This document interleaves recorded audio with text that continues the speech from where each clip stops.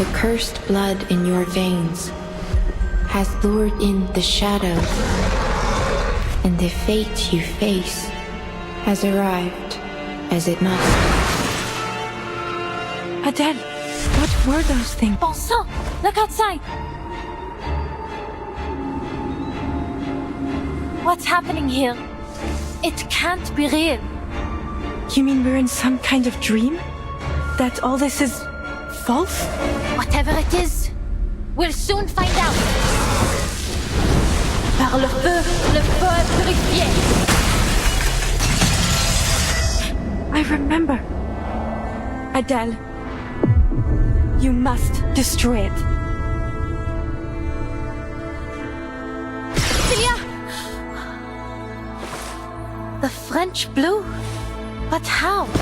If Celia's in danger, I have to find her. Please guide me, Madame Boaniche. Better wages! Hey, vacations!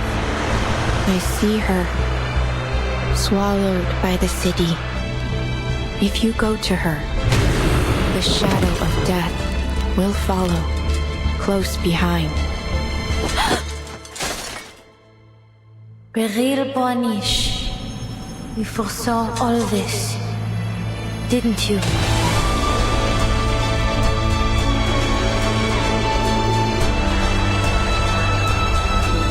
The river of fate is beyond our control. Yet, there are those who attempt to steer its course.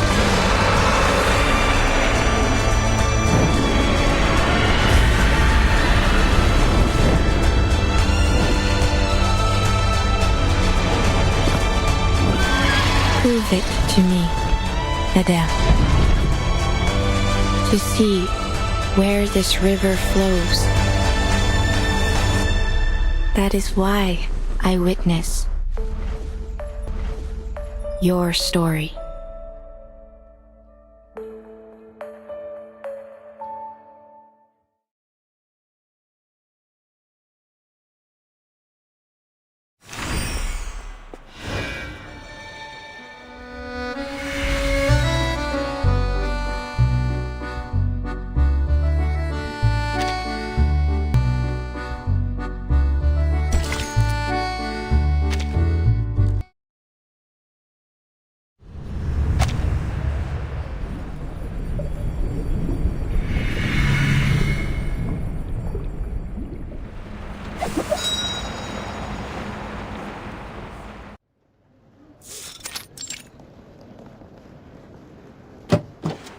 Must we really sit here, Adele?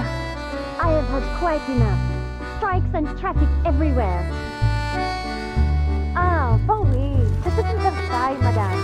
The streets and the marais are always the type of sight we're almost there. I believe the salon should be right above us, in one of these buildings. The traffic might thin once we're near Place de Rose. This streets were never the problem, master. Perhaps you prefer a client that lets you drive on the Boulevard de Saint-Germain-des-Prés instead? Now, did you bring what I asked?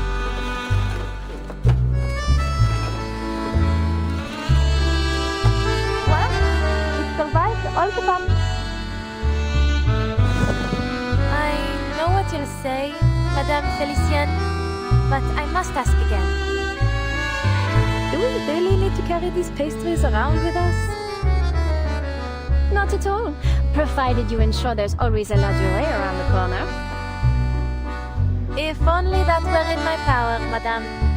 Oh look, we're here, and with time to spare.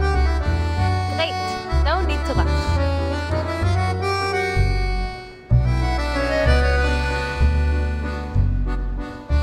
I'll be sure to make some adjustments before tomorrow.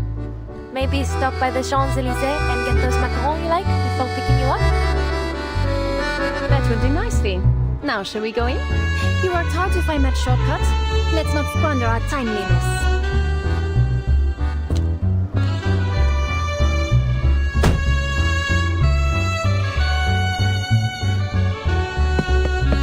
See? Just like I said from the start. Je connais Paris comme ma poche.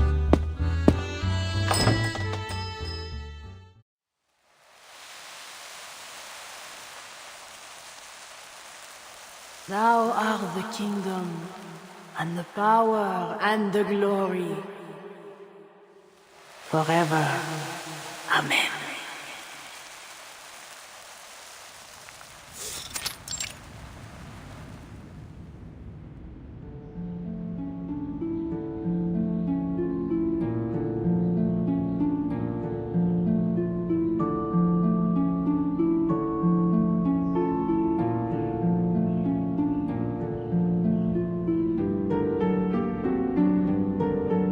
Before me, Raphael. Behind me, Gabriel. At my right hand, Michael. At my left hand, Oriel. Before me flames the pentagram. Behind me shines the six-rayed star.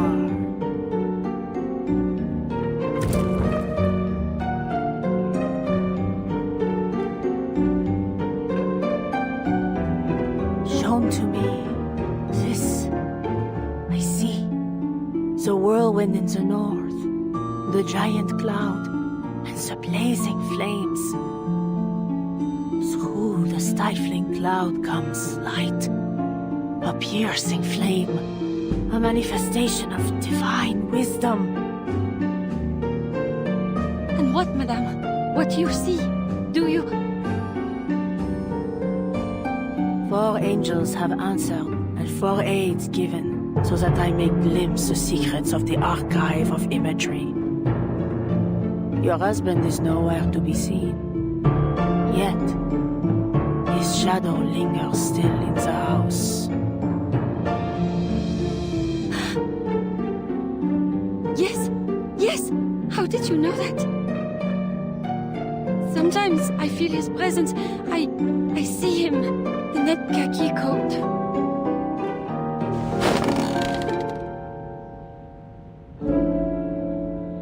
Madame, s'il vous plaît.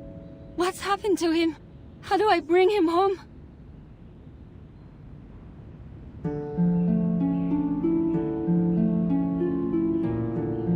Poor woman. Sounds like her husband's gone missing. Just one of who knows how many others that have lost someone lately. You know, my friend in the police told me there hasn't been any progress on these cases. If only it were as easy as all this. What do you think she'll tell her? That it's a curse, a demonic possession, or some such nonsense. That's the usual prattle anyway.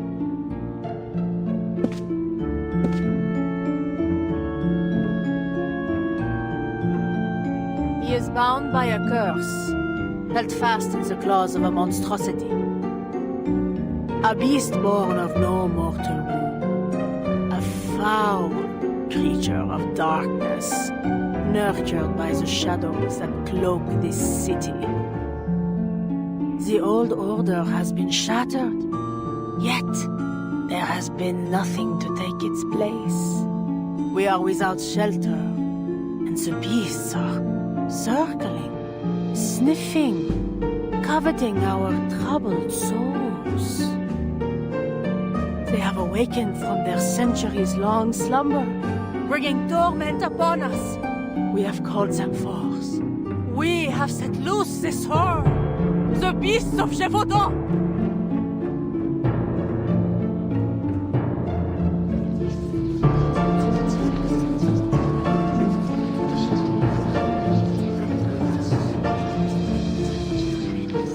So that's what those rumblings were.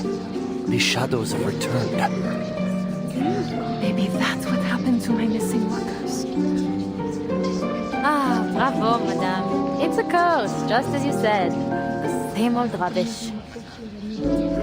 If curses were half as powerful as people think, my family and I would have been snuffed out long ago. Spare me the morbid talk, would you? How would I ever get around without my driver?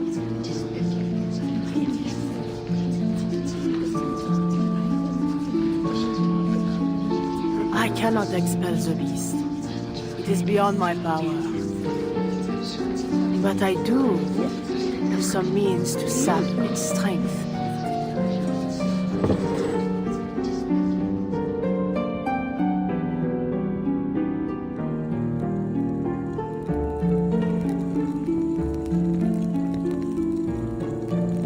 Our world mirrors the one above, bound in its reflection.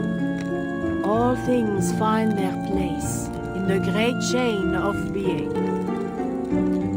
Sometimes, powers may be drawn from those higher along the chain. From Saturn, I ask for knowledge and insight, and with its power, I offer you this pendulum. Keep it close, and your husband will find his way home. Merci. Merci, madame. There are no words.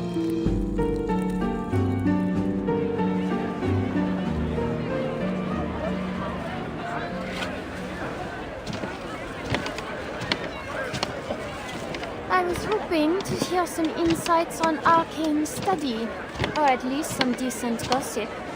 Had I known it was just some poseur selling tired old charms, I wouldn't have bothered. There are still plenty of places in Paris worth a visit. If you're in the mood for fashion, there's the Galerie Lafayette Haussmann. Or for antiques and curiosities, we might try Le Marché au Peast de Saint-Ouen. Something to take your mind off this, performance.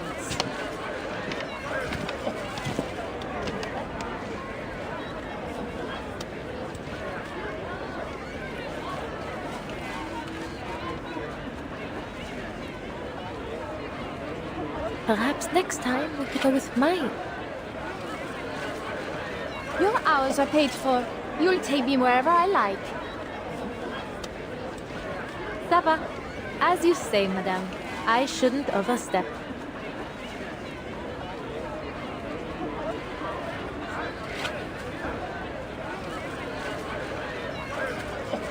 These cheap stunts are just a harmless little diversion. Besides,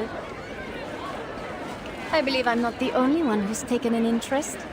How have you been finding Dogme et Rituel de la Haute Magie? Ah! How did you know about that? I'm just reading it for fun. Fun, is it? And what about those red squiggles you've circled around every entry about generational curses? How on? Did you go through my things? Oh, come on, tell me!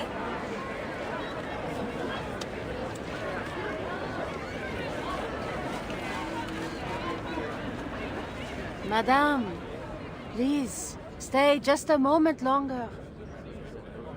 I see clouds and chains around you.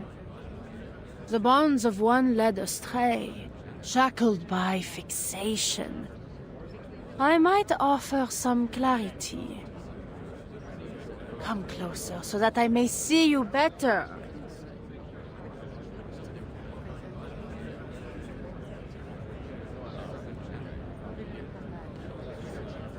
Felicienne, I think she's talking to you. I'm speaking to you, madame. No need to look about. Please come forward. Me?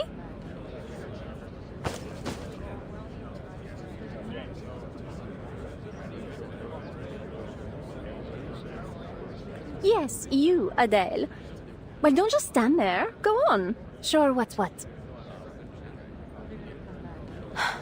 Bien.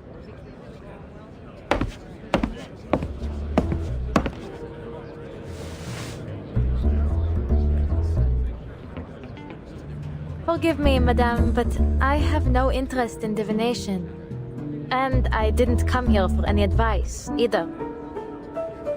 Frankly, I find it difficult to watch you take advantage of all these people.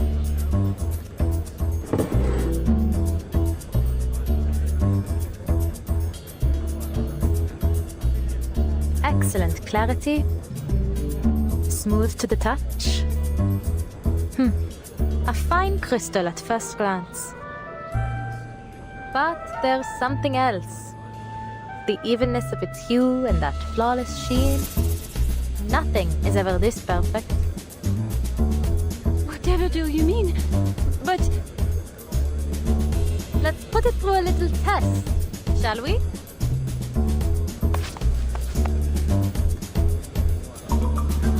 Par le feu est purifié.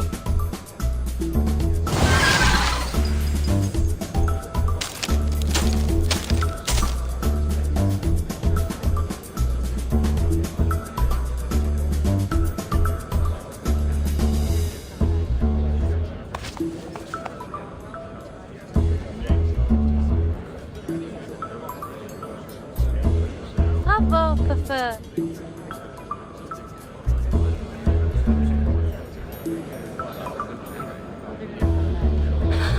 what have you done to my crystal? Please, allow me to explain. My name is Adele Tavernier. Have you heard of us before? Les Taverniers? Famed jewel hunters? The arcane skill I just used has been performed by my family for generations. We've recovered and examined all manner of treasures, including the Bourbon's own French blue. Fire holds a certain power to reveal the true nature of what it touches. Through fire, we discern falsehood from truth.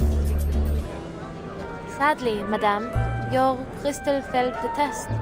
It holds no wisdom of Saturn, nor any power from the so-called chain of being. But luckily, we exposed it before the coin left your hand. N'est-ce pas?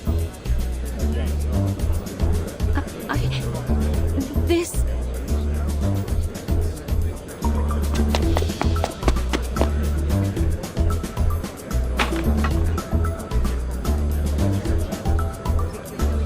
And you, madame, have given a lovely performance, I have to say.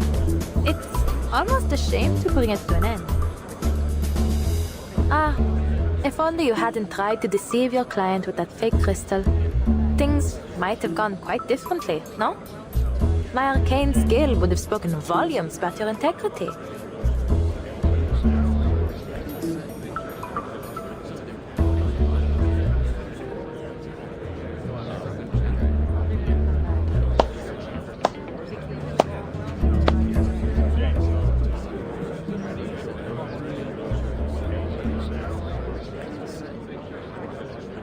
This is close enough.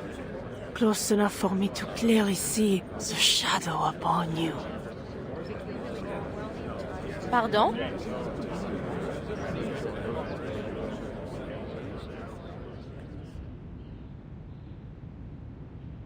A Tavernier girl, the youngest and brightest, brimming with vitality.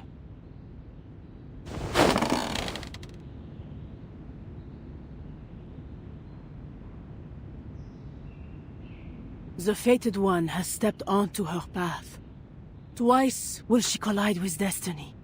Once risen, once descended. For a fate left vacant now shall be fulfilled! You... The call must be answered. Walk with the wise, but beware their words. Beware the gaping abyss of death! What lies below shall reflect what lies above. One shall ascend, but all must be paid. All must return. All must restore.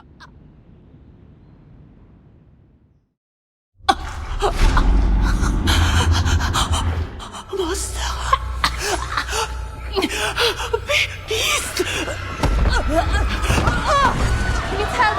Someone! Fetch a doctor! Madame, can you hear me? Why can't she breathe? Madame, are we in danger? Wait. Is she smiling?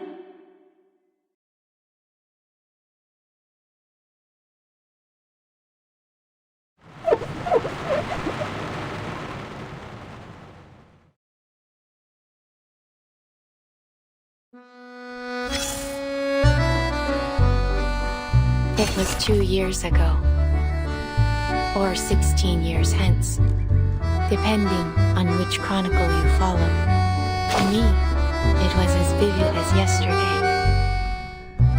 But to young minds like yours, it seemed a kind of chaos unheard of. We should start from the beginning. With the war coming to an end, France faced countless possibilities. Its people, weary yet filled with hope, longed for lasting peace. The economy flourished for a time, and people from all walks of life came to France. Still, the impacts of war inevitably surfaced. As the wartime factories closed, people struggled to survive. Their hardships gave rise to new demands. And before long, Paris became a swirl of competing ideas. That very much depends on your perspective. If your only interest is in the story itself, not the context, you might think it irrelevant. But I believe context matters. It keeps you from being thrown off by the details. That said, neither the economy nor society is our chief concern today. What I share with you now is a story. Hearsay, really. It ends, as all stories must. Whether that end is a happy one, you will soon find out.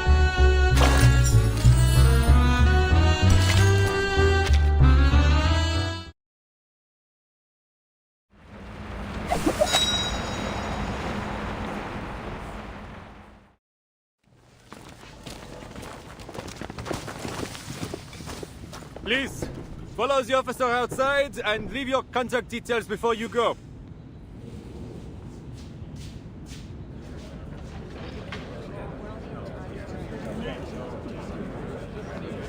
I doubt I'll get any sleep tonight after that sight. I told you we shouldn't have come. Nothing good ever comes of fortune-telling.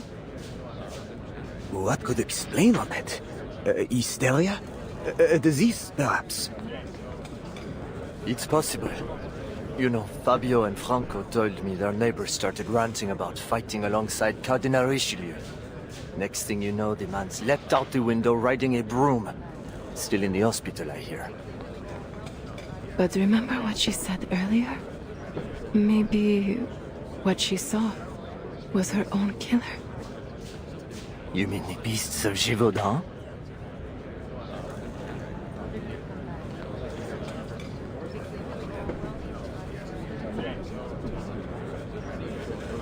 Monsieur Dom, we will begin our investigation immediately. In the meantime, we ask that you not spread any rumors. There's no cause for panic as of now.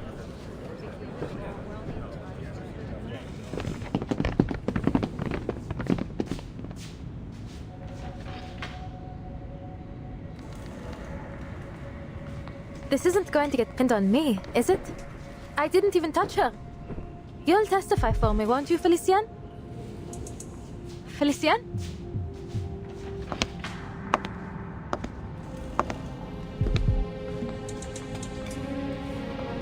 Our so-called prophet failed to see her own demise. Well, if this isn't an interesting twist. What are you doing?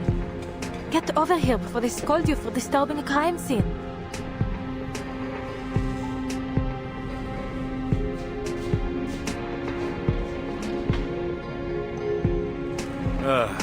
Not these beasts of Gévaudan again. Again? What do you mean, Benjamin?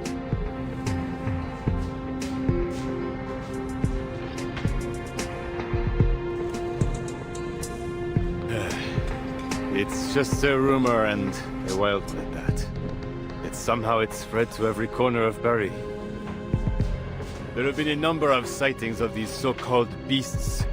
But by the time we arrive at the scene, there isn't so much as a trace left of them. Not even a hair. The whole world's gone mad. Street crime is on the rise. And the last case we asked you for help with identification on... well, that was completely...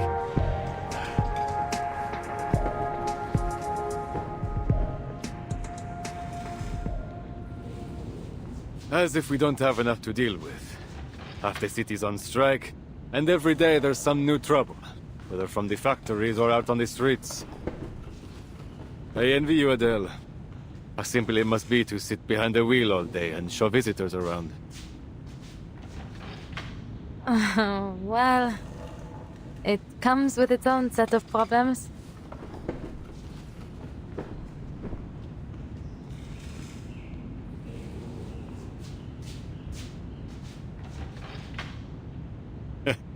Knew you'd say that.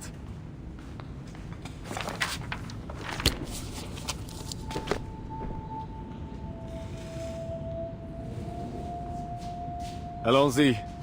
There are some questions we need you to answer. You know how these things go. I trust you know this is strictly procedure. You were the person closest to the victim at the time of death. So please, Adele, answer with care. Allez-y. Ask away, officer.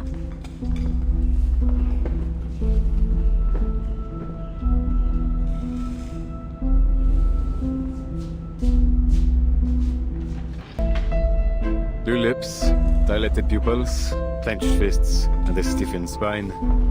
The coroner will have his say, I'm sure. But it looks like extreme shock to me. Extreme shock? But What were the circumstances of the event? Anything unusual?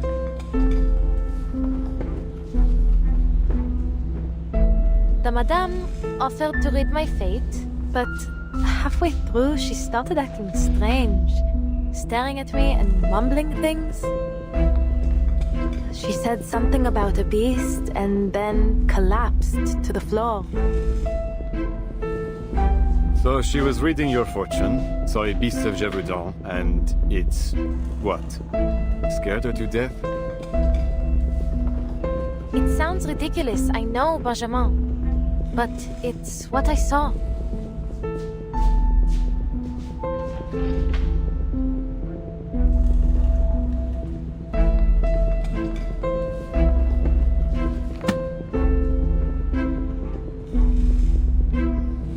D'accord.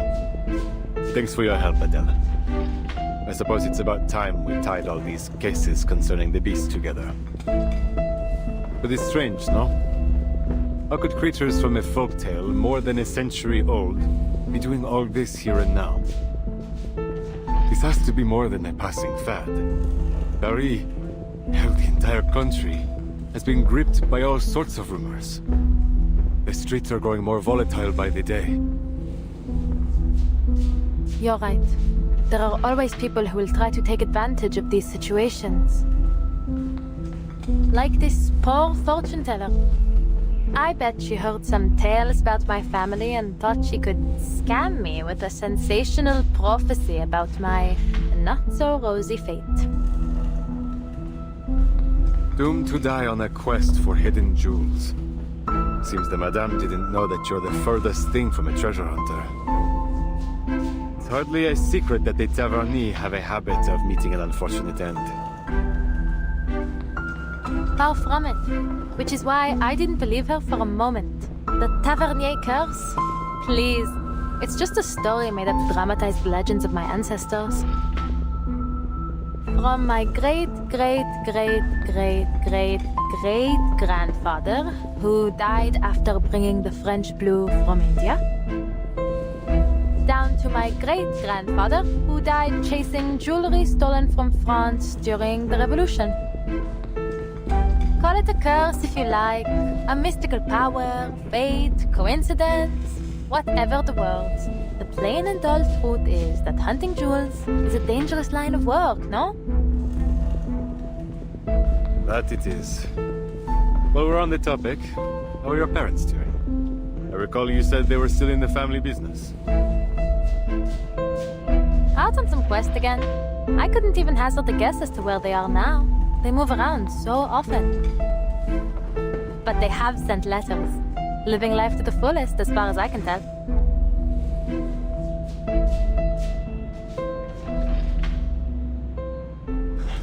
Glad to hear it.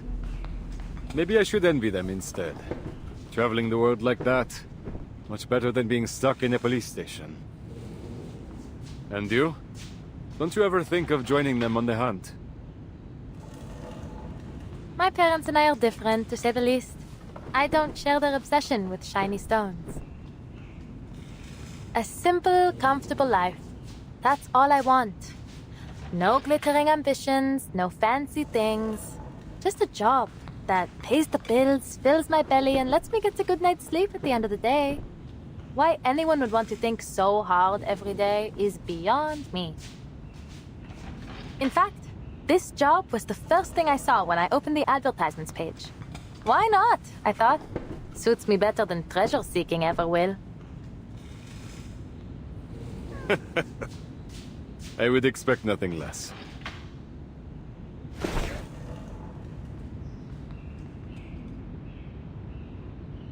Bien. I believe we have all we need from you. Please, don't worry, Adele. I see neither motive nor means for you to do her harm. You're all clear. But we'll get in touch if we need anything else. Oh, forgive me. Another question. Was there anything else that seemed suspicious? Anything that stood out to you? No, nothing really. Oh, wait.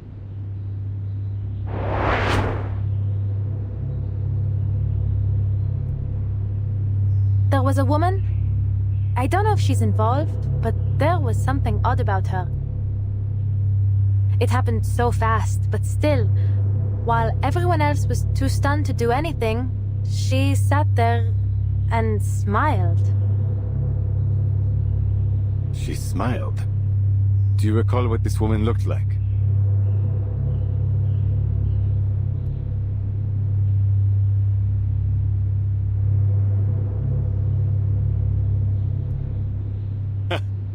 That's Madame Beryl Boaniche. Couldn't be anyone else. On the Crystal Parlor on Rue de la Paix. She's a diviner too. She's the one who reported the case to us. Our officers have already spoken with her. She reported the case?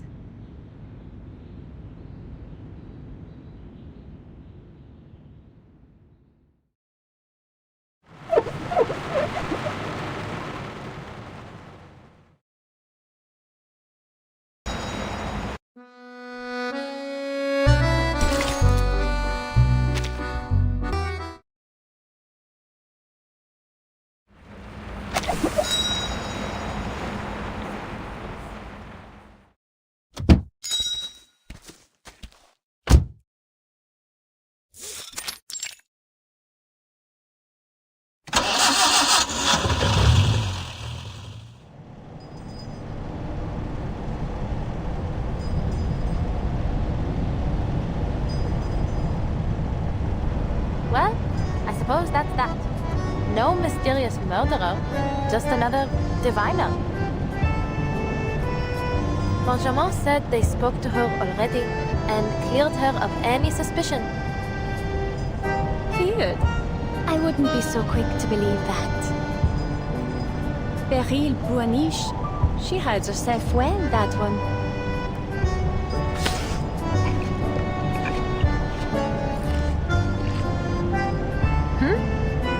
Do you know her, madame?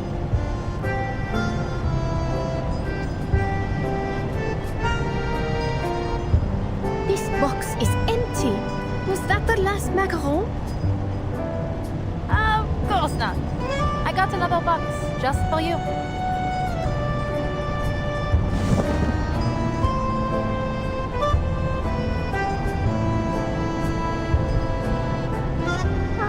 It seems my expectations have been surpassed, low as they were. C'est tellement délicieux. Ah, I must say, you seem to really have a sweet tooth.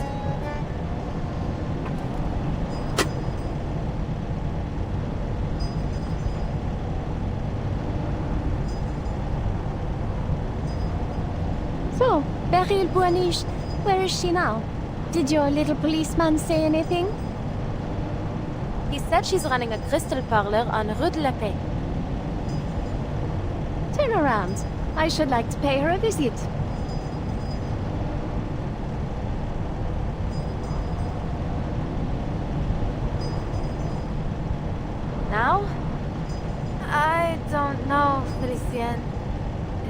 nearly the end of the day. I'm meeting a friend tonight. I told you that. Then you can tell your friend to meet you at Rue de la Paix.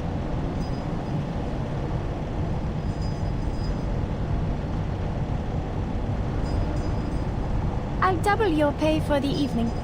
Turn us around. Take whichever route you like. But Ah, fine. Triple? No? 10 times then. 10 times?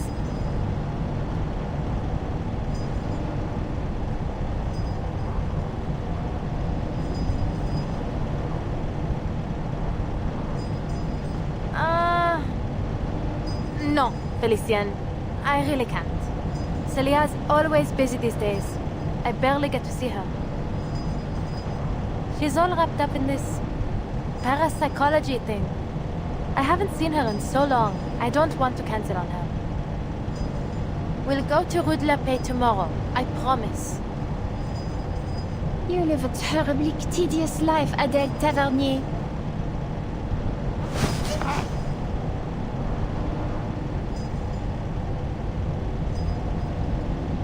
Wait! Look! That's her! What? Who? Very Guaniche! Just there! Turn! Now! Let go! I can turn them in my...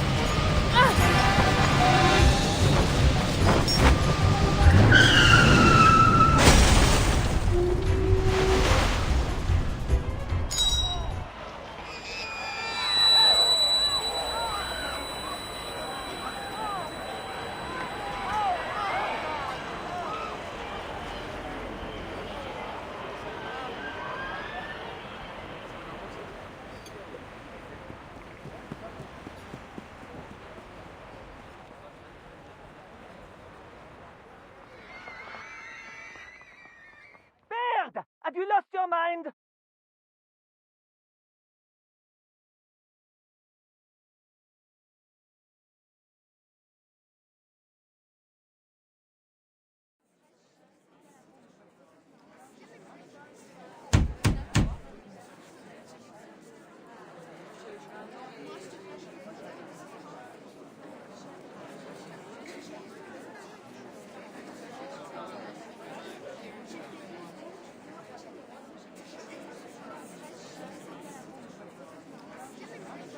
Ah, I'm speaking to you! Out of the car, now!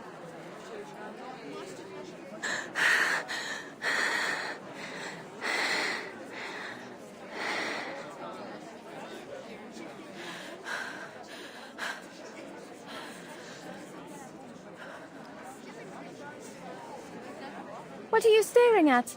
You heard the man. Get out! We'll settle this later.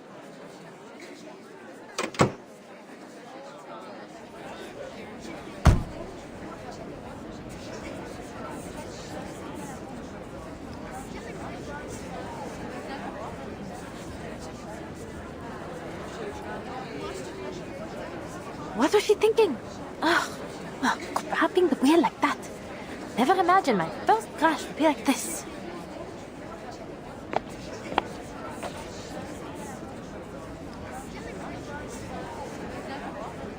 I'm terribly sorry, monsieur. I was distracted. Sorry? Do you even have the slightest clue what sort of damage you've caused? We can't afford to lose time here. The nation is calling to us.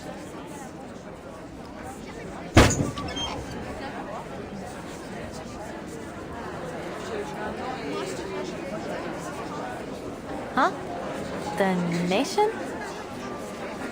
Is that a strike slogan? Or do you mean you have urgent business to tend to? Our one true leader has returned. The Emperor has landed at Gaulle. He will bring glory to France once more. He's riding to Paris with only a few hundred soldiers at his side. Our Emperor is too distant from his people. We must go to him. The Emperor? Gaulle? What on earth are you talking about?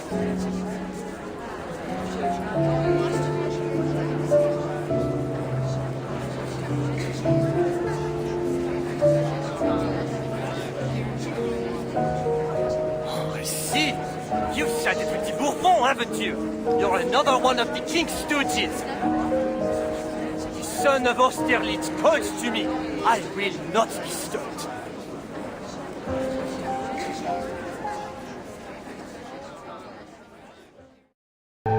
Nothing unexpected. On.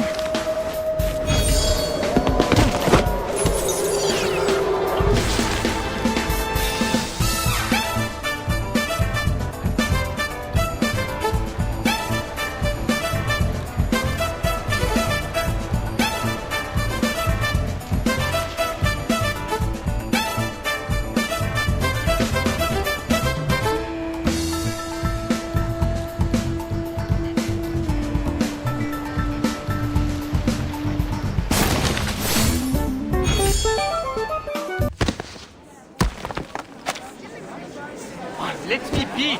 I must go to the Emperor. Monsieur, calm yourself. Someone help me, please.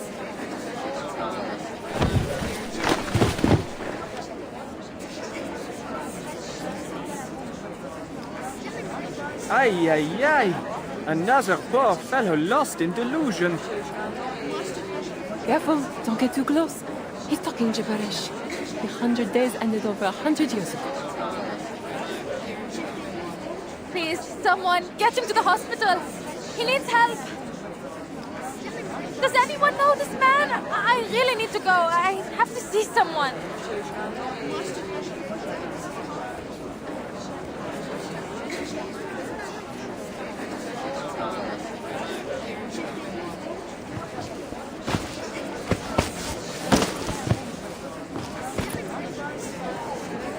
Vincent, my God! I'm terribly sorry for all the trouble he's caused, mademoiselle. He's my student. Please, allow me to cover the damages. Would you mind leaving me your address? I'll take care of the rest.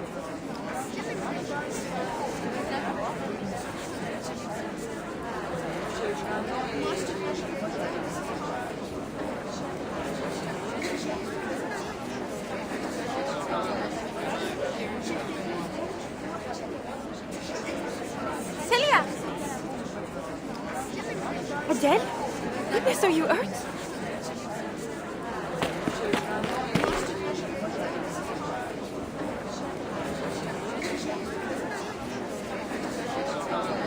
This is Professor Roseau, the one I told you about. Professor, this is my friend Adele. She's who I was going to see this evening.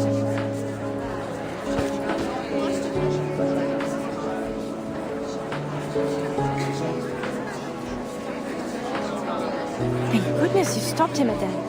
Who knows what might have happened otherwise? Yes, yes, you acted both quickly and rightly, mademoiselle.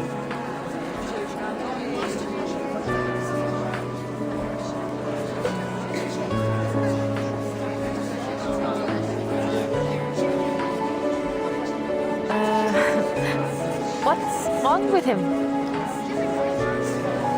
It's a long story. He's been acting strange for weeks. So, when he didn't turn up this morning, we went to his home to check on him. The door was open and it was a total mess. Poor boy, such potential. But then, perhaps I pushed him too hard.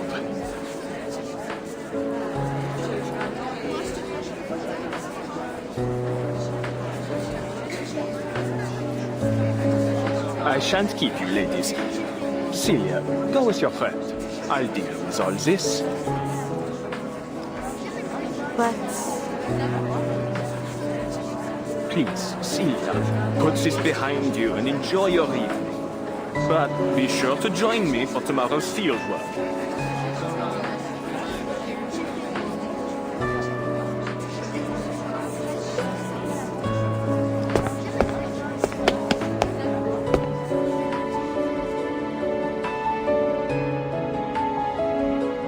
how's your car? I know the professor said he'd cover it. Pas mal. Just a dent on the bumper. It was a bit of a fright, but I'm fine now. Ah! Wait! Talia, I need to...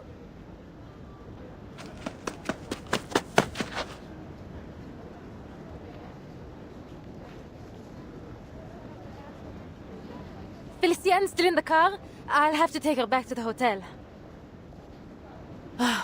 She's not going to be happy after I left her like that. Felicienne? Huh?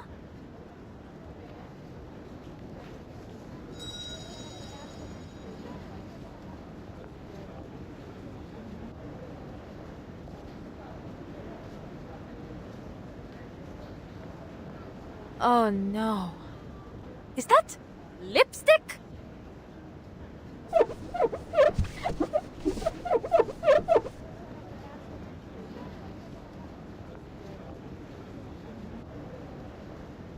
First, she grabs the wheel, crashing my car, might I add. And then she has the cheek to scribble on the window. Ugh. She's paying for a foot clean, I swear it. Are you certain you're all right?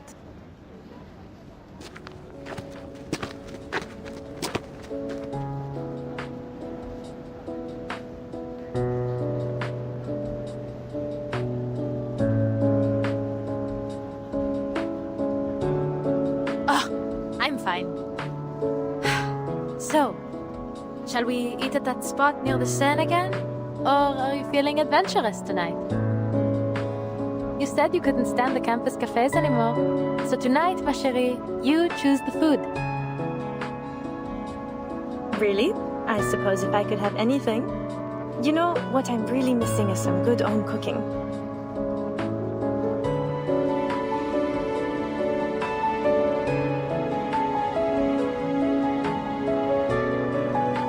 Onion soup, gratin dauphinoise, maybe a bit of cheese for a small fondue. Oh, and I just bought a bottle of cider. What do you think? You simply have to come over and see my place now. I cleaned the whole thing, balcony too. I came over to ask you for help, but you weren't home. Home cooking it is. Hop in.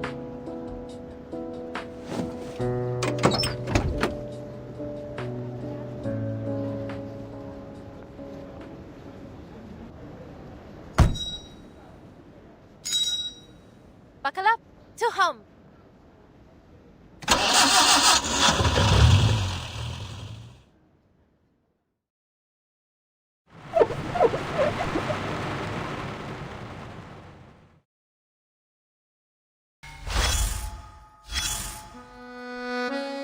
I was running a crystal parlor in Paris back then. People came for all sorts of products, from ordinary crystal ornaments to the enchanted ones. I had them all. I recognized a few of my customers in your suitcase, but many came seeking something I never put on the shelf. Prophecy. But our path through Fate's garden is already set. No prophecy can change where it leads. And I dislike putting a price on things that have no use. So, I made myself a promise that only those I trusted would get a glimpse of what lies ahead of them. To my surprise, it did something unexpected for my business. Word spread, and I recovered my investment soon enough. Nor was I. Few things in life have ever surprised me, and this was much the same.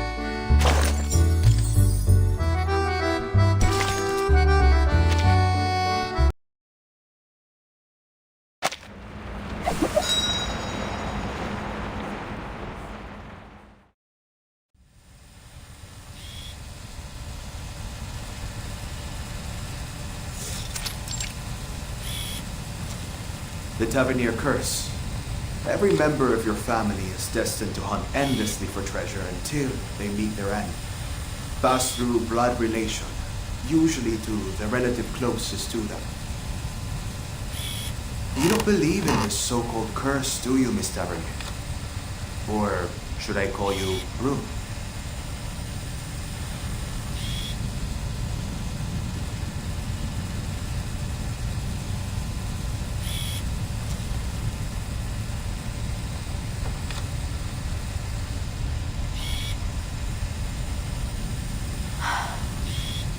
Given how things have turned out, it isn't as easy as a yes or no.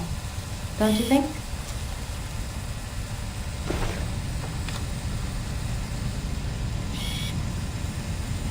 But say it is true.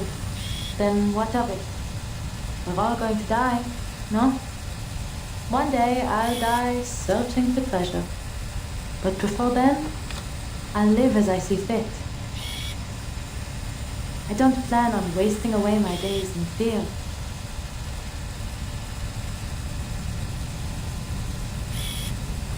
The ending may be written, but that doesn't mean I want to follow the story word for word. That's what I told Sissy as we were driving to her place. And now, looking back, maybe that's when it all began.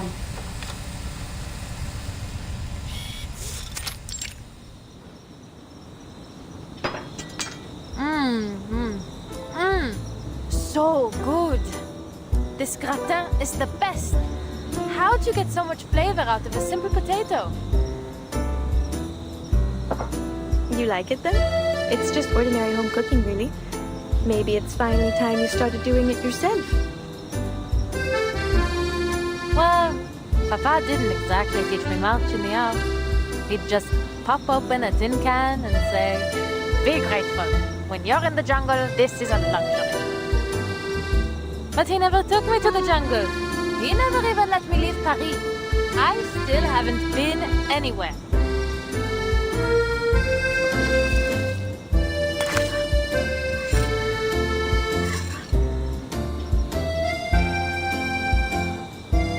You can only blame yourself, Adele. You were the one adamant about not becoming a hunter.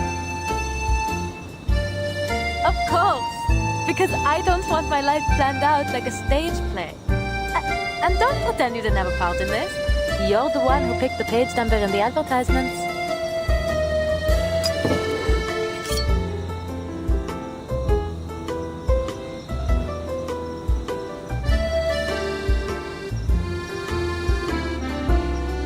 Sharp as ever. Since we're on the subject, how is work going? Any interesting fairs lately? There was one thing. Not sure if I would call it interesting, though. Peculiar, perhaps?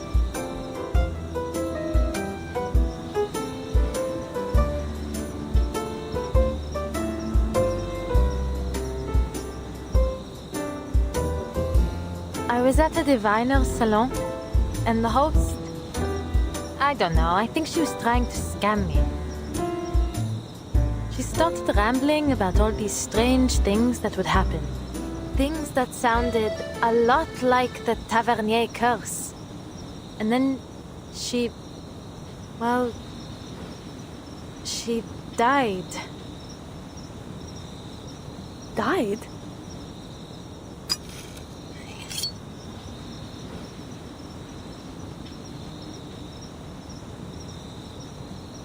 Then the police came, and I suppose the case is still under investigation. Anyway, you know what I think of those diviners. They're not exactly people you should take seriously. Then why were you there?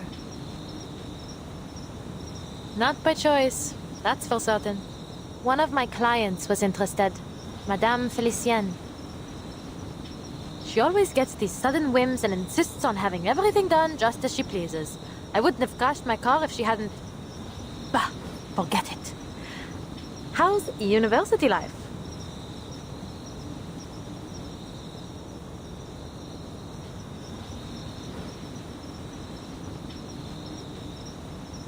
She's a long-term client, then.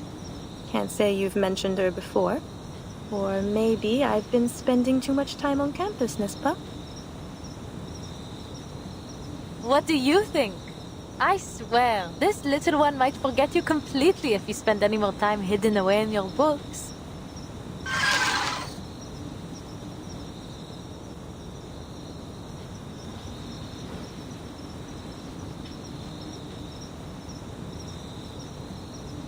Oh, I know better than that. This sweet little thing was summoned by your family's incantation. As long as you remember, he remembers. Such a fascinating creature, the tutelary. He sees every corner of your psyche, memory and sensation, even your unconscious thoughts. Here comes Cici with another one of her academic lectures. Is this what you're studying these days? Yes. Professor Rozo has found new inspiration in the Swiss psychologist's theories. He's pushing for some new breakthrough. The whole research team's working on it. We've already seen some early progress. That, collecting brain thing? Collective unconscious.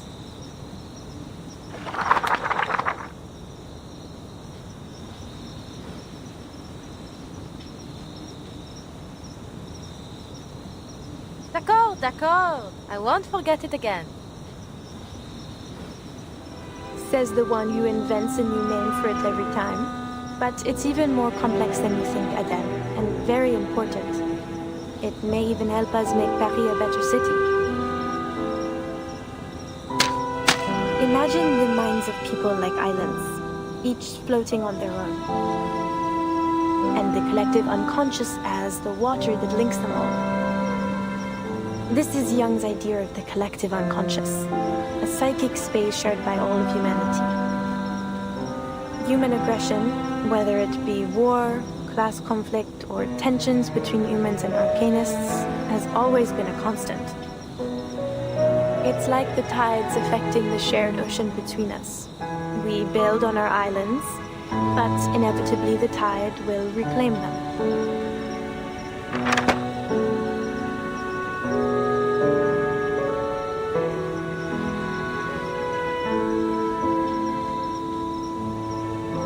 Maybe this guy's onto something.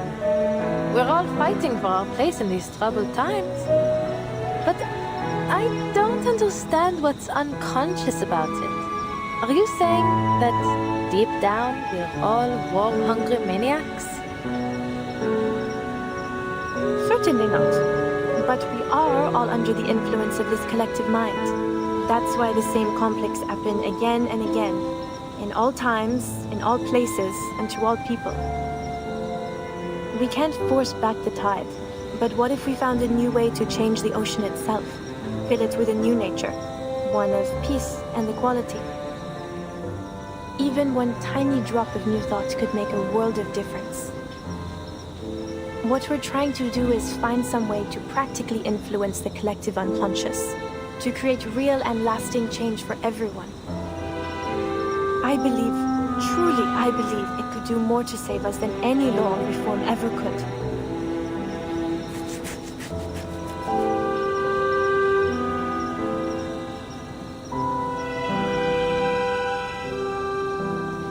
So you want to control everyone's minds?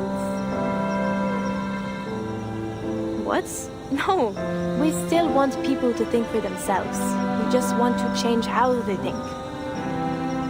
If we can plant a more hopeful vision into the collective unconscious, we could sow the seeds for a better future for all.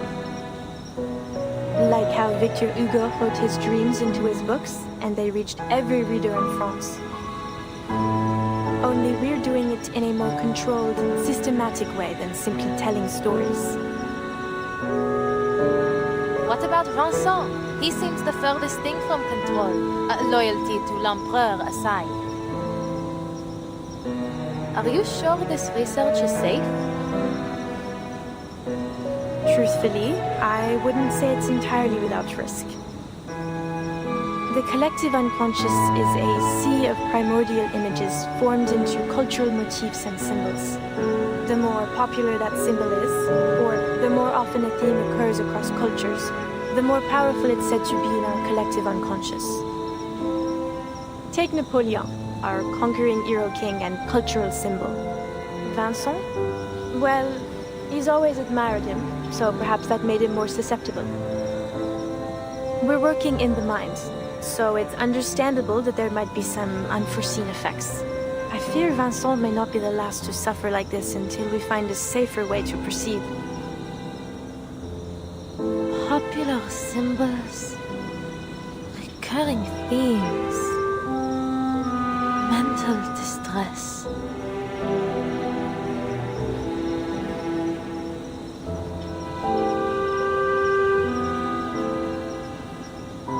They have awakened from their centuries-long slumber, bringing torment upon us.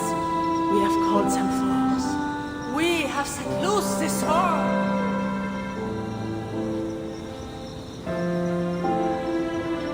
Like the beasts of Gévaudan?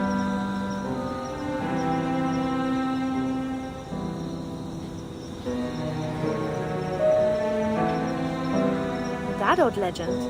But why would the beasts of Gévaudan be... Wait, you might actually be onto something. As the rumors about the beasts have spread, it has gained a new identity in our collective unconsciousness, planting the seeds of terror inside just about everyone. Formidable!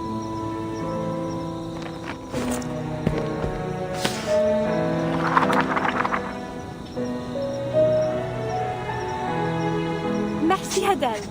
You truly are my very own academic muse. I must take another visit to the Danse Macabre mural. It may play a part in all of this.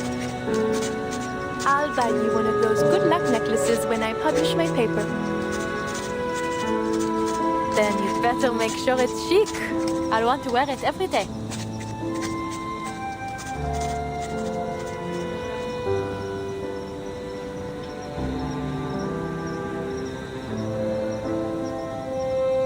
So, what comes next?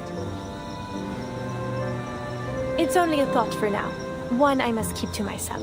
But you'll be the first to know when it's confirmed. I swear, you, and indeed the whole world, will be shocked. You know, and please don't laugh. Sometimes I feel like an adventurer too, hunting for hidden treasures with my pen and paper. I suppose what I do isn't all too different from your parents after all.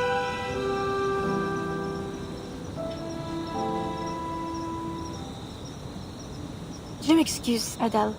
That was inconsiderate of me. I got carried away. You can find better role models than my parents, Leah. I got another letter from them the other day. C'est toujours pareil.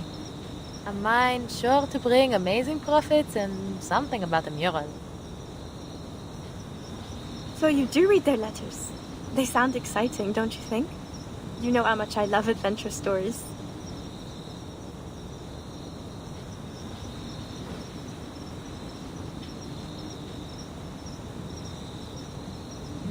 That you do. Sometimes I think you're more of a tavernier than I'll ever be. I suppose I have always thought of you as a sister. Anyway, enough about that. Where are you taking your client tomorrow? To Rue de la Paix. There's a crystal parlor we're going to visit. Because of what that diviner told you? You must be the master of your own will, Adele. Don't let your subconscious make all the decisions. Whatever you say, Madame Professeur. I mean it. So many things in life are stirred up from the depths of our minds.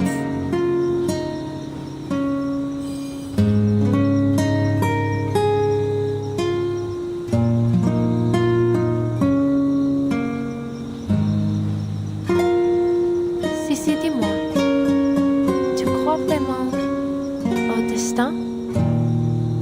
Sissi? Cilia?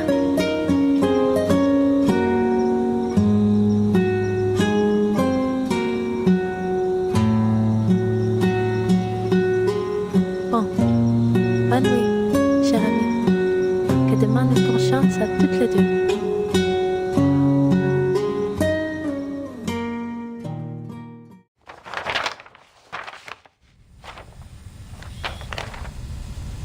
And it was on the following day that you paid a visit to Beryl Boaniche's Parlor of Crystals? Correct. And there, you have another, what did you call it? Unusual divination. Beryl Poinish had foreseen my visit long before I arrived. Just as she had foreseen all that came afterward.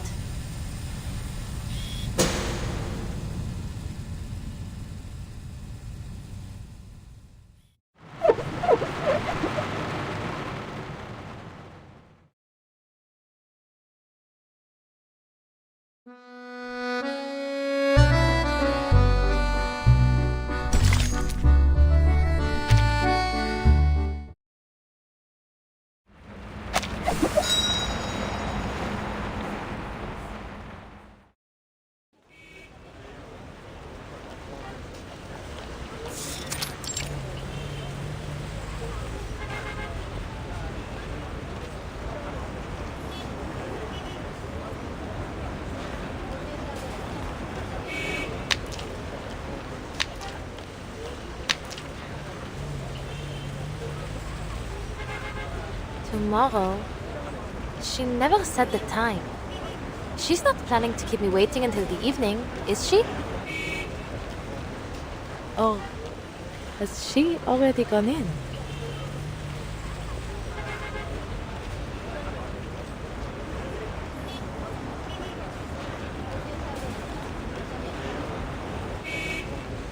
Should I knock again?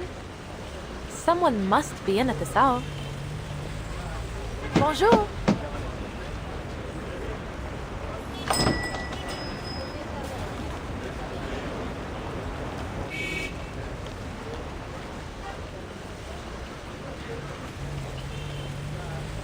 Ah, finally!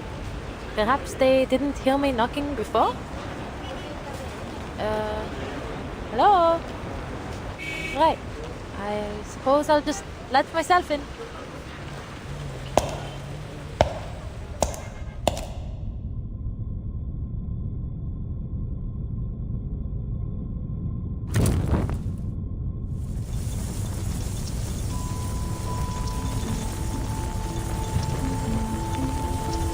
They could at least leave a light on for the customers. Hello? Anyone here? I think my friend arrived before me. She's about this tall, just enough to always be looking down her nose at you.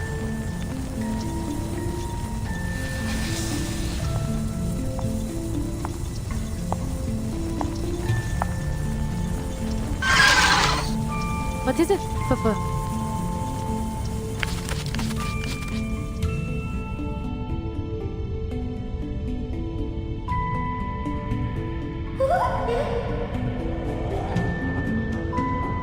Sprites, of course.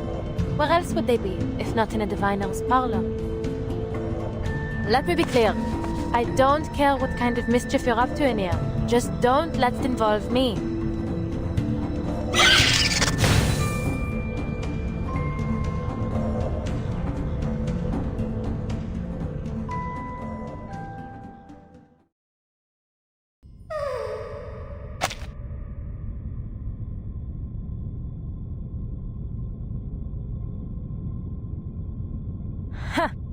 Not so funny when the joke's on you, huh?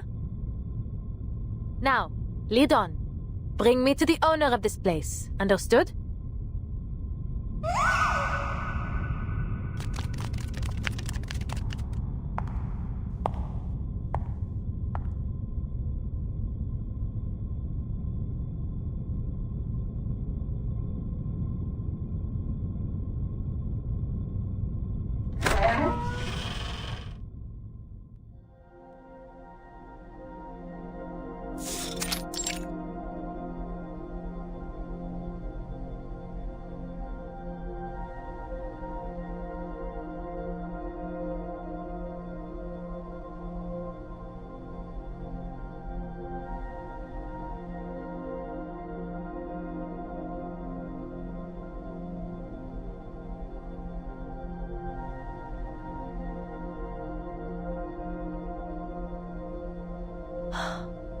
How pretty. Never seen a parlor quite like this. The way these crystals are displayed. It feels like they're not meant for sale or for exhibition.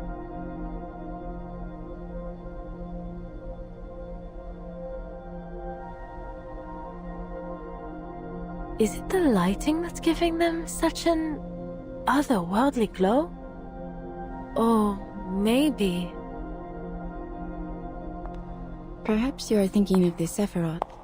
When captured, they may be manifested through crystals.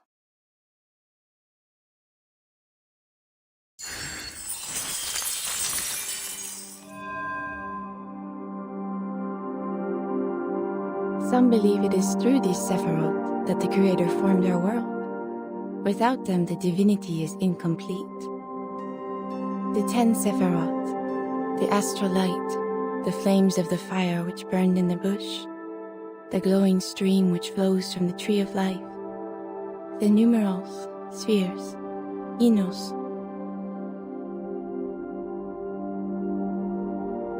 and all aspects of reality. Ah, then you must be Madame Beryl Boiniche?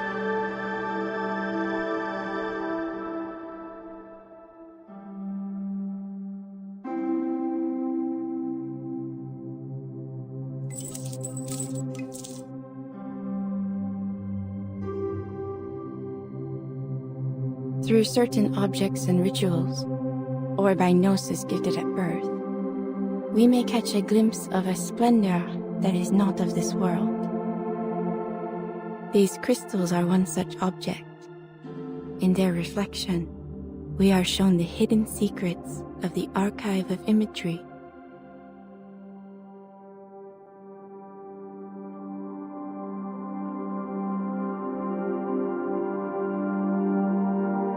Madame, did you...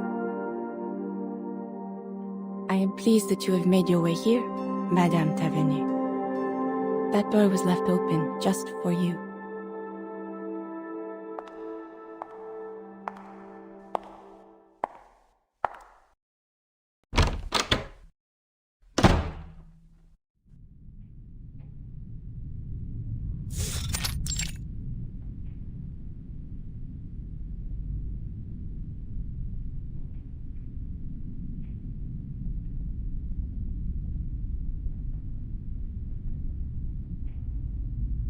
So, I'm the first one here. I see. And you were at Madame Raymond's salon the other day to retrieve your crystals? Indeed, I was. I have been occupied in business overseas and neglected the security of this parlor. Someone has been taking my defective crystals and pawning them off to other diviners. Few are able to detect their flaws, but, minute as they are, they render them hazardous for ritual use. I must act before any further harm is done.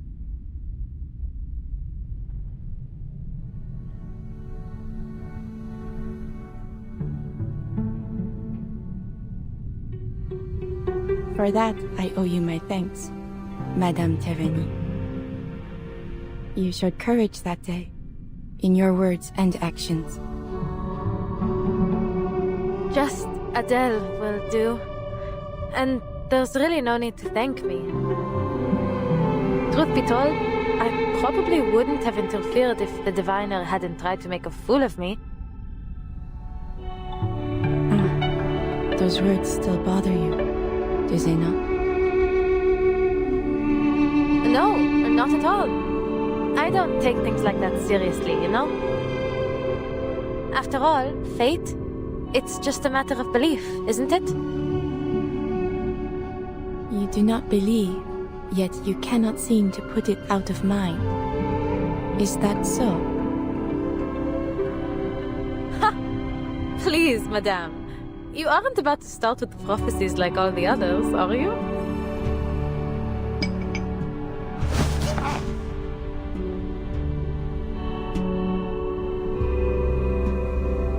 Forgive me. It's not that I think all diviners are liars. It's just that it's hard to believe that fate is shaped by any kind of higher power. It seems just as likely to me that most divinations are simply self-fulfilling prophecies. And whether they be from a higher power or a crystal ball, I won't let prophecies dictate my life. If I have a fate, some road I'm destined to travel, then I will first go as far as I can down every other road until it's the only option I have left. There's still so much I want to do.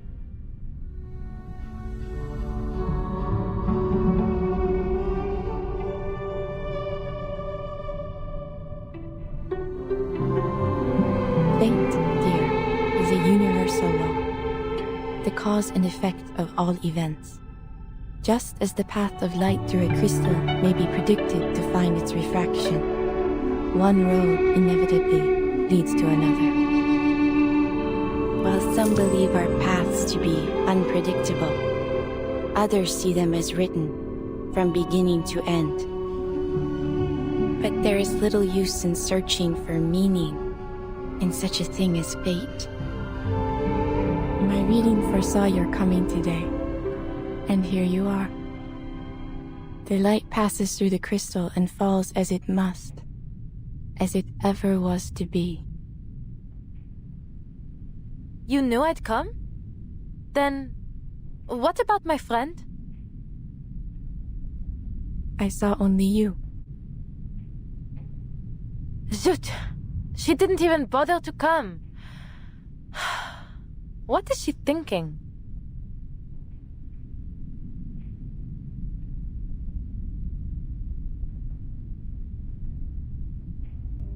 You came here only to find your friend.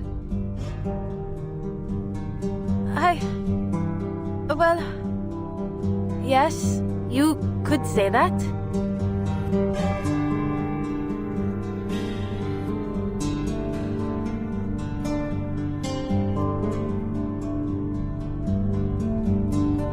There is something more. A question, not about the truth of fate, but of how you might act upon it. The curse in your family, or as some may call it, the path of the Tavernier. You wonder whether it is your time to walk it, do you not?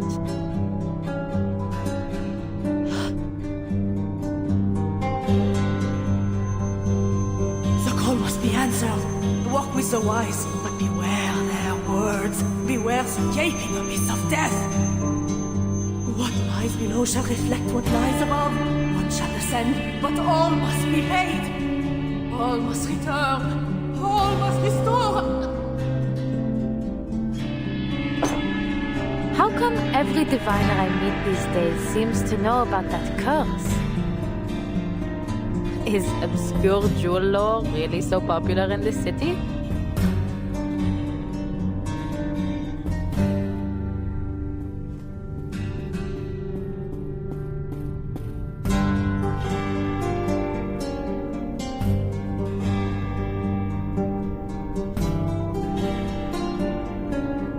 Madame Raymond foresaw the future, but she peeked too far, and for that, paid dearly. You mean...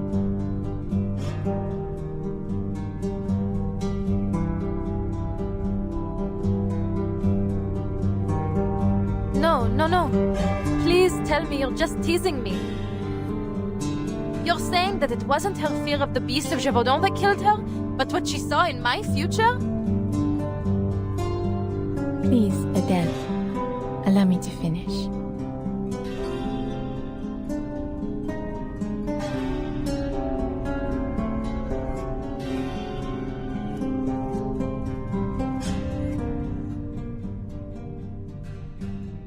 The fate she saw was not entirely yours.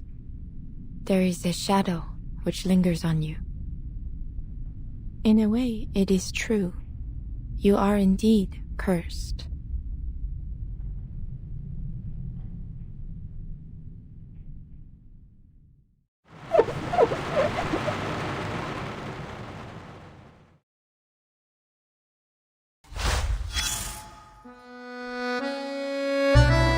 I saw doubt on Mademoiselle Brum's face. As a diviner, you encounter that look more often than people think. Some have called me a schemer, a fraud, as the Vigile Bureau did. Perhaps they are watching me even now, listening into our very conversation. Some were frightened by what I could see, but kept coming back to sate their own curiosity. Some showed nothing but disdain. Not for me, but for the very idea of a predetermined future. I admired their courage. Blue was not any of these. She was a fourth kind. One who tries to ignore the prophecy, but in doing so, only finds herself carried further into its stream. Oops. Have I let it slip? Well, I suppose there is no use in pretending now. There was a disagreement about my decision to take a certain handful of arcane objects without consulting their rightful owners. In the end, I paid all their penalties, among other not-so-charming consequences. Not that it has done anything to prevent them from hounding me at every turn. To them, it seems I am only a fear-mongering schemer who knows secrets best left unknown. Alas, I am but a puppet dangling at the end of fate's thread. My limited vision cages my imagination, though I may still see a little more than most people. I cannot do as I was meant to. I have lived long enough to know better than to act against fate. Though, in fact, what I would have done differs very little from what I was meant to do. What do you think? Is it perhaps fate that determined my personality? Or my personality determining my fate?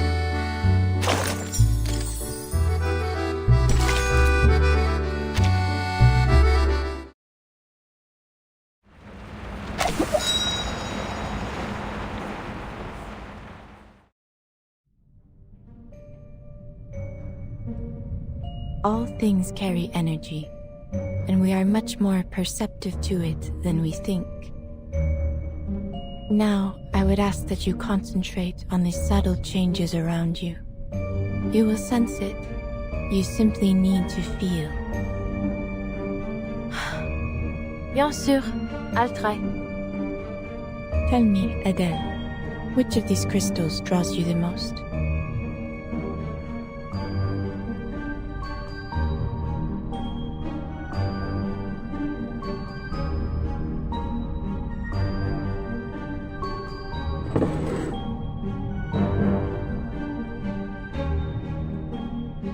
Maybe this one.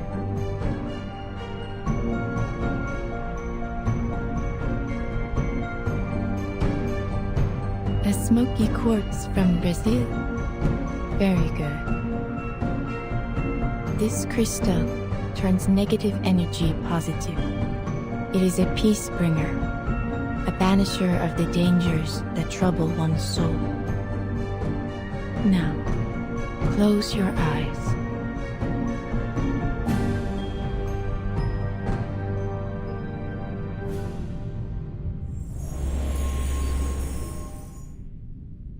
Sept doubles, sept portes, sept en tout révèlent les séphirotes.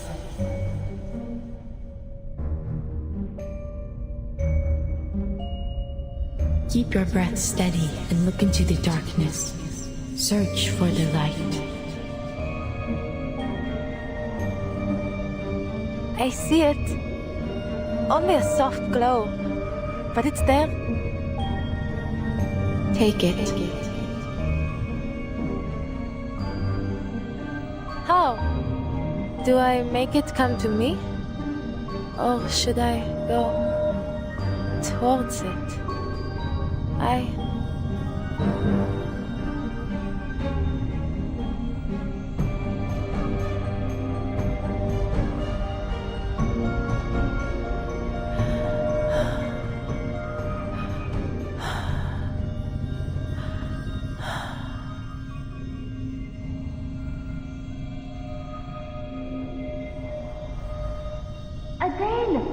on, wake up!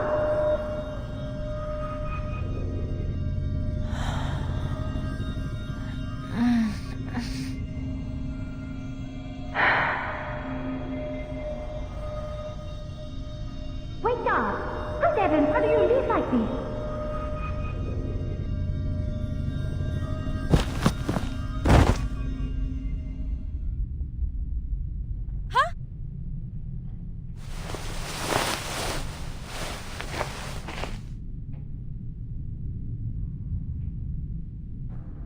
Huh?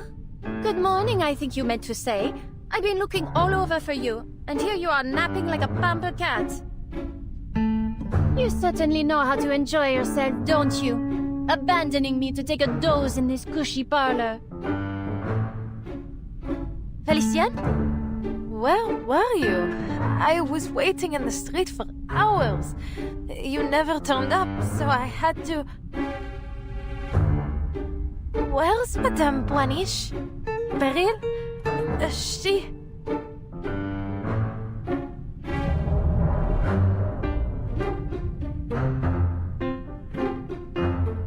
Still dreaming? Look around you. The parlor's already closed.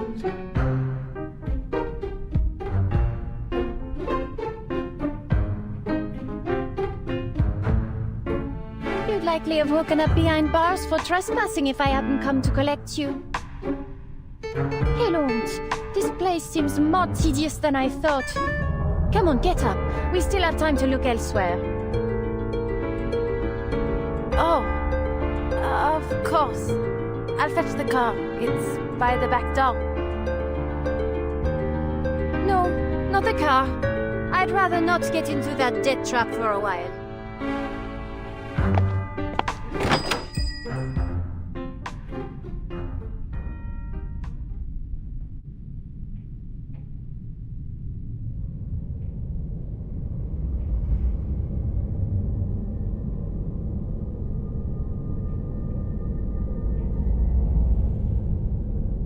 The street's totally empty.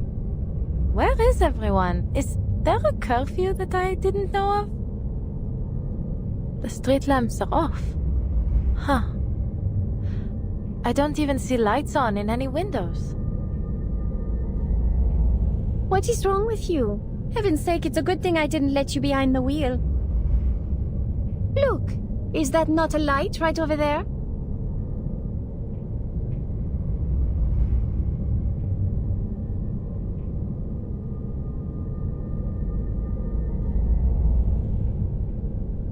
Is that Café de Flore? Do they really stay open so late? I suppose I've never checked. I'm starving. Go see if they have any food. I'll wait outside.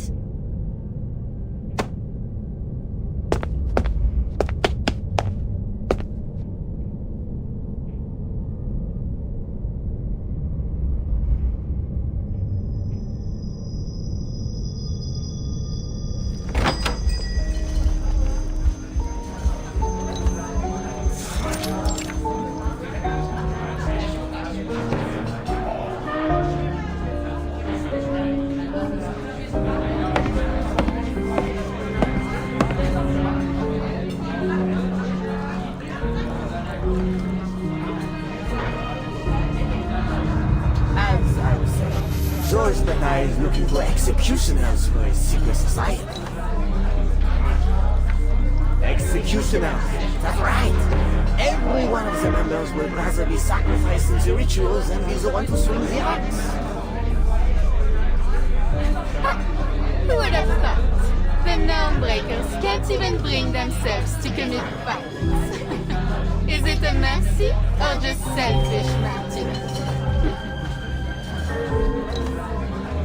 Did you see the last performance at the Théâtre de Bandinel? Chiffon has been the worst director I've ever seen. He ruined all the gory scenes with his so-called theatrics. This self-absorbed man. It's hardly a theater anymore, more like a circus. I wanted to gasp at the sight of shattered bones and slipped ropes, not from sheer disappointment. Honestly, I miss dear Paula Max. Every bit she brought to the stage was impeccable. Mademoiselle, I must confess, I'm confused. You're saying that something will just pop into existence if everyone believes it exists. In a manner of speaking, yes. According to the studies we've been conducting, the answer may be hidden in our collective imagination. Celia!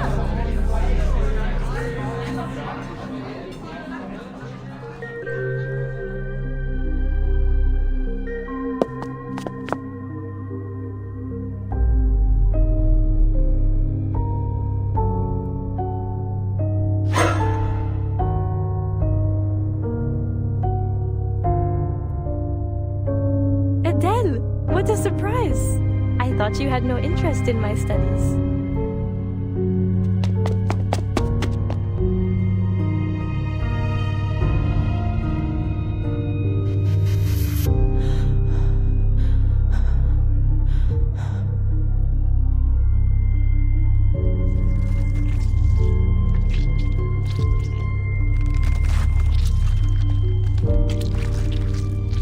You look pale. Come, sit with us and have a bite to eat. It won't take long.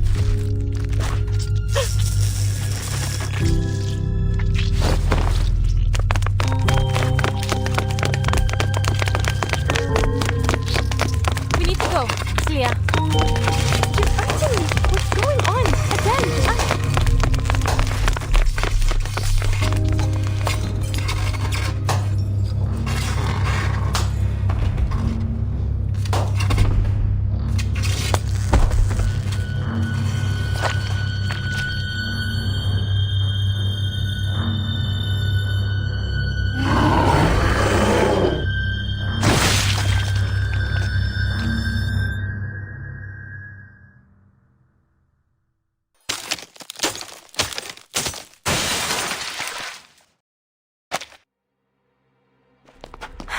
Merde.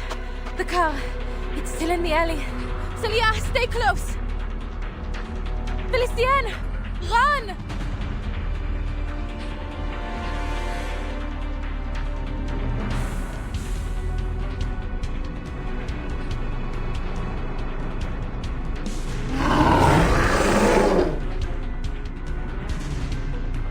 Go on ahead, Celia.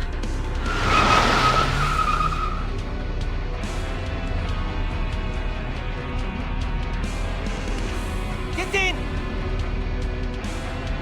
You... Wait, shouldn't you be in the hospital? You can explain later. Celia, get in the car.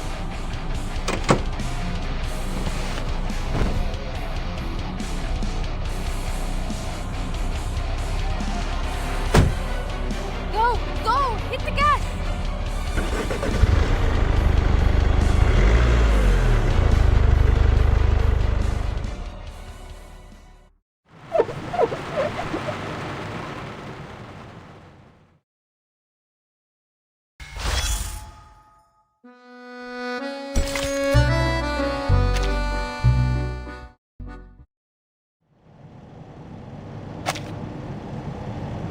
Are you all right?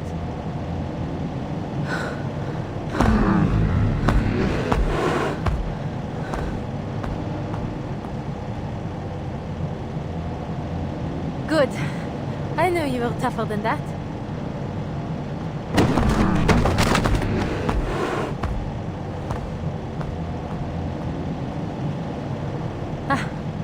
Even with twice the legs, they still couldn't outrun us.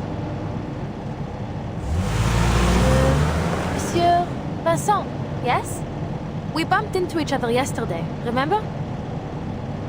I appreciate the help. You came just in time. But... shouldn't you still be in a hospital bed? Impossible n'est pas français. I was back on my feet in no time.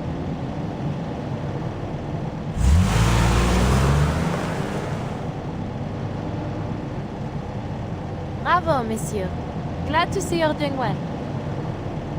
Adele!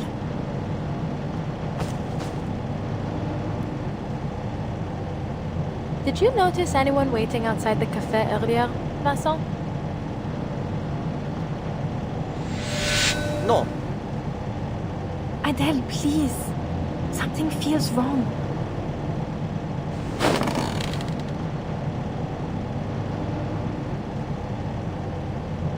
Those lipstick marks on your passenger window. Rude, wouldn't you say? People really need to learn where to put their lipstick these days, huh?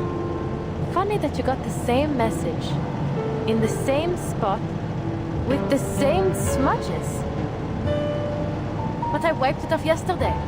And how did it get here? Where did you get this car? Oh, is this even real? Am I in a dream?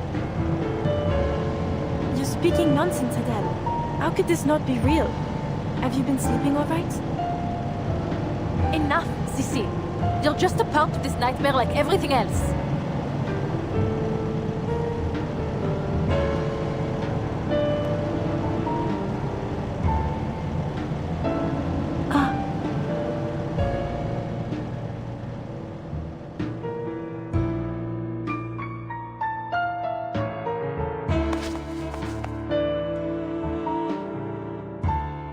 Par le feu est purifié.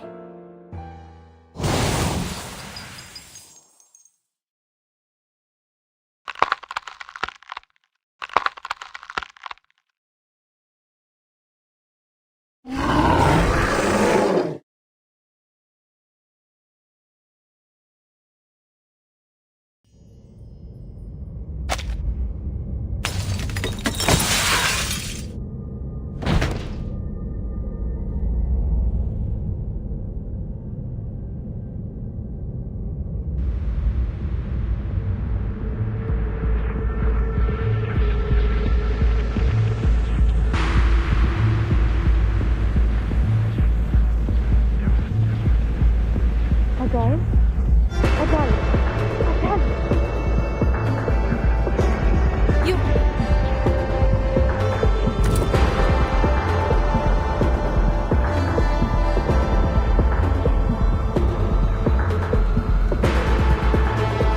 You're really?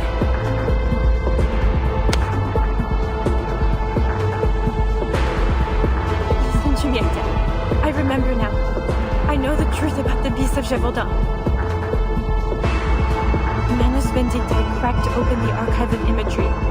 That's what's been causing all the disappearances and madness. They're trying to destroy Paris. Don't trust Oiseau and don't come looking for me. Take this.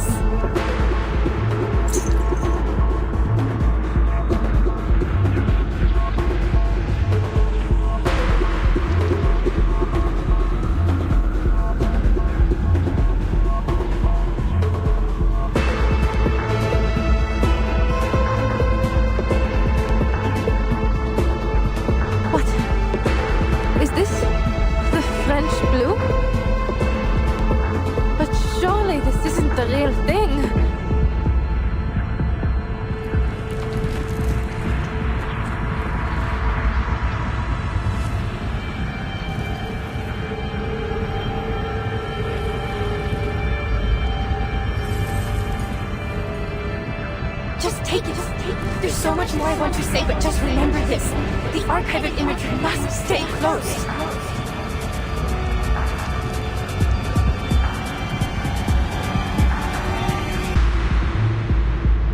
Destroy the stone. Celia! Des ténèbres, la lumière.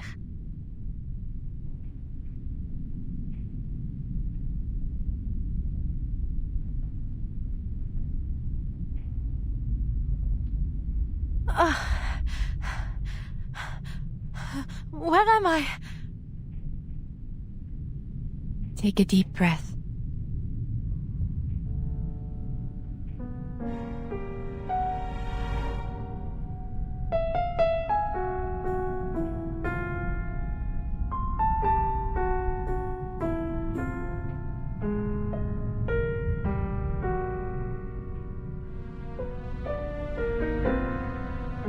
Was that Was I dreaming? Not quite.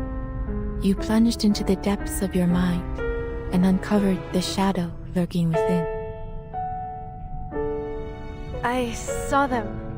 The beasts of Gévaudan at the Café du Flore. So, did we cast the beasts out of my mind then?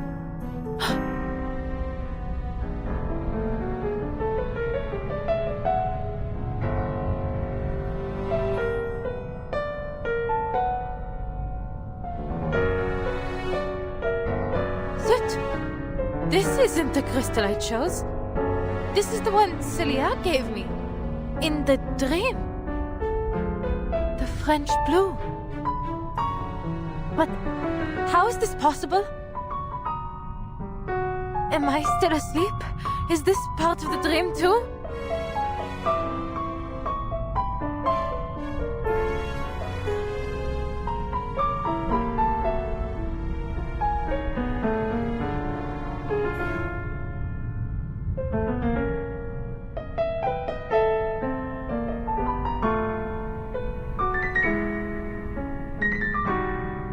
You must be confused. There was no other crystal. That gem was already in your hand when you came in.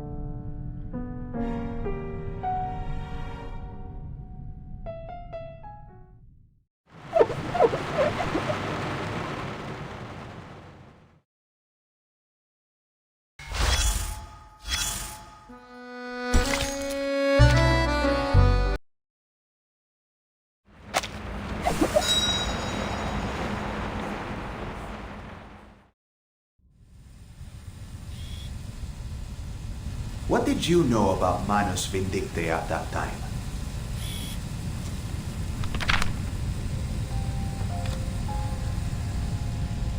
Only that it was some kind of secret society that believed arcanists are superior to ordinary humans. That's just the surface. They're responsible for so much more. Fueling conflicts, inciting wars, manipulating minds. If there's an opportunity to bring chaos, they take it. Their power extends to all corners of the world in almost every time period, including us. The Hermetic Order of the Golden Dawn, Asifal, what remains of the Rosenkreuz. Even Carl Jung and Sigmund Freud were associated with them, whether knowingly or not.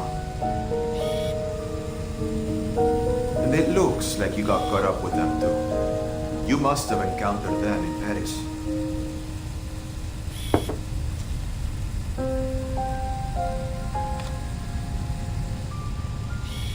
Mr. Vernier, what you say next is critical.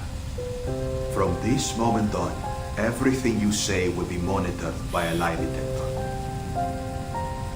Do you consent? I do.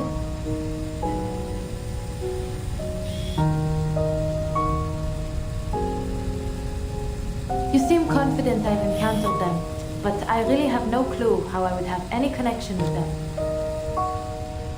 Then you've got nothing to worry about. This is your drawing of the diamond necklace you saw in your dream, correct?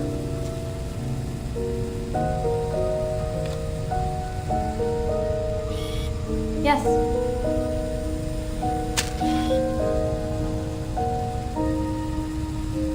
You identified it as the French blue, correct? I did.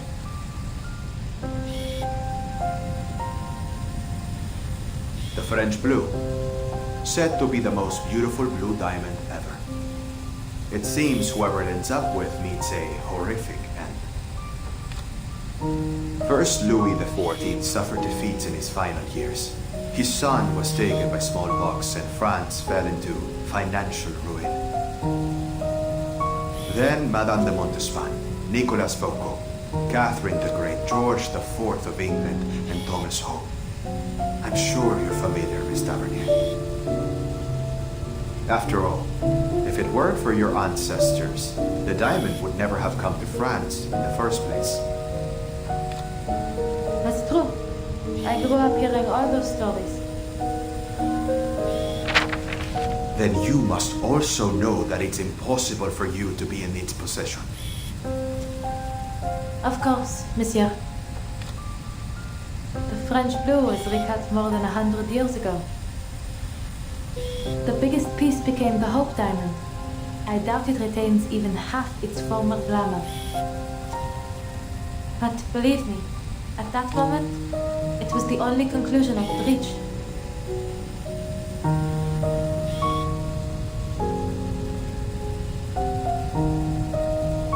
That diamond in my hand could only be the French blue.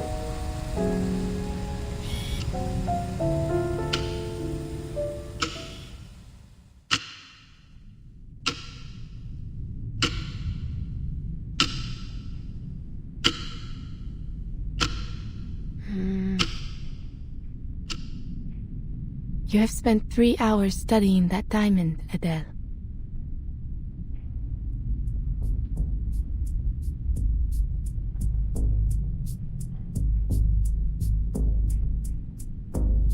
It's real.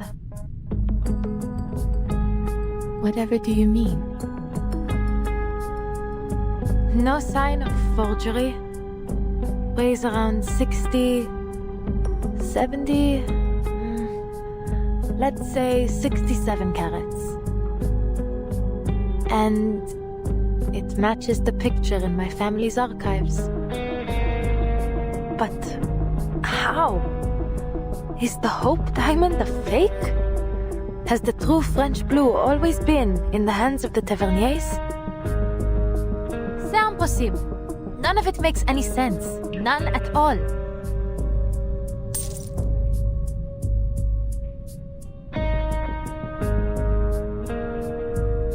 Madame Boaniche, what is the meaning of this? Are you playing tricks on me? Am I seeing illusions because of that cleansing ritual? If you insist I arrived with it, then I'm taking it back home. Adele, I run a crystal parlor. I neither sell nor possess any such diamonds. I am just as certain as you that I am not its owner. This diamond, this French blue, it doesn't exist. It cannot exist. And yet here it is before you. It has passed every test.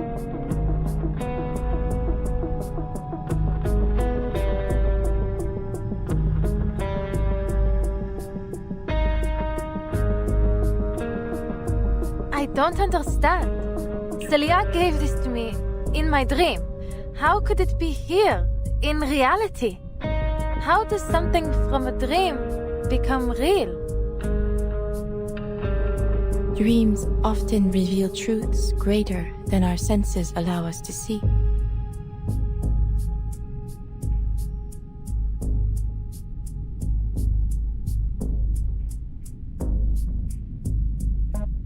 The material world is a result of contraction, shattering, and reconfiguration of Pneuma on its descent through 4 primary spiritual worlds. Everything we see is a mere manifestation of its true form. If destroyed in this world, it will yet persist in the spiritual world. So long as the idea of it remains, it may return to the world of matter through an emanation of Pneuma. Perhaps this diamond in your hand is the idea of it, manifested for a second time.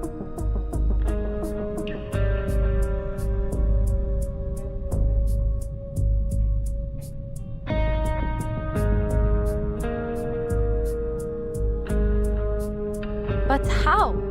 All I did was see it in a dream.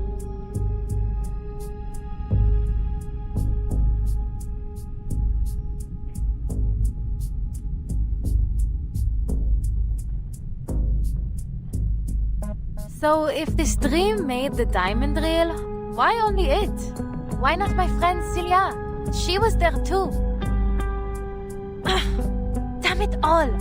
It's like I'm trapped in a dream where you just know something awful is about to happen.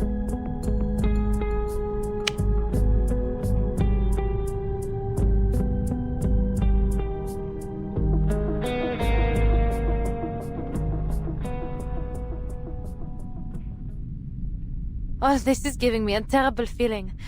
I need to find Celia. The things she said in that dream. I have to speak to her before I do anything else.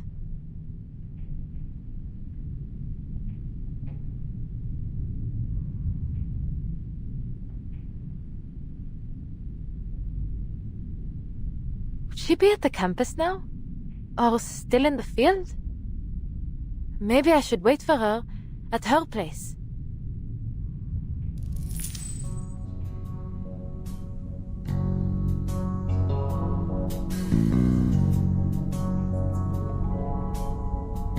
Madame Boaniche, you couldn't do a divination to tell me where Celia is now, could you? This diamond came from her, so you can trace it back to her, right? I am afraid not. Though it may be a fine material for divination, it will not provide the vision you seek. If we are to find your friend, we require an item she has often used, or something dear to her. No problem. I just need to pick something up for my place. Please, madame, would you wait here for me? I'll be back in 30 minutes at most.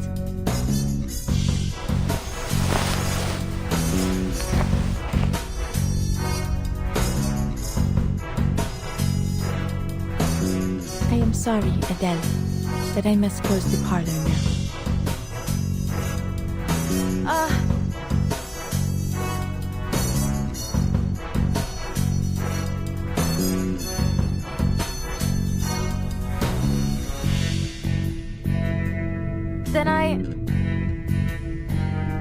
But I am willing to take a little detour on my way home. If I can be of help.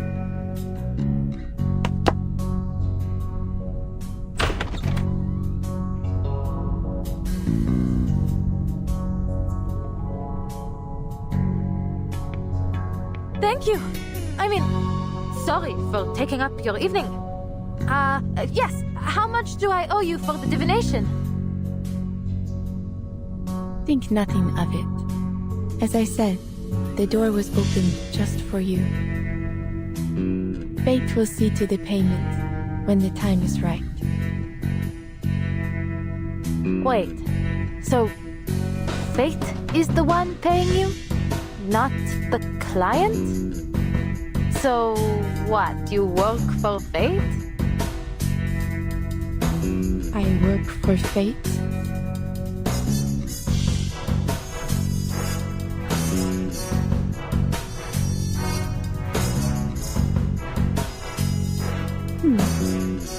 I have never heard anyone put it quite like that.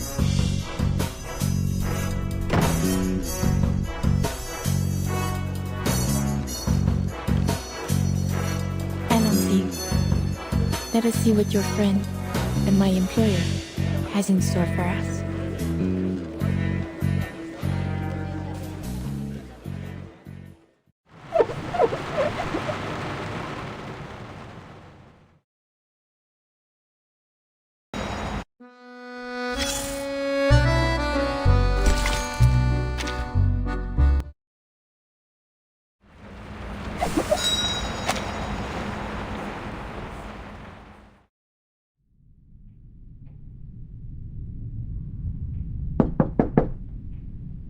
Celia? It's Adele. Are you home? I thought not.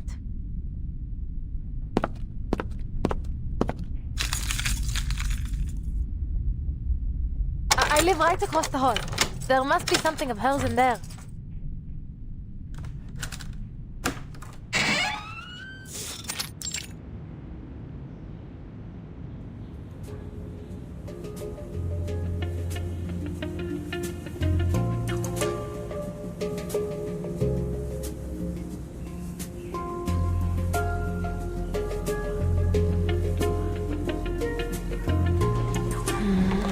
Come on, Sissy, you must have left something here.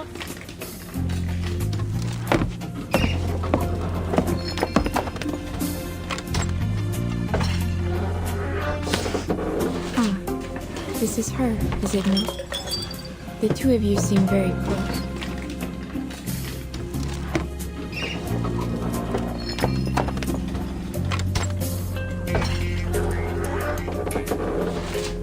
Almost like sisters, actually. My parents were always traveling, so her family often took care of me, making dinners, that sort of thing.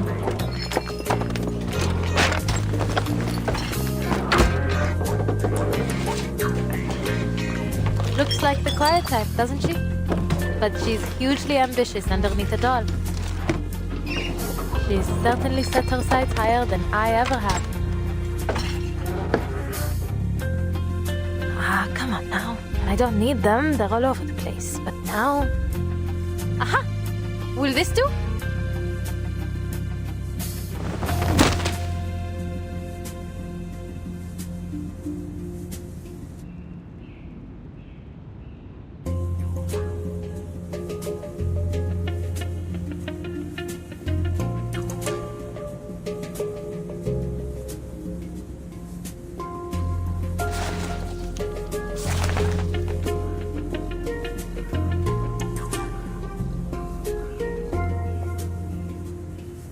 Madame Bonish?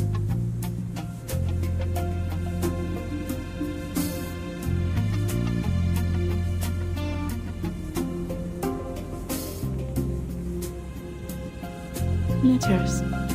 Yes. They would do nicely.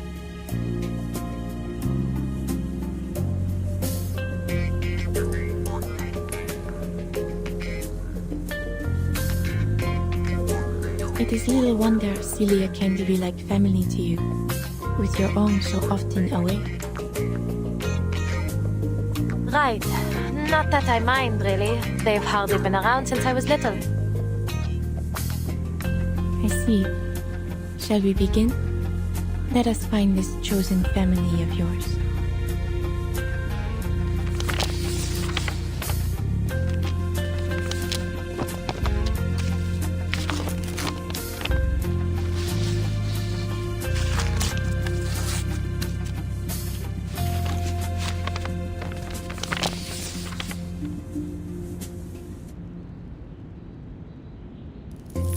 I see her, swallowed by the city, sinking beneath the ground, in a relic of the Great Plague, in the world below, dancing with the dead. Swallowed? Beneath the ground?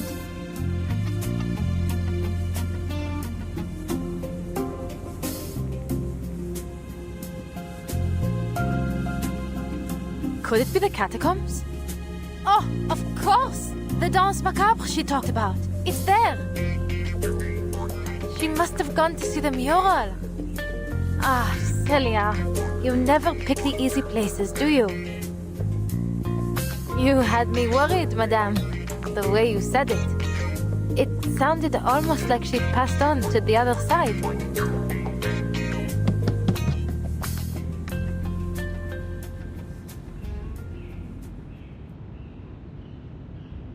I see you there too, Adele.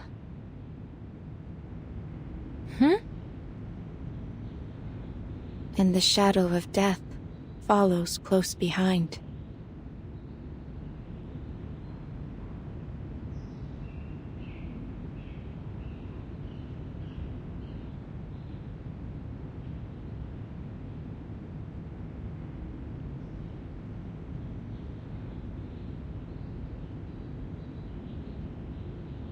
Ha! It's hardly the first time I've been warned about the shadow of death, is it? There's no way I'm leaving Celia there by herself after what you've said. Your vision may be right, but still, I'll make my own decision.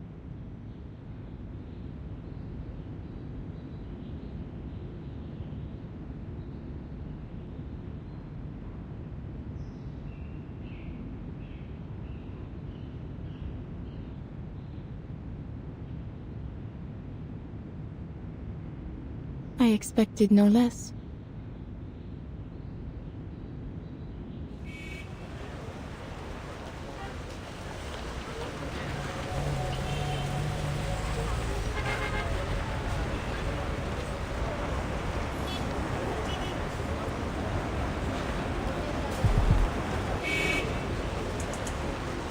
Madame Boniche, if you'll pardon my asking, can dreams be controlled? Think first of matter as the lower form of spirit, and spirit as the refined form of matter. When we dream, we tread in the spiritual world above, and thus we may shape it, just as we do our material world. Then, is it possible for a diviner such as yourself to decide what I dream?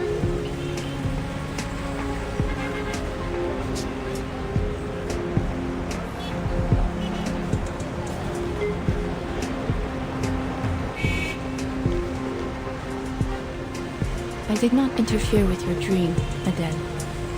But, if your concerns are too great, you do not need to accept my readings. No, I didn't mean it like that. I'm still trying to make sense of all this. A dream turned into reality. And I've met 2 diviners in the past couple of days, and one of them is dead. I felt I had to ask. I understand. I would feel much the same were I in your position. Thank you. I should take you home, madame. I know a shortcut.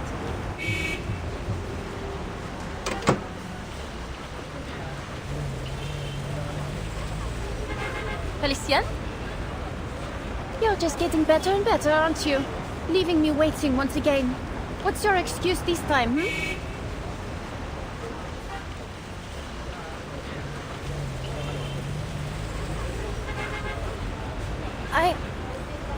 Where have you been? There are strikes going on all over the place, Felicienne. You've got to stop sneaking off and roaming around by yourself. Oh, hold on. Where did you get that necklace? Pardonnez-moi. Who are you to lecture me? You're the one who left me alone in this car.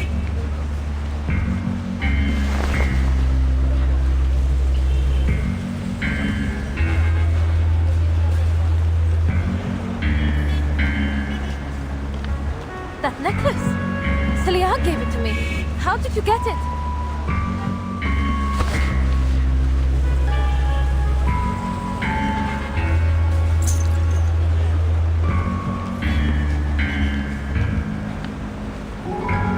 Celia gave it to you, did she? Are you mad? This is a priceless national treasure, ma chère. Not a friendship bracelet. I say this to you for the last time, and I shall not repeat it again. This is mine, and always has been mine. The finest of all treasures I collected on my many adventures. It's a relic of a more beautiful era, shattered and distorted, along with the vision of the Baron family. My family. This jewel is mine. Do you hear? Mine, mine, mine!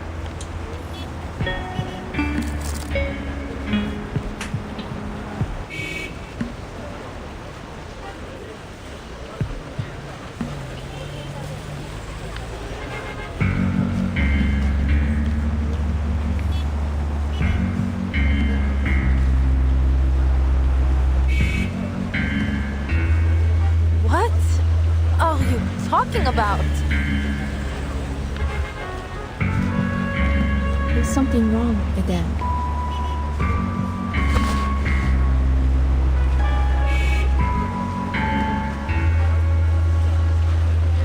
You are still worrying about Felicienne. Is that so? Well, not anymore. It turns out she's been waiting for me in the car. And Felicienne, what do you mean it's yours? Felicienne?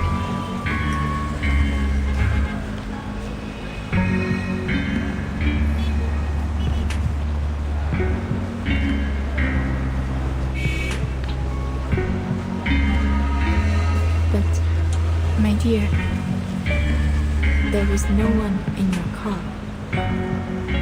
You have been arguing with an empty seat since you opened the door.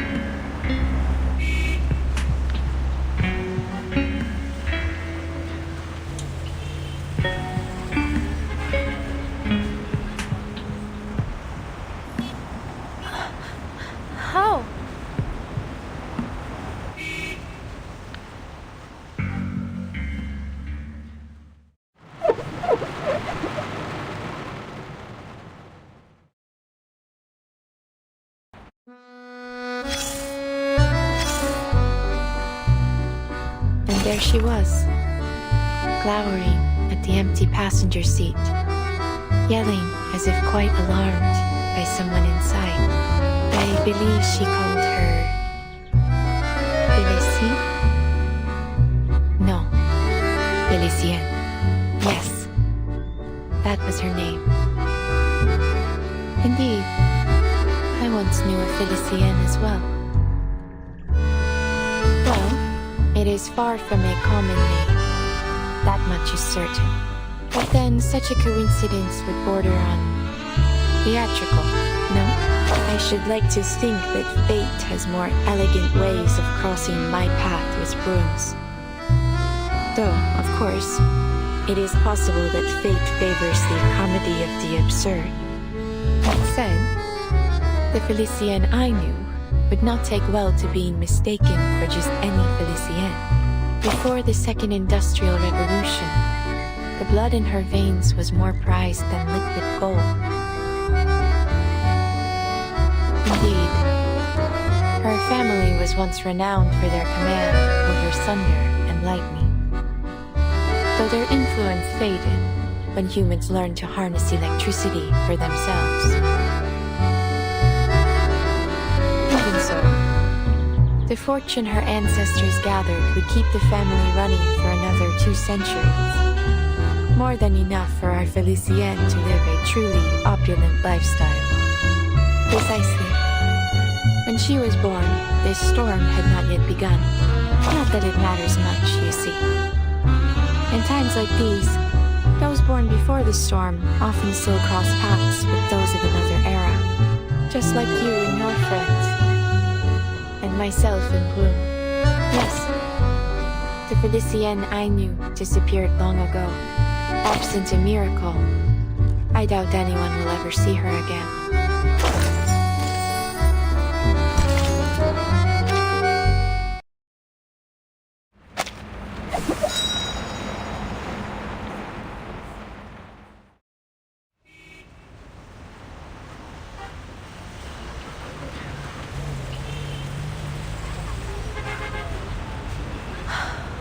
Madame Boiniche, as much as I appreciate your humor, now really isn't the time for it. Where did she go? I'm quite used to her attitude, but stealing that necklace crosses a line. Adele.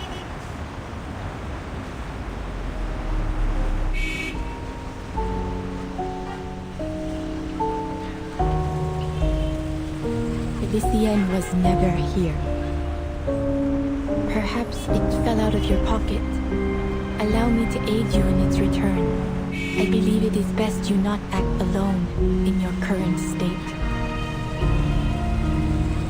Ah, I've got it now. She didn't come to your parlor today, so she must have gone somewhere else. And she's been waiting in the car ever since. No wonder she got angry and stormed off.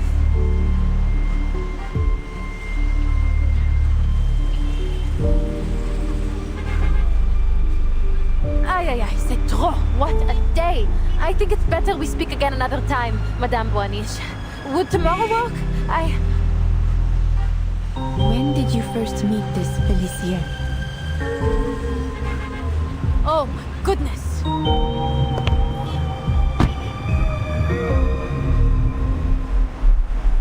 Honestly, what on earth is happening today? You want proof? I'll give you proof. Madness! Never thought I'd have to actually convince someone that I work for that terrible woman.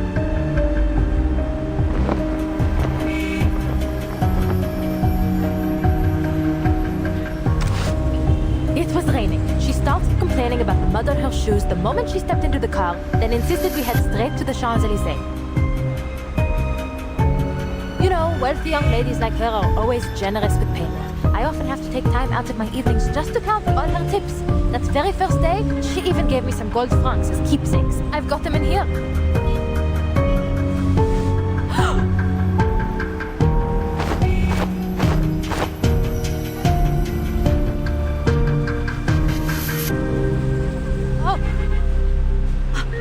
I must have put them somewhere else. Give me a moment to check the car. I've got other proof too. The macaron boxes. There's a full one somewhere, and her hair, little bits and pieces she left in the car.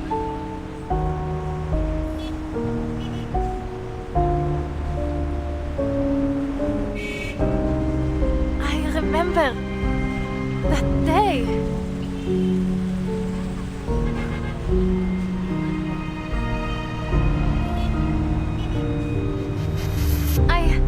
I must be tired. It's been a long day. It'll come to me soon.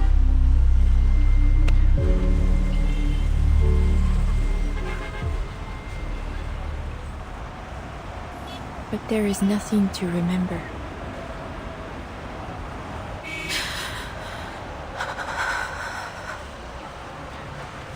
Something's wrong with me. Prophecies, dreams, the necklace. It's all playing havoc with my mind. I need to clear my head.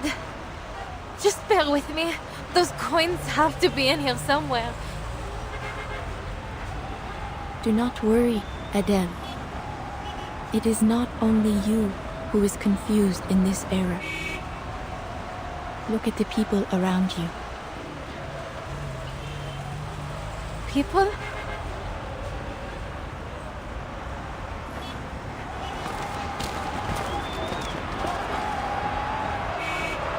No more atrocities! No more oppression! Liberté! Égalité! Stand with Paris! Stand with the people! Don't let the news! For France! Excuse me, monsieur.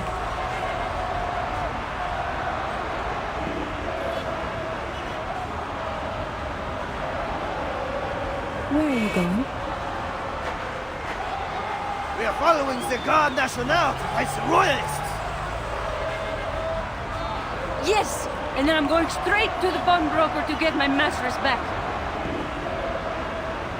You do that, sister. Brighter days lie just ahead if we fight as one for our city! It is no easy feat, but your voices today may echo further than you know. You will triumph in time. Merci, madame. Pour la Commune de Paris!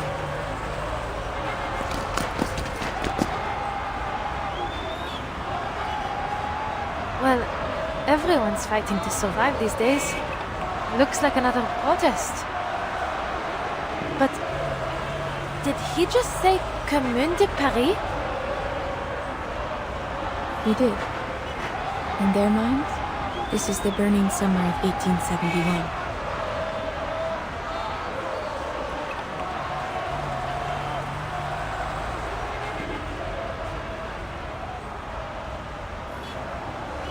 Unconscious thoughts, countless in number, are converging upon the city. This is a volatile time indeed. Some worry for their missing family and friends. Some are terrified by ghosts and spirits. Some obsess over a long-dead emperor. And others are shaken by the phantom attacks of a beast of legend. The edifice of reality is shaking. Chaos has been invited into its foundation.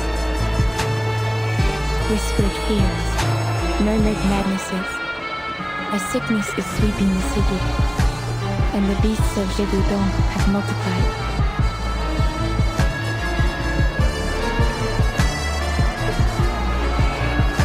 Those who invited this chaos did not comprehend that the flaws of reality are not the fault of a single person nor a group of people. This is not the way to mend, Harry. Everyone, everything has an identity, whether it be individual or collective. To attempt to unify them all so recklessly will not create order, but chaos. Chaos is what turned those people into beasts. You mean the sightings of the beasts of Gévaudan were all people? That the citizens of Paris have been turning into monsters? Then are they the ones who killed Madame Raymond? who cursed me, took Celia and trapped all these protesters in this delusion? And Felicien too?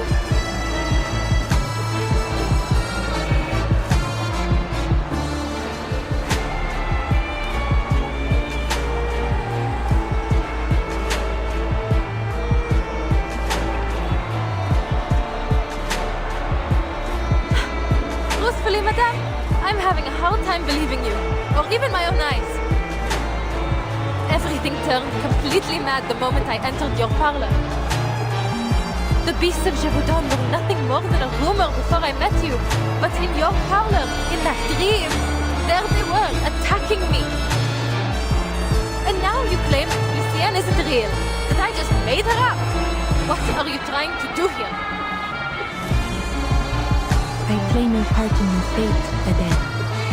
It is what brought you here. I am only a witness. Only a witness? You've got a clever answer for everything, don't you? Then tell me where the necklace is.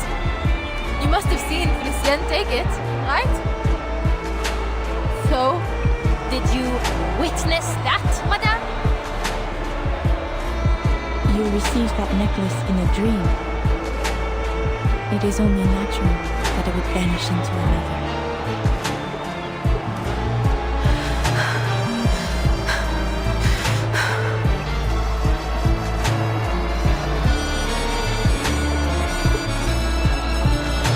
That necklace proves the truth of my words.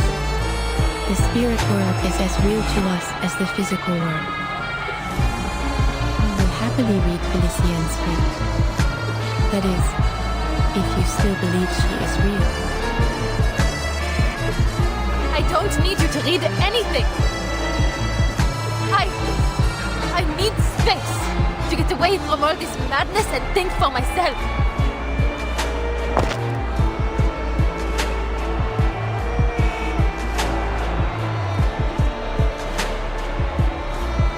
Adele.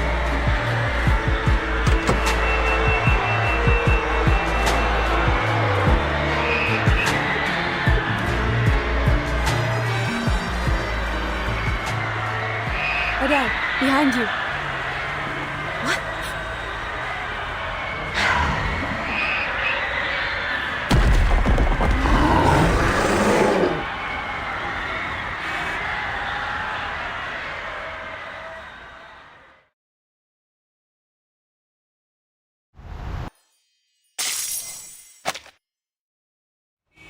Stay close to me.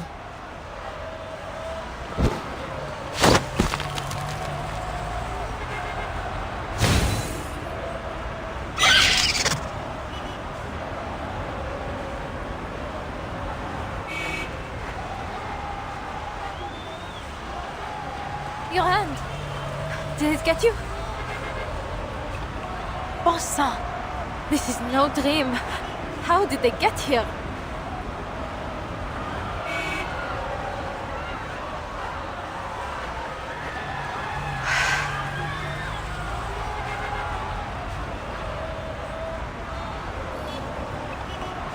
Is that what you meant earlier?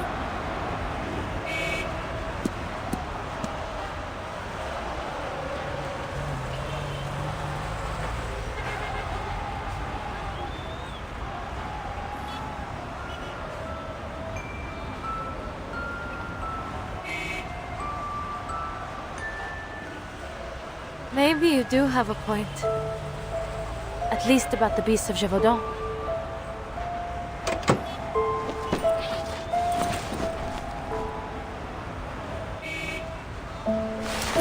Here, take this. It should help with the bleeding. I can't just leave you like this. You'll have to come with me, madame. But I'm afraid I can't take you home. I must find my friends before anything happens to them. I can't just leave them wandering the city while these monsters prowl the streets. Is that so?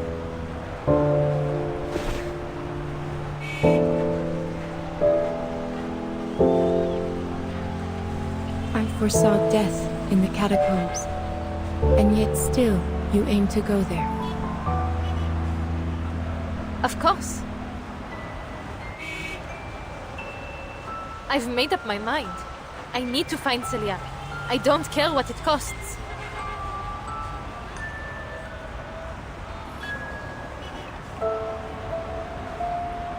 I'm still not sure if I can trust you.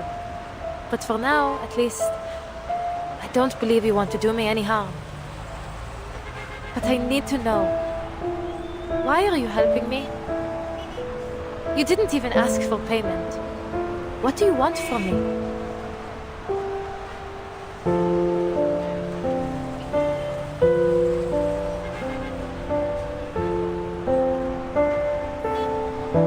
So this is what you choose to ask.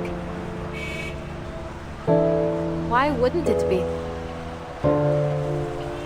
Of all there is to question, your future, this chaos, you choose to ask about me. What's so strange about that?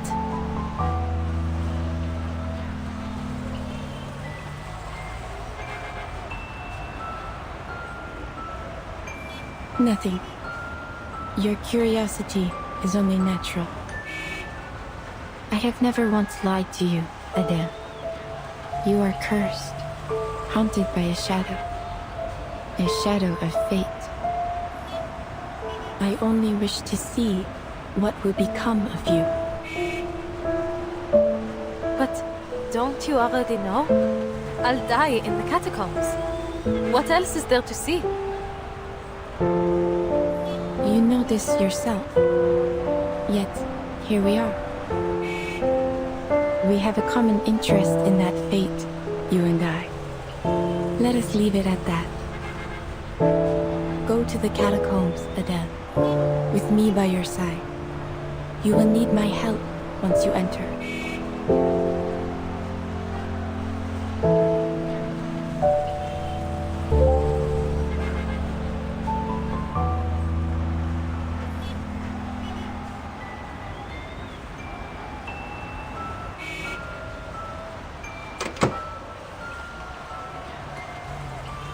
Please, get in. Careful. Let me open the door. Merci beaucoup.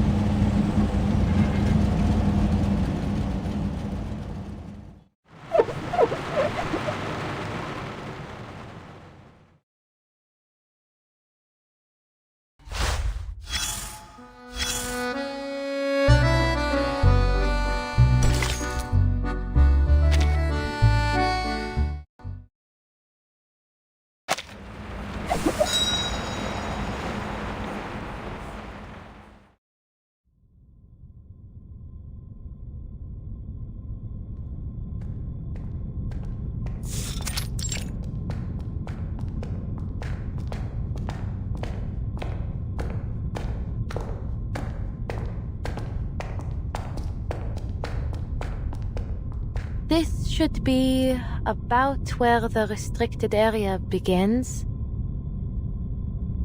Though I doubt the police have the luxury of worrying about our trespassing.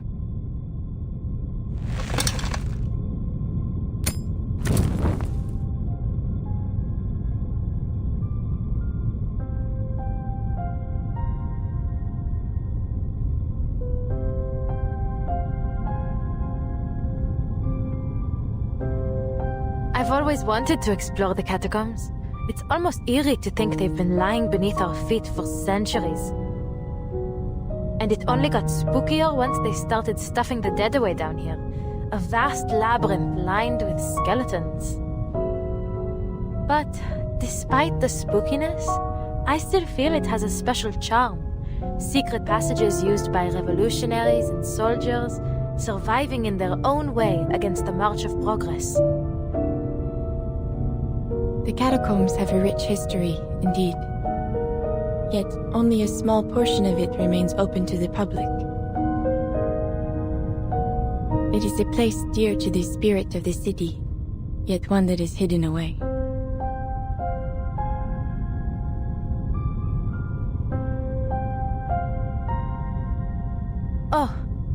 Pardon. I'm treating you like one of my clients. I'm sure you don't need a guide to tell you these things. En plus, we aren't here for sightseeing. I need to find Celia and get her to safety as soon as possible.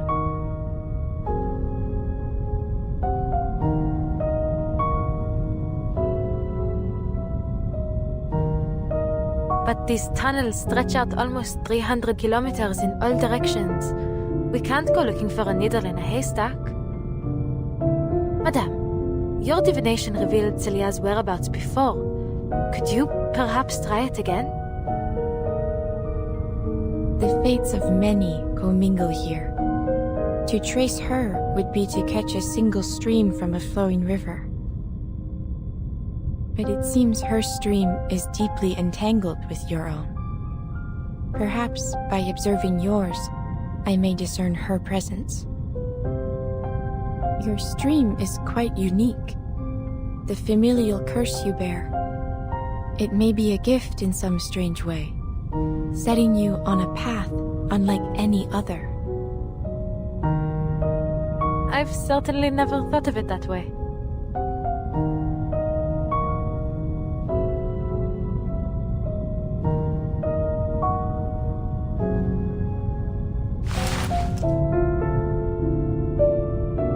But you're saying you can track her, n'est-ce pas?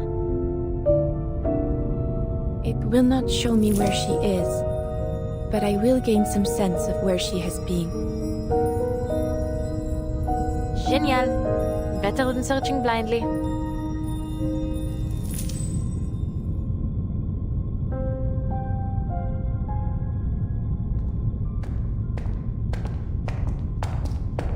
To the left.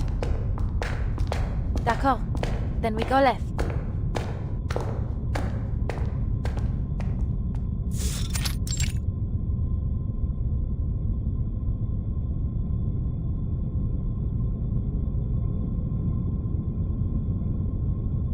Wait. I should leave some sort of mark.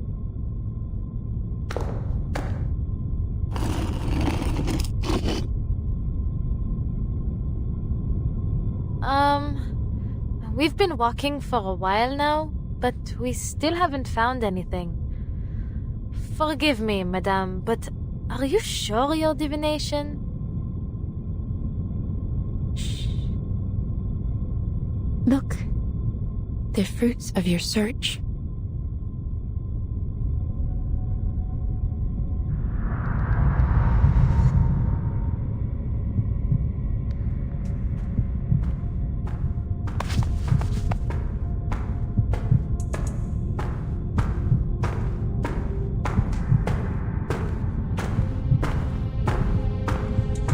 Who's there?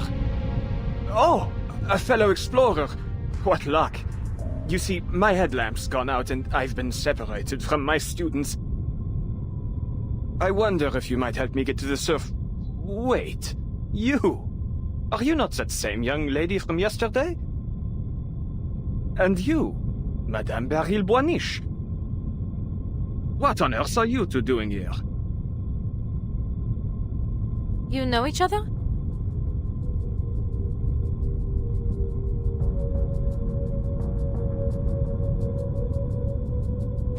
I have attended a number of Professor Roseau's lectures.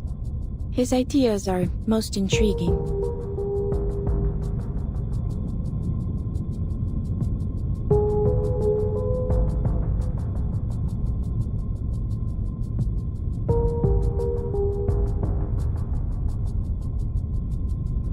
Was Celia with you, Professor?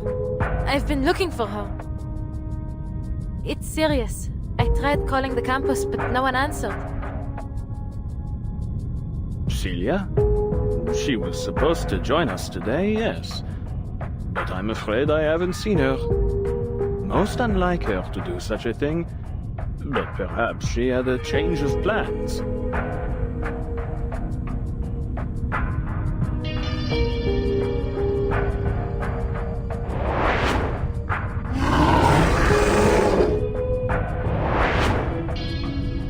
Forgive me. Huh?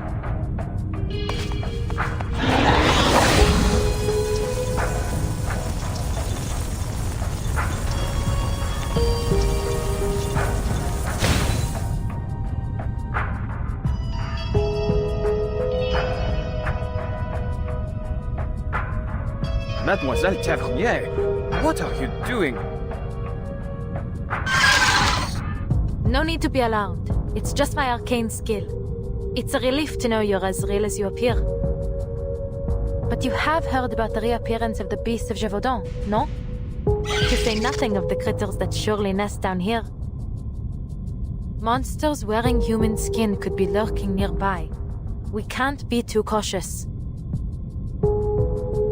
I appreciate the warning.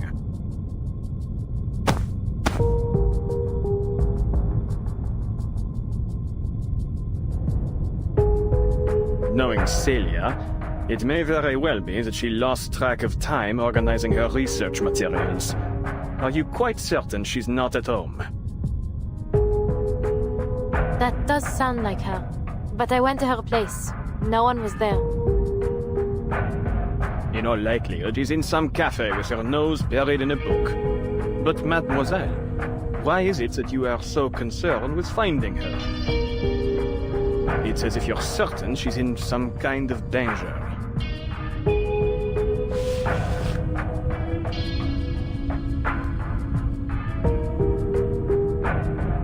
She may well be. Madame Boaniche has had a premonition.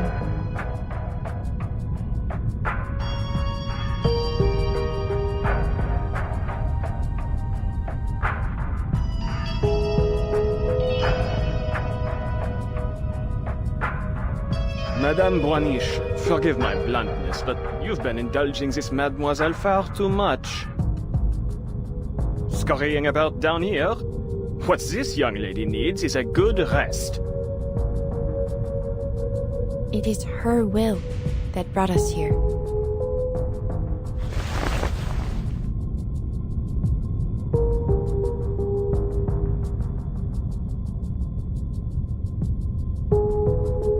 Mademoiselle, I know you're a dear friend of Celia's and worried about her safety.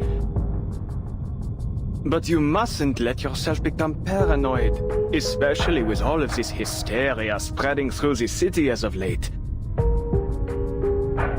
Are you saying I'm making things up? That this is just some kind of mania? It isn't! Absolutely not! How else could you explain the necklace? There may be many explanations. Many, indeed. Though I fear, in the worst case, that you've been under the spell of this mania for much longer than you realize. Think, mademoiselle, this necklace you were given in this dream of yours. Where did it go? Where is it now? It was Felicienne. She...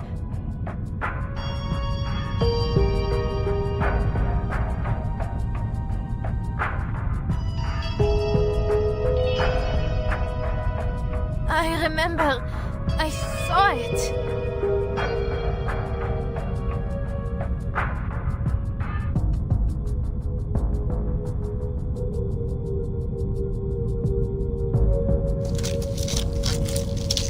Watch out!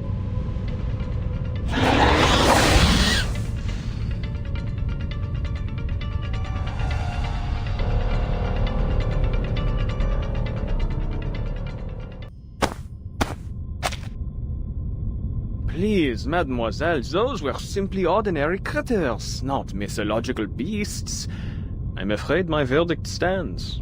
What you need is rest, my dear.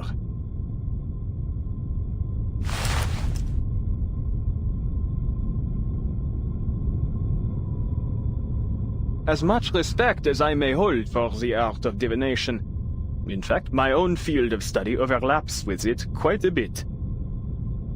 Ultimately, divination is but a tool, and an auxiliary one at that. In this era, everyone is clamoring to find the true path out of their predicaments. But I have yet to hear of anyone who has found an ultimate answer. I believe that it is only when all of society is united that we will have any chance of success. Indeed, that is my team's and Celia's shared goal. There are, of course, those who claim to have found the secret to creating such a society. but they are nothing but impostors. Little do they know that the lies they spout are destined to backfire, causing suffering and disaster as they too are devoured into the collective unconscious. We must make our own decisions. Wouldn't you agree, Mademoiselle Tavernier? I suppose you have a point.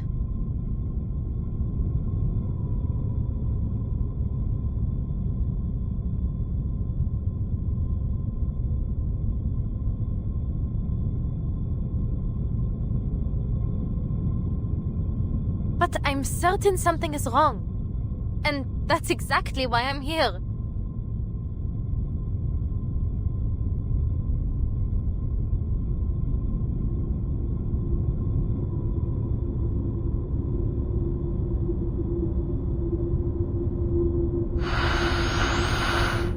Celia? Don't go! Adele?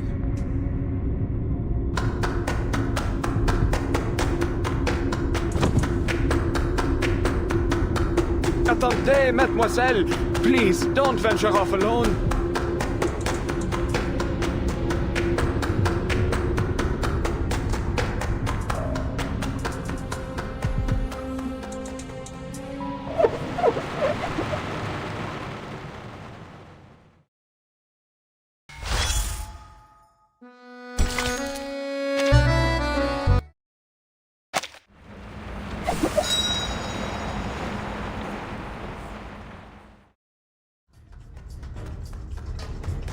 Celia, wait! Why are you running from me?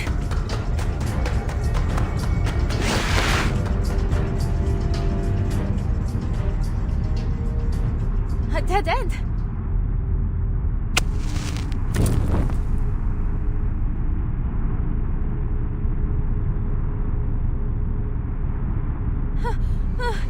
Where did she go? Adele, why are you with them?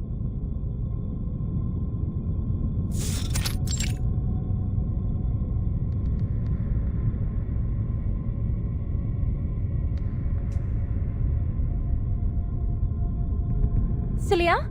How did you... I just saw you over there. Never mind. Are you alright? What happened to you? I've been worried sick.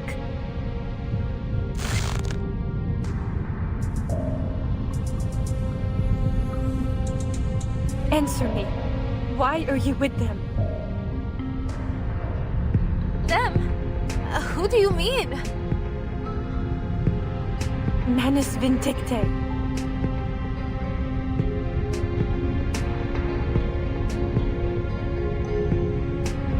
The professor deceived us all. He's been a member of Manus Vindictae this entire time. He never wanted to help anyone. We can't let him open the gate. We can't let him unleash the Imaginarial Paris. Wait. Hold on a minute, Celia.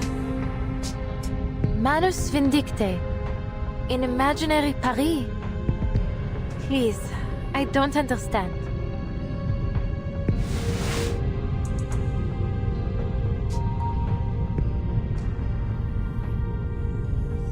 Do you remember Vincent? The madman that rammed into my car? He turned into a beast of Gévaudan in my dream. You were in it too, Celia.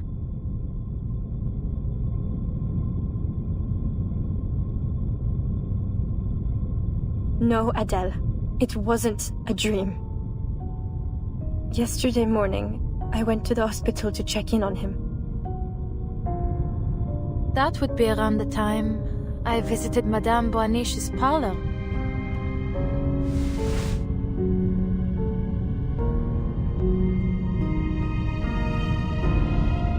But when I arrived, I was told that he'd been taken to his hometown by his family. I truly didn't think much of it at the time, although I was remiss to have lost my chance to say goodbye. But on my way back, I saw him again. He was getting into a car, one that I recognized right away, Professor Roseau's.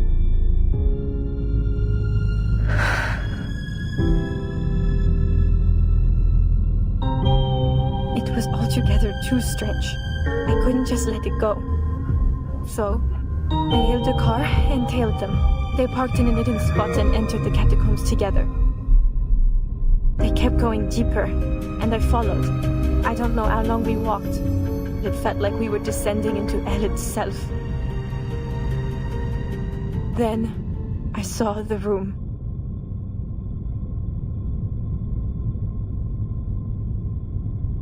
You should feel honored, Vincent. Few have ever had the privilege to stand in this place.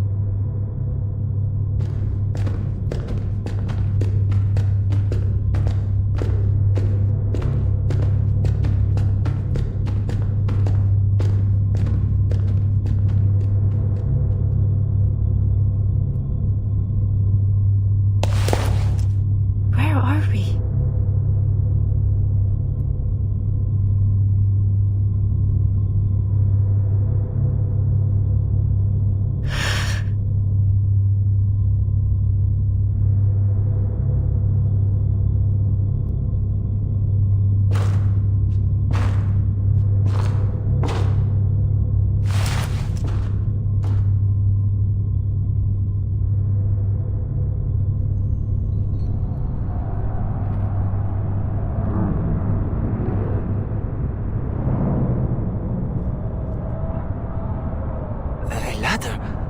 We were already in the deepest part of the catacombs. Never mind my mumbling, Your Majesty. Only, could I ask, where does this ladder lead? As above, so below. Don't let appearances fool you. Huh? You mean... Yes, this is its entrance. The archive of imagery. The anima mundi, the shared dream, the sea of collective unconscious. It goes by many names, but I prefer to call it the depths of myth. And it exists in a more tangible form than you may think, my dear boy.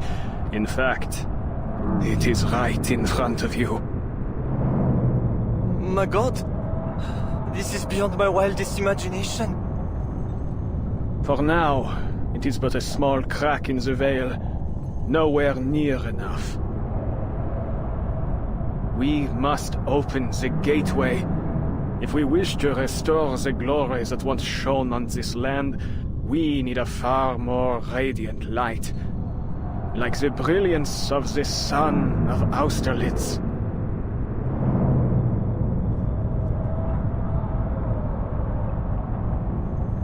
As I told you, there is risk here. The maelstrom of imagery will devour any who dive into it, reshaping their body and soul into something else entirely. But I have faith in you, my boy. You remember what I taught you, don't you? Of course! I'm ready! It would be my greatest honor!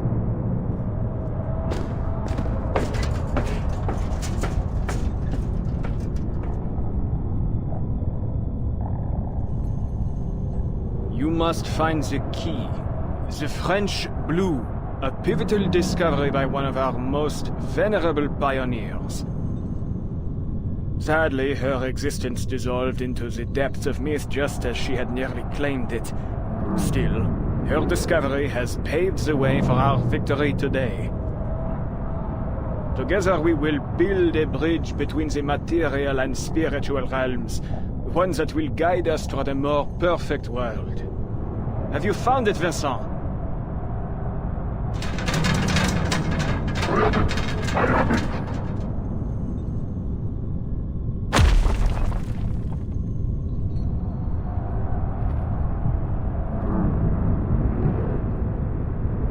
It's bright.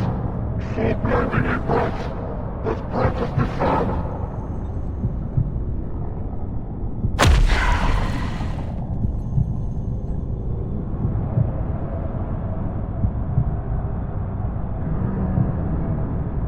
C'est magnifique! That's it! Bring it to me! Bring it to me!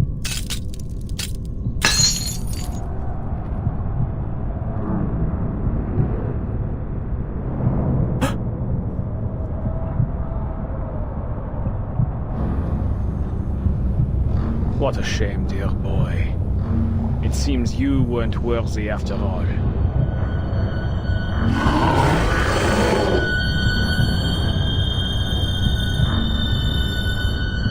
Perhaps, then, the final experiment must fall to you, Celia, my brightest student.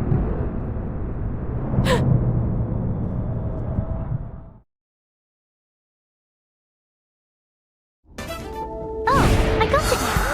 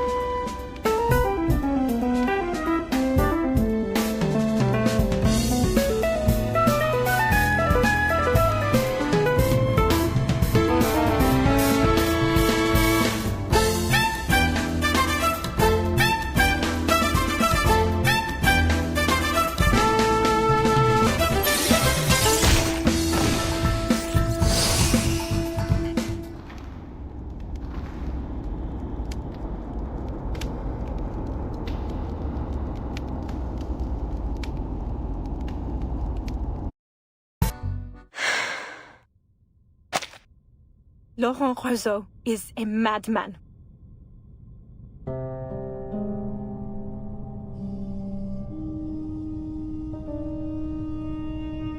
I thought he genuinely wanted to make the world better through parapsychology. He'd gone much further than anyone else.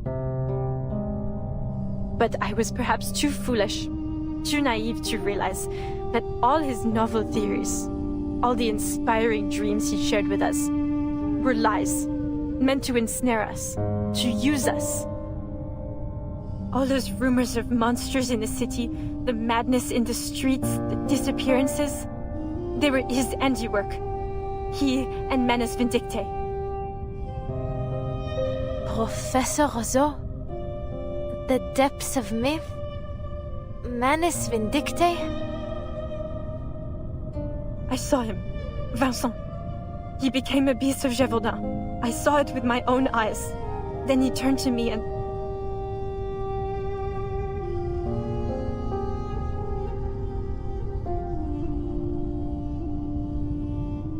But you're safe now, Sissy. That's all that matters. We'll figure things out later. For now, we need to get out of this accursed place.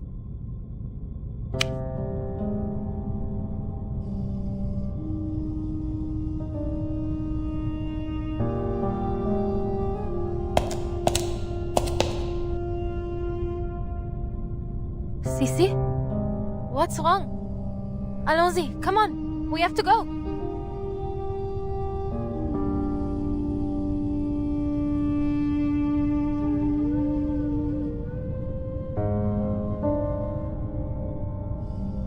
I'm so very glad, Adele.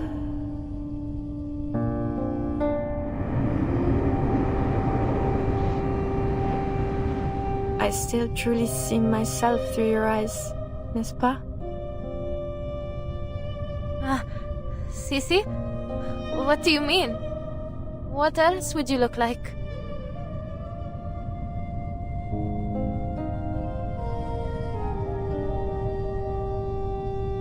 They captured me, Adele, and threw me down the ladder.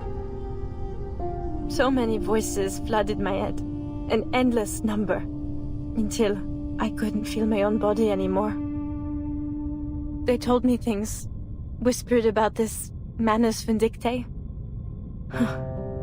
Everything struck me so quickly, so chaotically, yet it felt so long, like an endless moment. But I found something in the current, a diamond, the key to all this. If that diamond falls into their hands, they'll use it to unleash the depths of myth. And when that happens, all of Paris will be drowned in the maelstrom of imagery. And I'm afraid everyone will suffer just as Vincent and I have. I had to get the diamond away from them. I had to make sure they couldn't use it. But I remembered what you told me, Adele. That the real French blue was recut long ago. Then, the diamond must be an imitation. Something fabricated by Manus Vindicte, no? So a thought struck me. If it's only a forgery, then your arcane skill can destroy it. I kept thinking about that, over and over, and told myself I had to reach you. Then, just like that, a car door appeared in front of me. One I truly could not forget. It was your passenger door.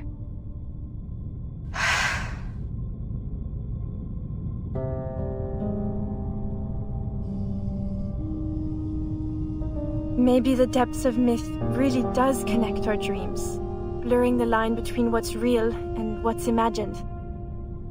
At the very least, it led me to you. So then, in that bizarre dream, it really was you? Yes, it was. The depths of myth, how it connects us, truly is amazing. But I'm afraid I can't go any further. Too much has changed. I've changed. They won't stop chasing their key. Razo will do whatever it takes to retrieve it and inflict the suffering on all of Paris. Please, Adele, tell me you destroyed the diamond as I asked. You did, didn't you?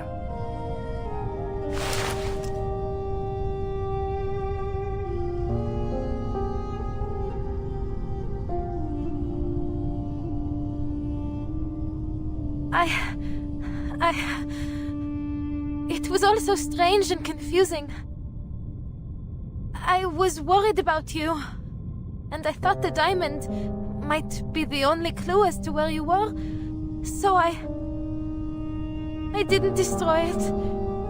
It should be with Felicienne now. Felicienne. Quelle horreur! You can't mean that, Felicienne. That's right. I told you about her over dinner. No, this is terrible. I see now, they're all... Listen to me, Adele. Felicienne is an enemy. She's with Manus Vindicte. You mustn't trust her. She's more dangerous than she...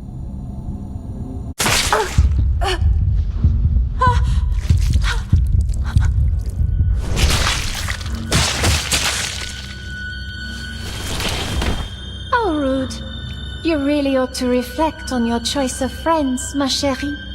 I have no patience for personal slander.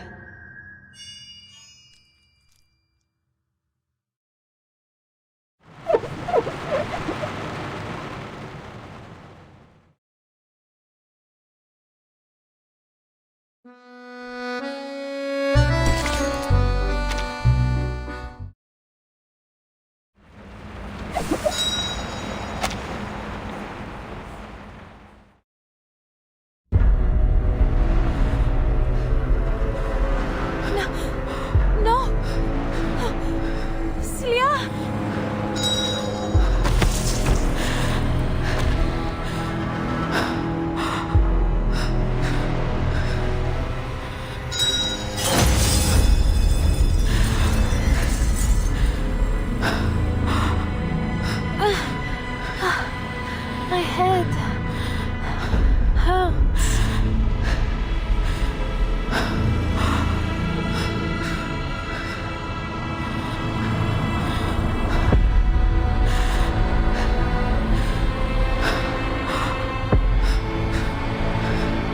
Take a deep breath again.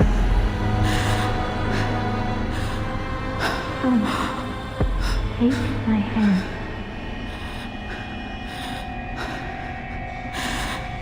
Time to wake up, dear.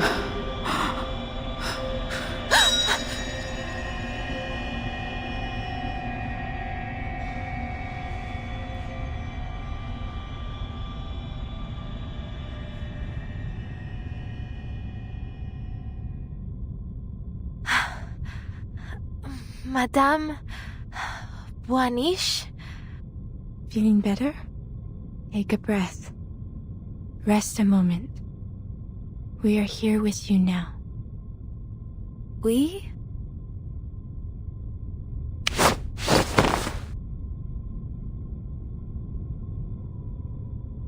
Stay away from him, Madame Boaniche.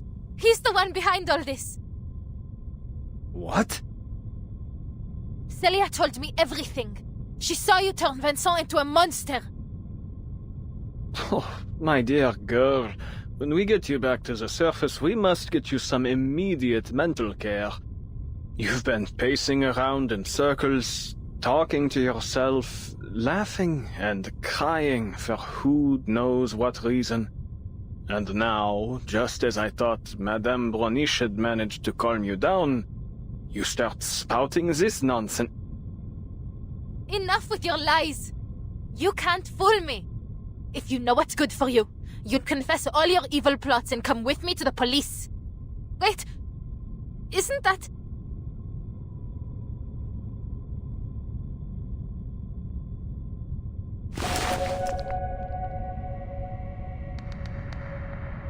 That mark?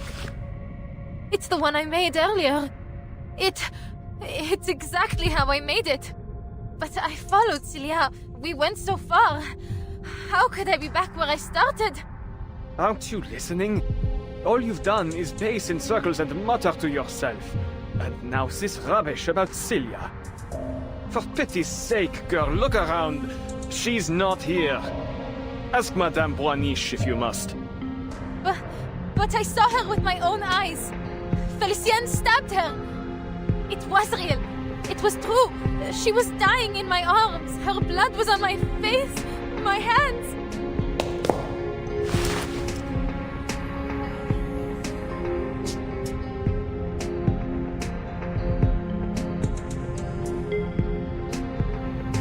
How could this be?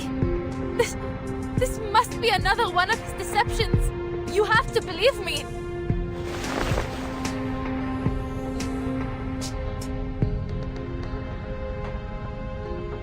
Can't you use your divination to see the truth? Please, Madame. You have to help Celia. She's dying somewhere.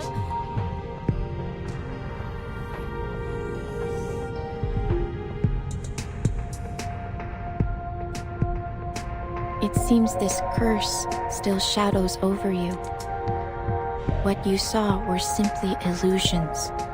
Rest assured, I will do what I can to help you through this.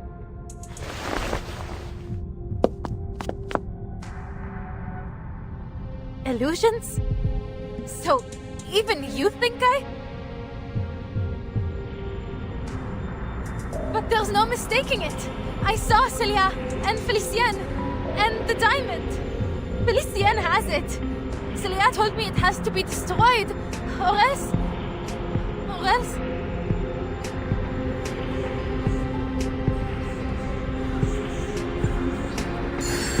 The diamond? You mean the one strung around your neck?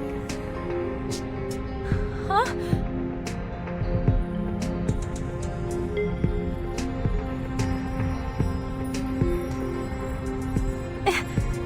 Impossible. Felicien took it from me. But how can it be here again? No! This is absurd!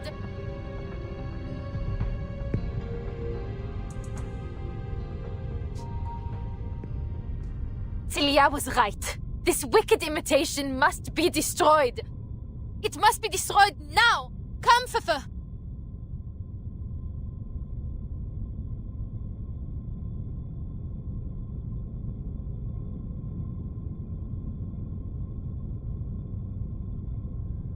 Huh?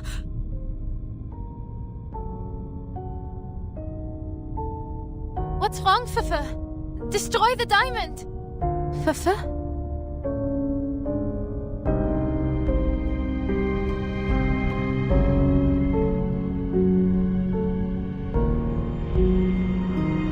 What's going on?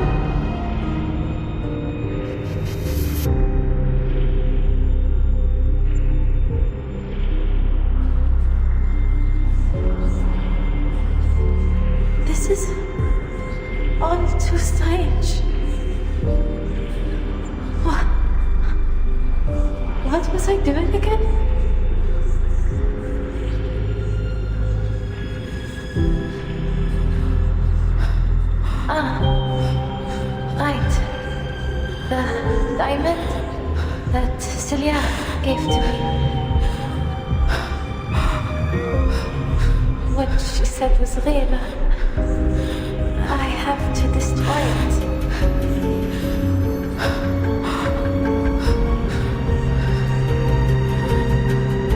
But this isn't any ordinary diamond. It's the miraculous French blue. Do I really have the right to destroy a national treasure?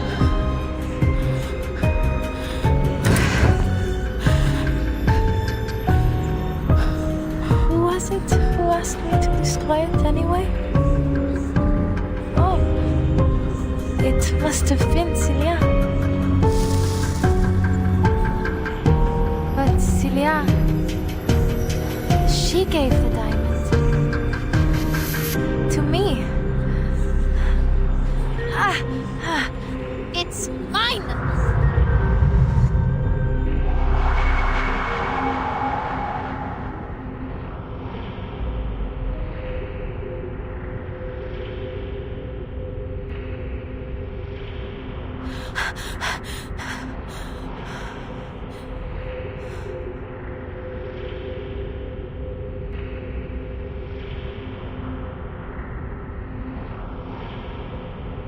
Please, mademoiselle, you seem to have been through a lot. You need some rest. Perhaps some fresh air might ease your symptoms. Come, I'll lead the way back to the surface. My colleagues and I have a reservation at a restaurant nearby. Please, join us for dinner.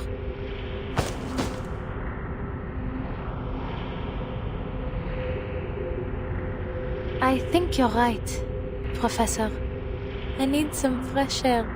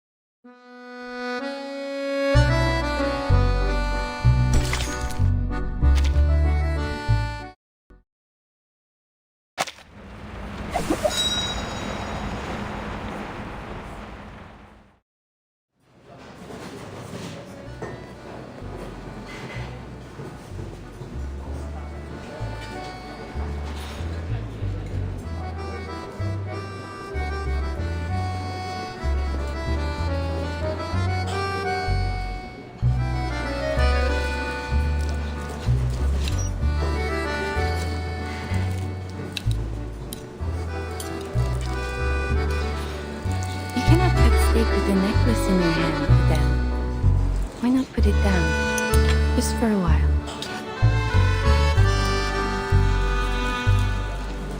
No. Thank you, madame. But I can't afford to lose it again.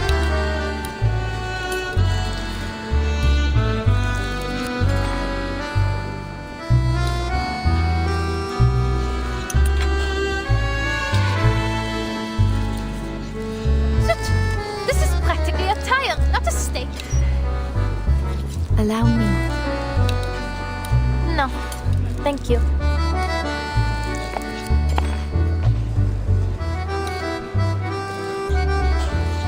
Oh, Madame Bourniche.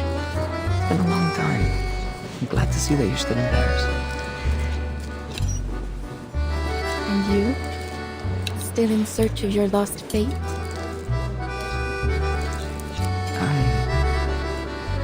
I'm not sure anymore.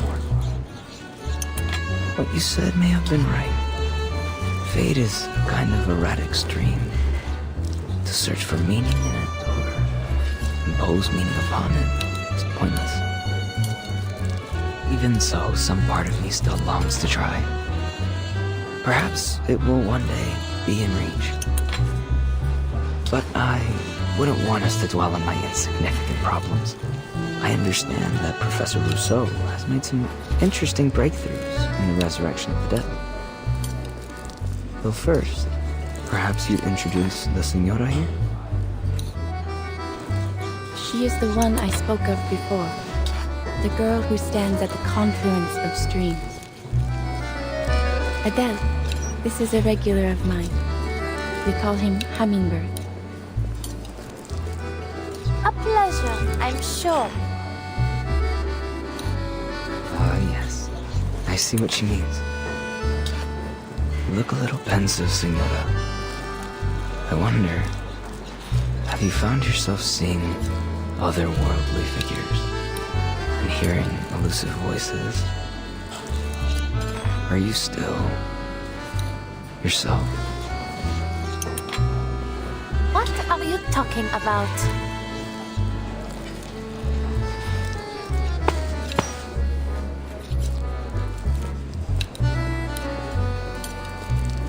I'd say you'd prefer these over steak.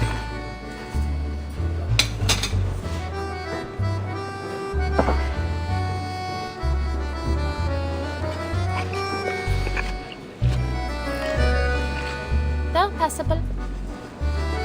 Though nowhere near as good as La Durée, I must say.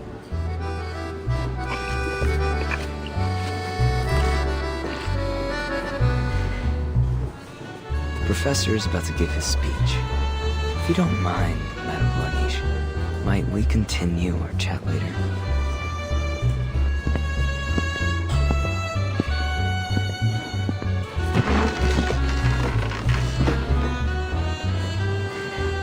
What on earth is Rousseau up to? He has an announcement to make. One that defines his life's work. Ah, it seems he's made himself presentable for the occasion.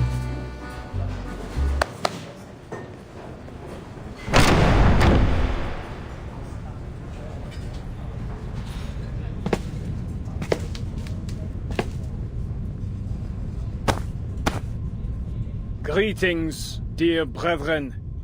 We gather here today to celebrate a momentous discovery. One that belongs to arcanists alone. A breakthrough that lies far beyond the reach of human comprehension.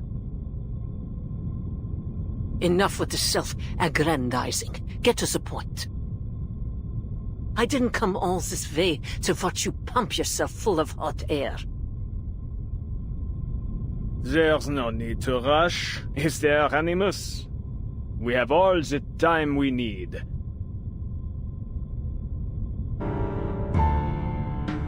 Since the year 1999, our search for the Promised Land has never ceased. Following the will of the Guiding One, we have unraveled countless mysteries of this storm. For this great cause, many of our noble comrades paid the greatest sacrifice. Their souls sowing the seeds of our coming harvest. Our endeavor was never expected to be easy. But tell me, has it ever crossed your minds whether this storm is the sole path to the Promised Land we have collectively sought to bring about? Further still, do all of us here, myself included, share in the same vision of that world? We are nothing like the Foundation's numb, obedient lapdogs, incapable of independent thought. Wouldn't you agree?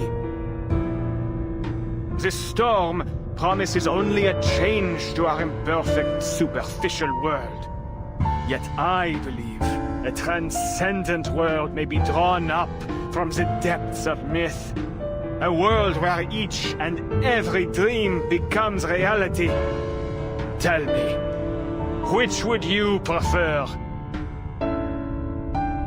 Same old song and dance.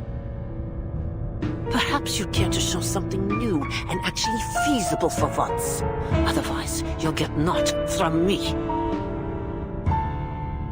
My dear Animus, worry not, for I have come well prepared to open your eyes.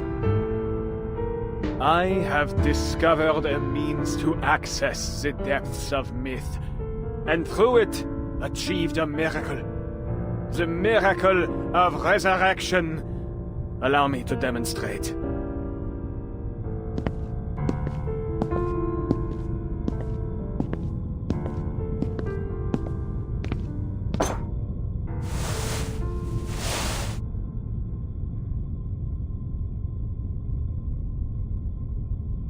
When one's flesh and spirit are fully immersed in the depths of myth, their body frays and sinks until, eventually, it disintegrates. Yet the spirit remains intact. For in that realm, the spirit is itself the most authentic and pristine substance. Reality as we know it is nothing more than a crude layer of degraded substance laid over the depths of myth. And so long as one's consciousness remains within its maelstrom, that person may be raised from it again. Our Felicienne here is the very proof that the mind alone may be brought back to physical reality. Though she perished, she now sits before us once more. So, one and all, let us raise a toast to her revival. Roseau, what in heaven's name are you trying to say?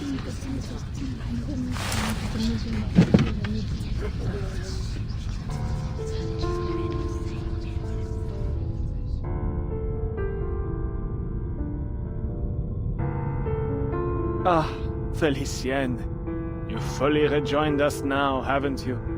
Won't you please introduce yourself? What do you expect me to say? You know very well who I am.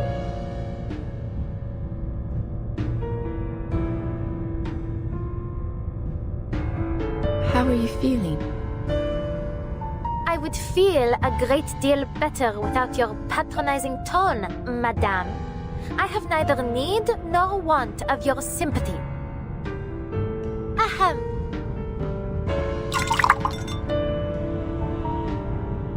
Voici là. Before you now is Felicienne, Priestess of Lightning, Advisor to the Sun King, Vassal of the Guiding One. Attend to my words. I have conquered fate and overcome death itself to stand here. I arose from the depths of myth by my own power, unlike the poor, unworthy fools Roseau sent in. Yet he dares to claim this miraculous deed for his own. Quelle honte, monsieur! Have you no shame? But of course you don't.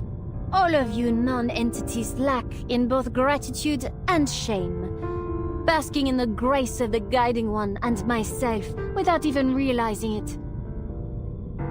Did you think you had even scratched the surface of the power that dwells here? Roseau, you utter fool! This affront of yours ought to cost you your life. Yet, I am not so base as to destroy what may still have use. So, just this once, I will forgive you. As for the rest of you, my forgiveness likewise extends to the rudeness you all showed in stuffing your faces before toasting to my health. Et maintenant, à ma santé!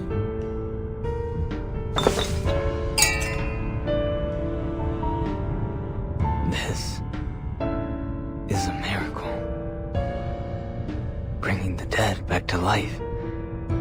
It isn't really possible, is it? He came back to life? So we can't die anymore like what the Guardian once said? What a farce. All you've done is manipulated some girl into believing she's Felicienne, and yet you dare to call it a miraculous resurrection. What utter blasphemy. An offense to the word miracle and to the Guiding One herself. I heard another voice in Felicienne. One that belongs to someone else. Could that mean... Why do we speak as if she is not present? Let us bring our concerns to her. There are things only the true Felicienne would know. Mind alone, returning to reality. But has Felicienne lost her arcane skills in the process? If so, then this revival is meaningless. Whatever the case may be, if this is a true venue of life eternal, should we not seize it? At least until we find an alchemist capable of concocting the Fountain of Youth. I believe I see one drawback already. Only one who dies in the depths of myth may be returned from it. To die elsewhere would be to lose the original image of one's being. I imagine this is our shared goal then, to unleash the depths of myth upon the material world, so that we might render a collective image of all who dwell in this era to be raised anew.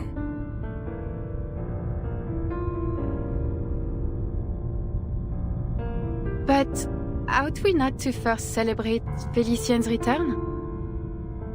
Though I must say, it is a strange sort of return. How different she looks, n'est-ce pas? True. This dowdy girl is a poor vessel for one so noble. Mind your tongues. You're speaking of my new body here. For all her faults, I would not call the girl dowdy. She simply chose to turn a blind eye to beauty. I've always felt she picked the wrong career. I admit, it did her some good. She learned to read people and how to put them at ease. But it pulled her further from her true heritage and from the refined taste expected of a jewel hunter. Alors, Felicienne, your right hand, is it all right? Whatever do you mean? Do you not feel it trembling? Oh, shoot. Is something wrong?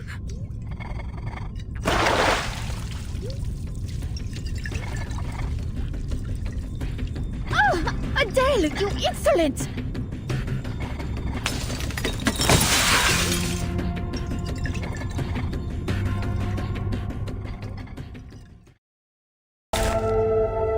It's an honor to meet you.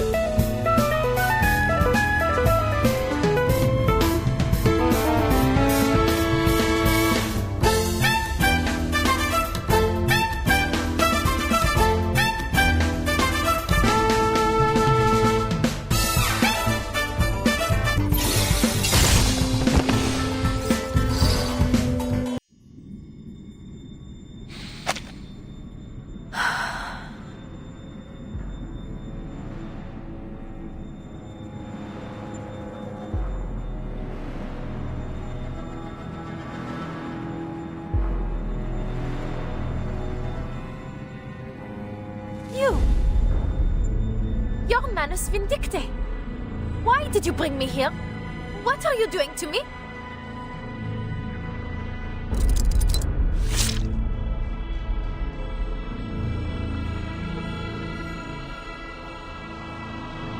Arrête! I will not accept any damage to my body, Ustrina. Nor from you, Lyra. One move, and I'll burn you to a crisp, inside and out.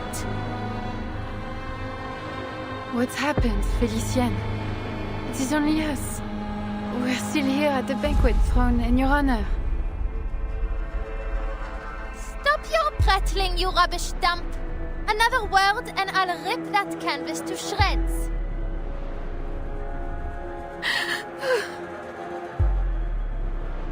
She's so angry. That means she has to really be Felicienne. Words of wisdom from a puppet of all things. Need I point out who pulls your strings, hypothetic? You cowards! Ganging up on a poor, innocent woman! Each and every one of you is a monster! I won't play whatever game you have in store for me. Get out of my way! Fascinating. Though Felicien's spirit has seized control of her body, the former spirit seems able to resist. If I am indeed correct, what we are seeing is their thoughts and memories beginning to blend, causing this confusion.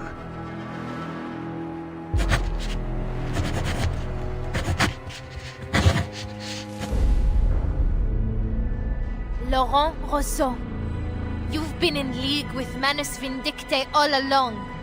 You were lying to me. Everything Celia said was true.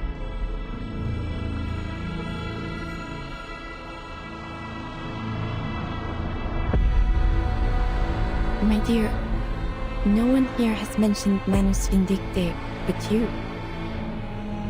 Yet you seem to know a great deal about those present already. Far too much to be a mere guess. You have met these people before. I won't let you play with my mind again, Beryl. Celia told me all about these thugs. She told me everything.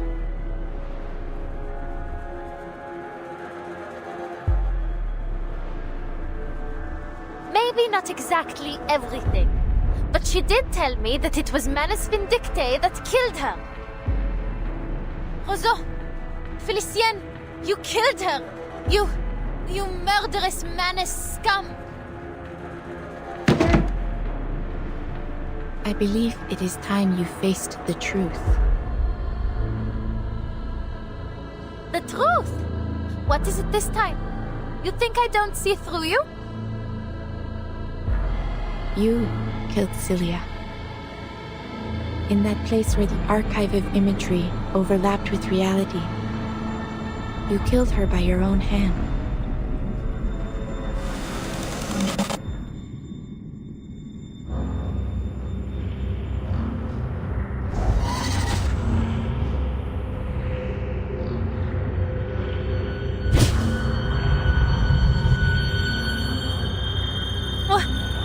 What?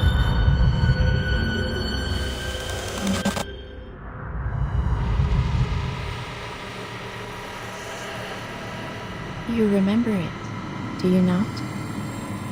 You allowed it to happen.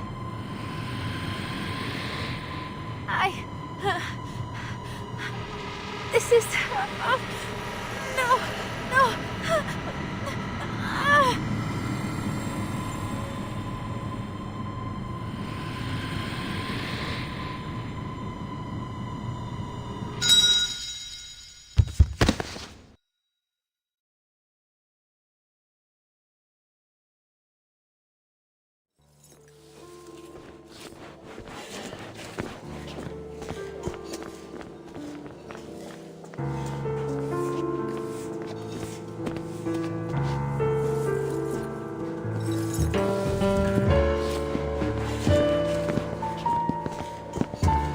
Felicien has quite the flair for the dramatics, doesn't she?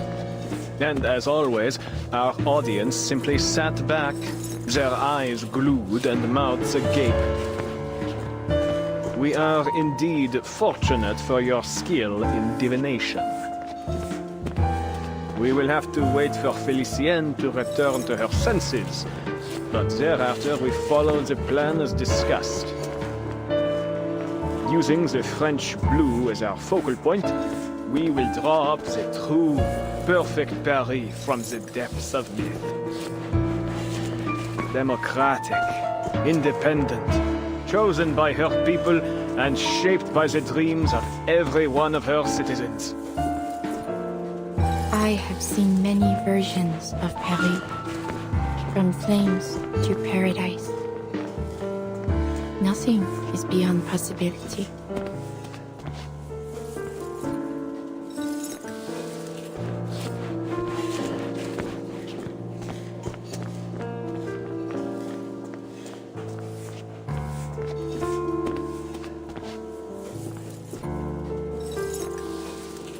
Alors, tomorrow at dawn, we will perform the final ritual atop the Eiffel Tower.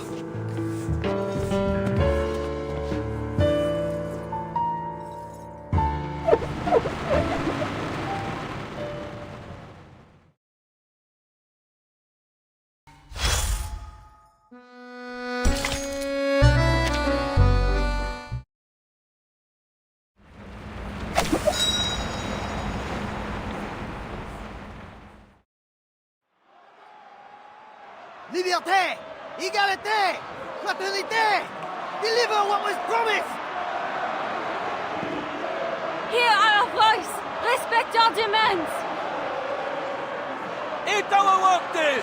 Better wages! Paid vacations! No more hunger! We will not let the Bastille frighten us! Let the King and Queen answer! Give power to the people!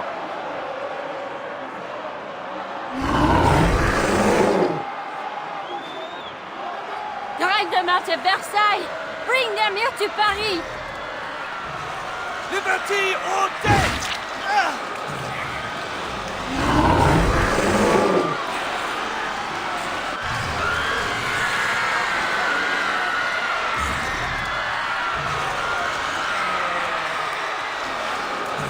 Liberty or death!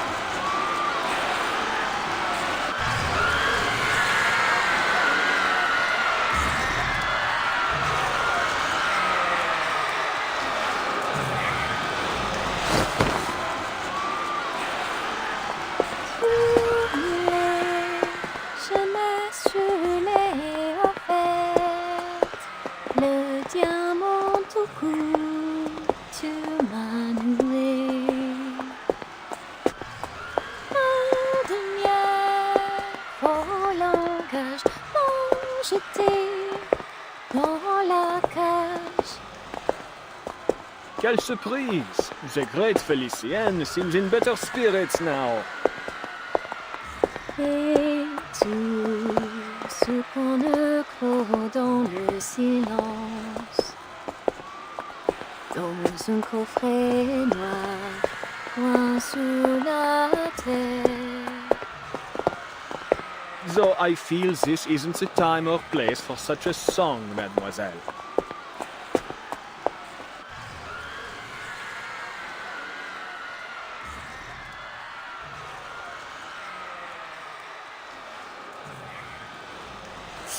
Adele would never interrupt me the way you did. What a shame she never heard this song. But you wish to speak business, yes? Then let us talk. First, answer me this. Why has there been near or no progress in passing on the Guiding One's teachings, despite the many changes in era? You've elected to ignore your most sacred duty, throwing aside her benevolent instructions in favor of your pursuit of knowledge. Without my leadership to inspire you, this organization is about as useful as a chocolate teapot, it seems. Please, mademoiselle. All these problems will be solved once I unravel the deepest secrets of the depths of myth. Look at you, still clinging to that old drivel. Did I not already expose your worthlessness? I'd have had you swept out by the servants in my day. But you're living proof of my thesis. You came back from the depths of myth. How can you not believe? What I believe in is my ability to conquer death. I have no particular interest in your imaginary Paris. Nor your babbling nonsense about ideals. It is our shared goal to return the world to its most glorious era, n'est-ce pas? We've found the means. I only ask that you trust me. Trust? You'd have me scale the Eiffel Tower of all things to use my diamond to unleash the depths of myth. While you stand at a safe distance and watch? That's your brilliant plan? I admit we made a mistake, mademoiselle. but I've discovered the truth. The depths of myth don't lie below, but above. Altitude represents ascension, a primordial image as old as civilization itself. That is why you must reach the peak of the city's tallest structure. There, all of Paris, perhaps even the entire world, will transcend, if my theory proves correct. Theories, theories, theories. Ugh, what torture it is to listen to you. And what of you, madame? Why are you staring at me like that? Your gaze is nauseating. Stop it.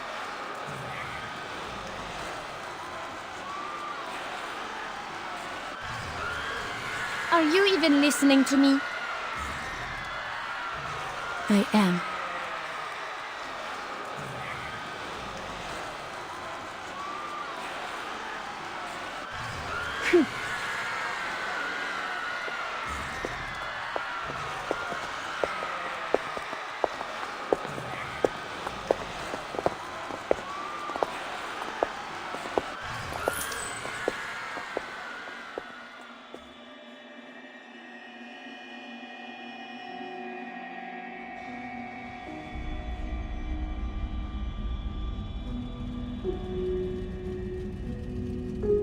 I never really understood any of the songs she sang. That's why I didn't bother to say anything. But I could tell she had a beautiful voice, the kind any singer would envy.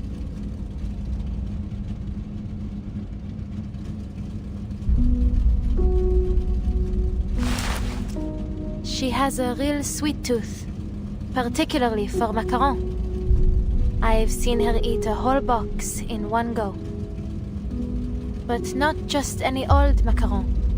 Only La Dure's will do. I often had to plan our trips around the store on the Champs-Élysées.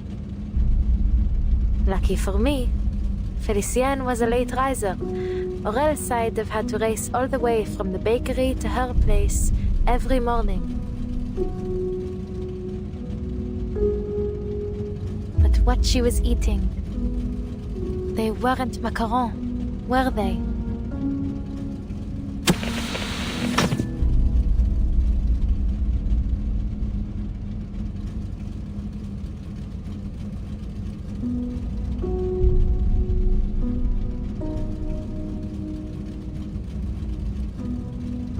Madame Boaniche, please tell me, what did she do to me?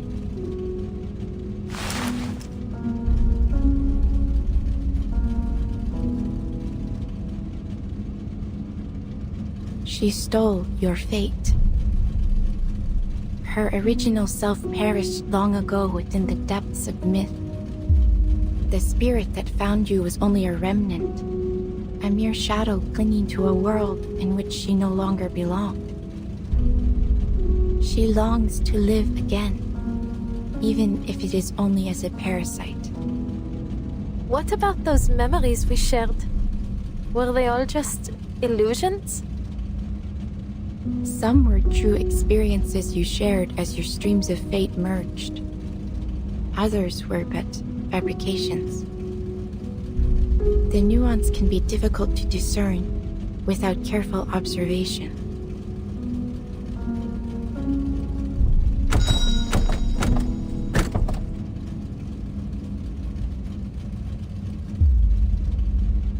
You've really confused me, madame.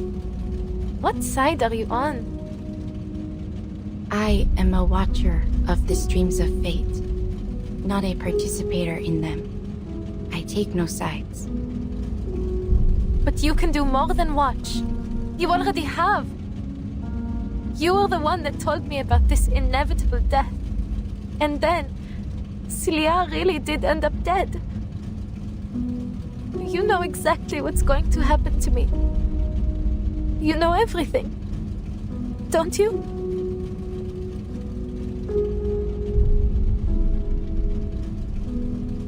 It is not nearly as simple as you might imagine, Adele. To observe a stream is to see only its curves and eddies, the ripples of importance. I see the path, but not every moment along it. That is itself sufficient for me to ascertain one's eventual fate. There are rarely any exceptions. You said rarely. So, there are exceptions? An exception, yes. I told you about her, did I not? I had been drifting along the streams of fate when I saw a girl who resembled me, who in some part came from me. It was quite a revelation. I saw where our streams merged long before she was born, and I knew I would name her Matilda. That she would grow up to be kind, brave, and truly gifted. I followed her through every turn and every ripple to the very end. Then I looked away. I stopped watching.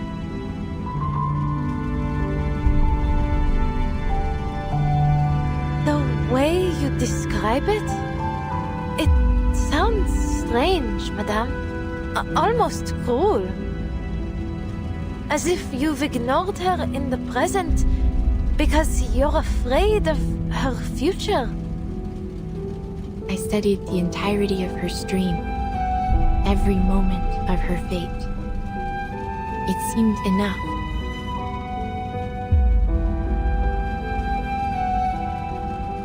But then, something peculiar happened.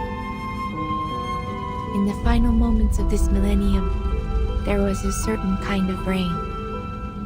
Since that time, the streams of fate have lost their clarity. At times they are muddied, at others interrupted, twisted into vortexes. As they began to shift, so too did everything else. The fates I had seen had taken a new form. Nothing was the same. Soon, Felicienne will complete Roseau's ritual. Once that happens, your spirit will rest forever here in this car, and a calamity would fall upon Paris. All the visions I saw end here. You're implying something, aren't you? Are you saying that my fate isn't set in stone? I am simply stating what I saw. Many who learn of their fates become passive to them, hoping that by inaction they might avoid their consequences. Others are driven to attempt, however vainly, to change it. How you interpret this prophecy is entirely up to you.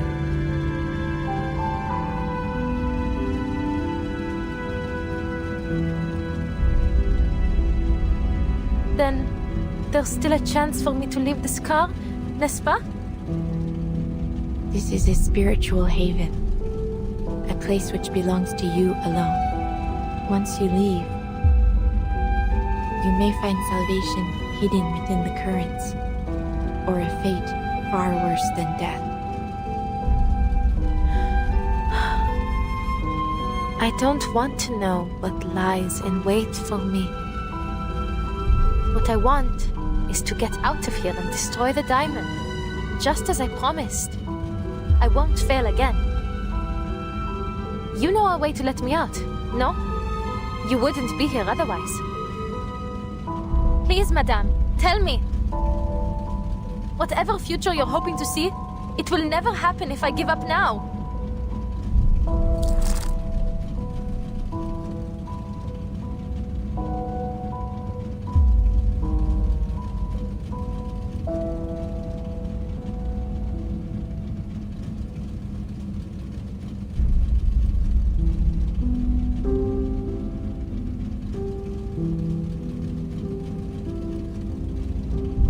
Even in the face of oblivion, you would try to change your fate.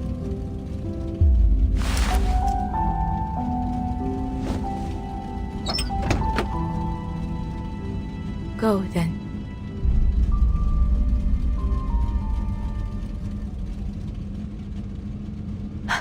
Merci.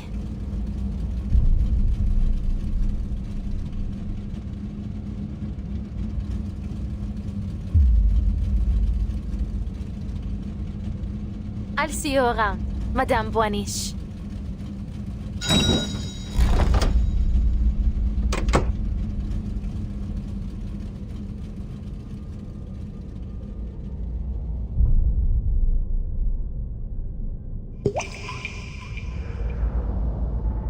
So, where is this so-called fate you've been waiting for? You've seen the end already, n'est-ce pas? The only one possible, anyway. My triumph. You prophets are all the same. My family bankrolled a dozen frauds like you, yet not one ever foresaw the revolution. You ought to have dedicated yourself to the guiding one instead.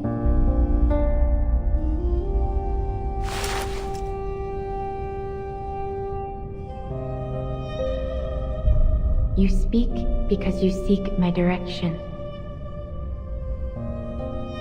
You wish to unravel the secrets of resurrection. You're clever for a prophet. Of course, that's my goal. I wouldn't allow those bungling followers to take credit for such a discovery. I must determine the truth before anyone else. North, that is where your path leads. But know that there are consequences to what you seek. You will not emerge from it the same.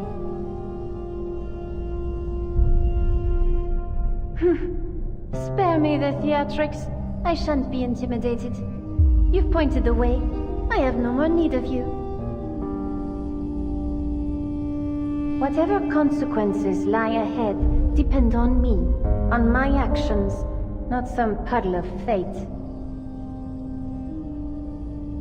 Au revoir, madame. Let us see what the all-seeing lady has seen for us.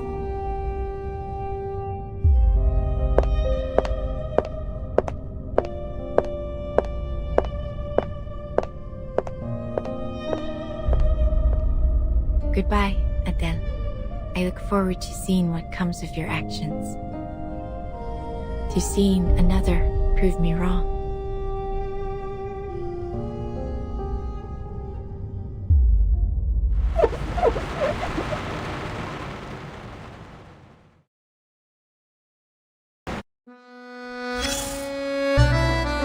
It is true. I have held back many important details concerning matters like the nature of Felicienne and Bloom's relationship, and Professor Roseau's true intentions, but I believe it is not my place to disclose such things. People deserve to discover these things on their own.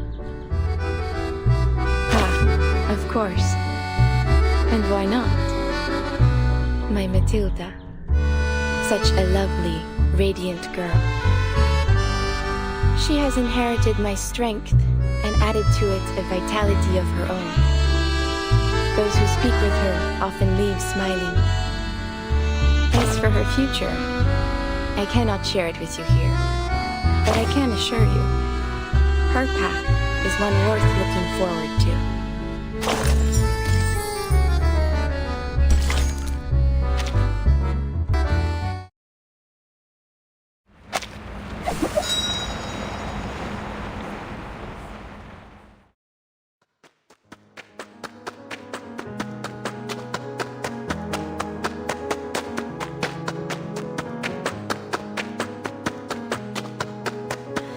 Streams of fate.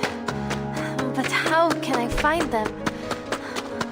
Dowsing might be a little on the nose. Zut! She was just steps away from me when I was in the car.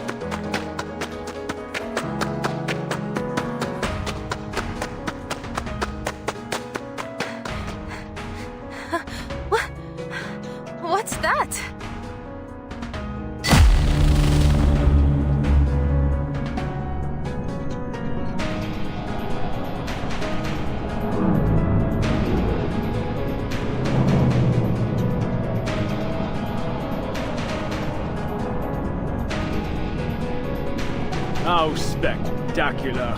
If this isn't a miracle, then I must ask, what else could possibly qualify as one? Let dusty historians scoff and rivals sneer, but there are none who would dare scorn this timeless, flawless vision of Parisian beauty across the ages. Who from this lofty perch would deny this is the truest form of Paris? The Palace of Optics, the Eiffel Tower, the Arc de Triomphe, Notre Dame, the Luxor Obelisk, the Lutetia Arena, the medieval quarters, each piece woven together in perfect harmony. As I've said, thought shapes reality. This Paris, born from collective imagination, is Paris at its most true and most real.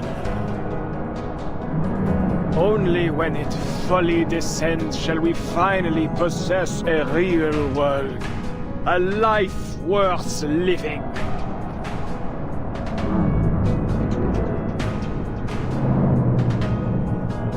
Must you anger at me like this, Rousseau? And you, madame? Did you foresee this? The fate of Paris now rests in my hands, and yet I remain myself. What a pity it must be for you. No more tricks. What lies below shall reflect what lies above. So, this is what will befall Paris?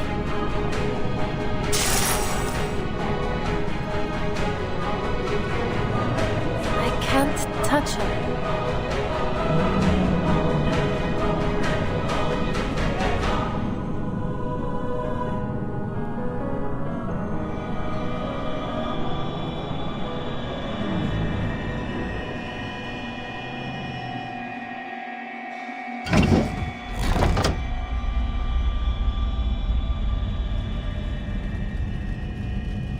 You have returned.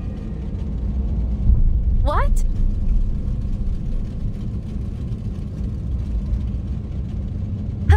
How am I back in here? You failed to take back your body. So long as you return here, though, there is still a chance. I found Felicienne. I was right next to her. But I couldn't reach her no matter how I tried. Then give up. And accept this as your final resting place. No, I won't sit here and do nothing. I will destroy that diamond. I must. For Celia. But how am I supposed to reach Felicienne? Wait. I don't really need to reach her, do I?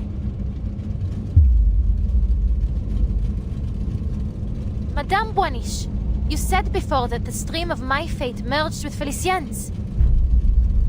So, in a sense, she and I are always together, n'est-ce pas?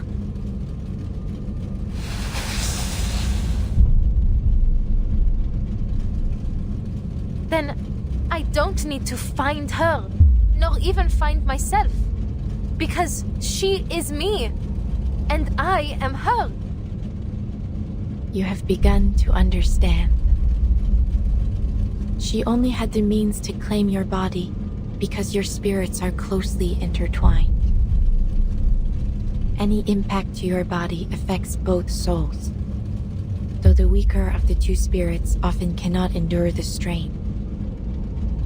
Often, but not never, no? So even you can't see what comes next. You don't know whether Felicienne or I will win this fight.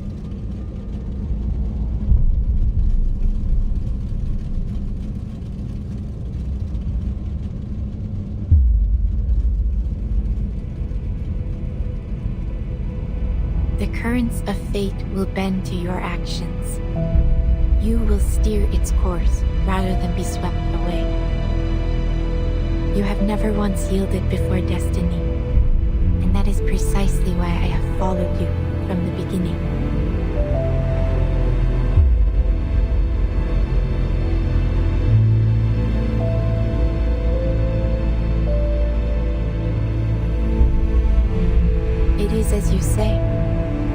do not know if you will emerge victorious in this final trial.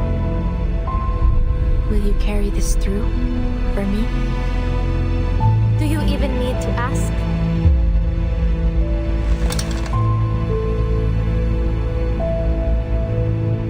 Alors, Felicienne, time for you to experience the Tavernier family curse.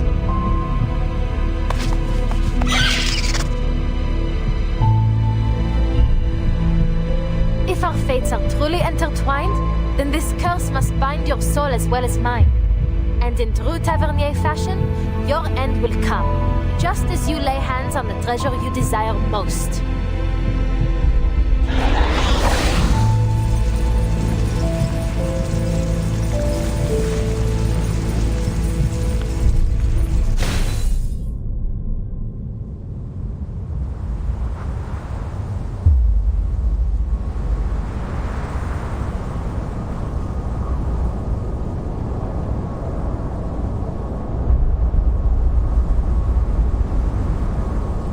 Incroyable, Felicien. Just a little longer and Paris as it should be, born from the collective unconscious, will descend into reality.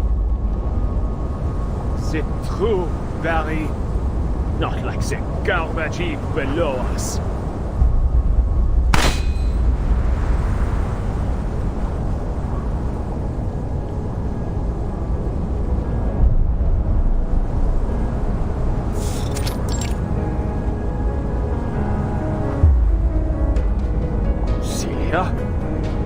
How did you get here? How are you still alive?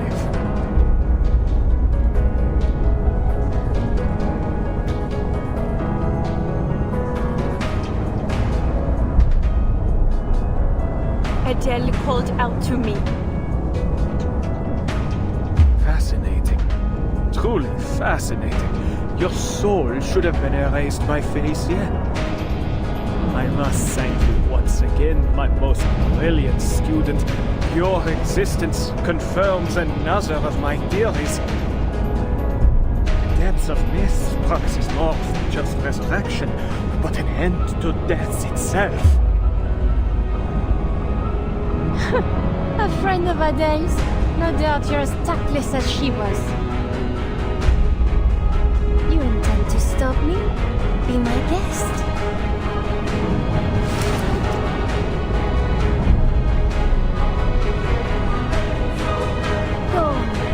Should be grateful I've given you the opportunity.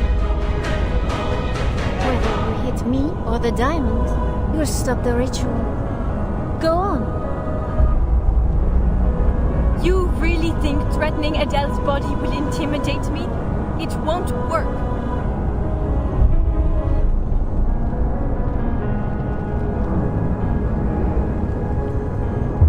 Yet, is that hesitation I see?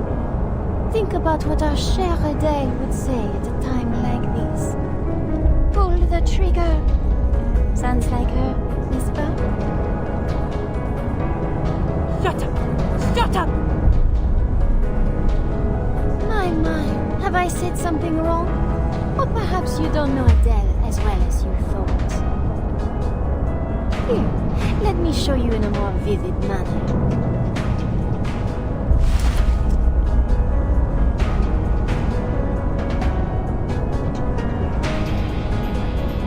Don't worry about me. Just shoot. Take us both out. It's what you have to do.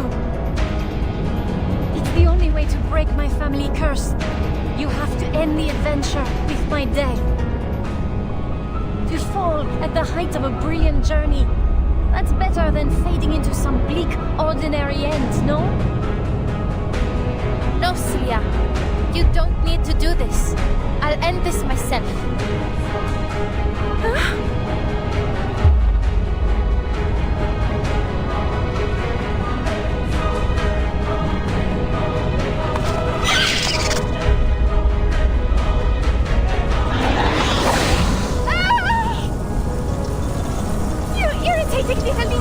How dare you harm your own master! Damn you, Adele! You and your wretched pet!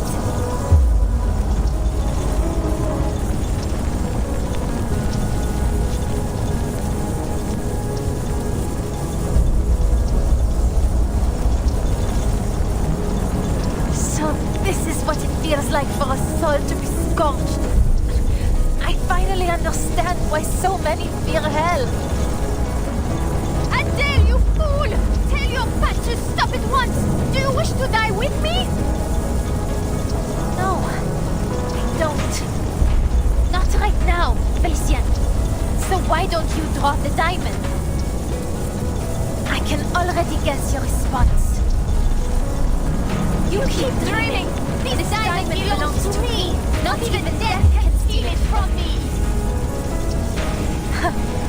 Listen to you. You'd make an excellent tavernier.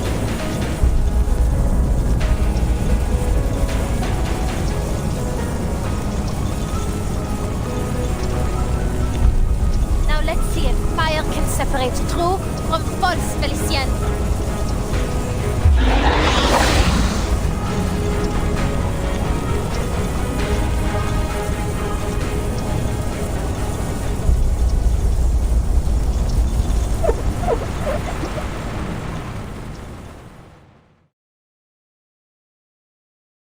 Oh, I got it now.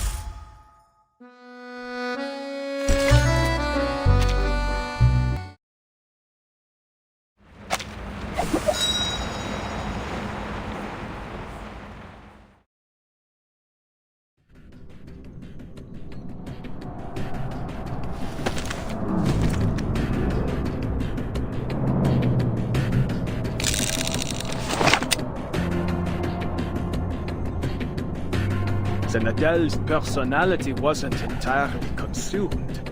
She's managed to regain control of her body. Even a spirit as strong-willed as Felicienne lacks the ability to completely dominate another. Perhaps I was wrong to shift focus from the power of the collective unconscious. There is no need for that, Professor.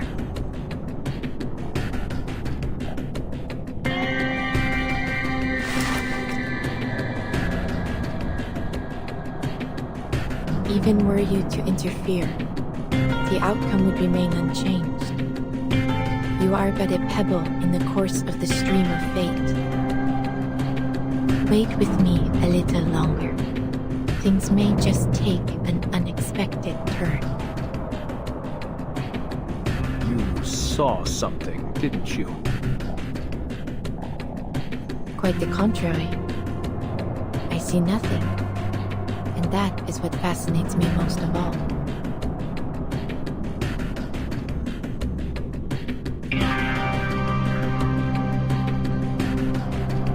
You're fired, Adele! You reckless, foolish would-be Joan of Arc!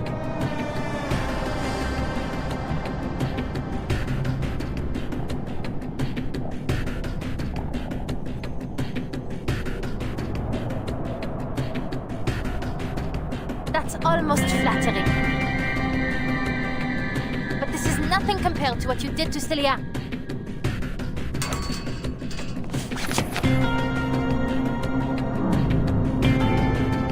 Adele, hurry! Turn your fire on the diamond! Silence!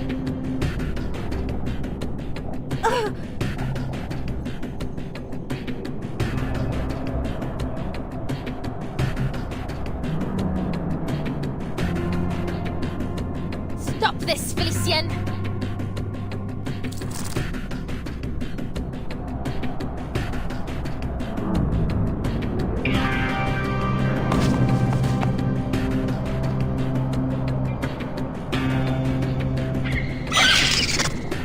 Par le feu est purifié.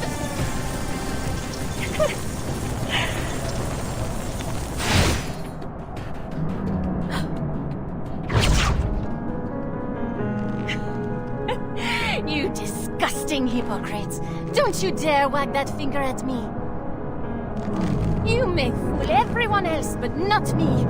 I know you better than anyone! I know your true colors!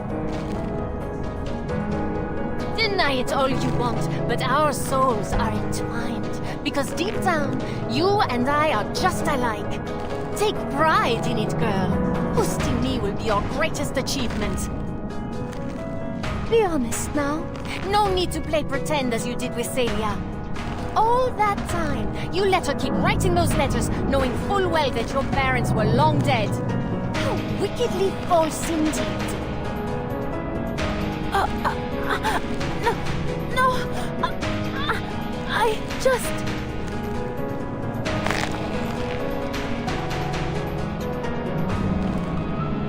She shared her deepest hopes and dreams with you through those make-believe adventures, but you ignored them.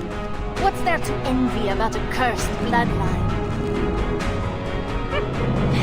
I suppose you kept her as a salve to your dreary, miserable life. You really thought you could fool the world into thinking taxi driving was your highest ambition? Deep down, you always craved more. Don't act like you know me.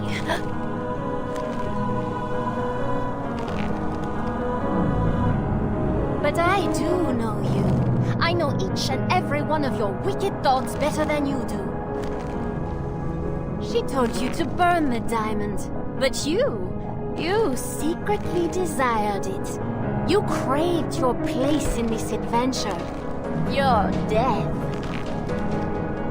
Who could blame you for triggering the curse? You weren't chasing treasure, not by choice, not like your parents.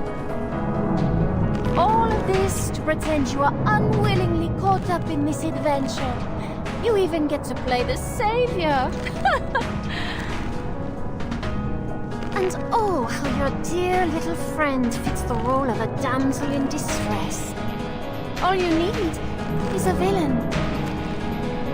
And that's where I came in, just as you wished.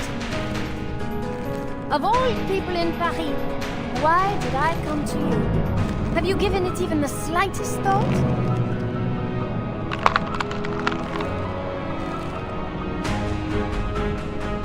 Admit it, Adele. You wanted me to hurt Celia. You wanted to kill her.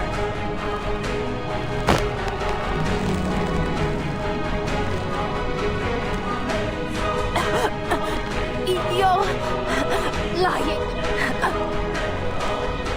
Ah, yes, lies. She lied to you too, Adele.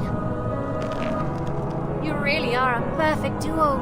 Two little liars keeping secrets from one another.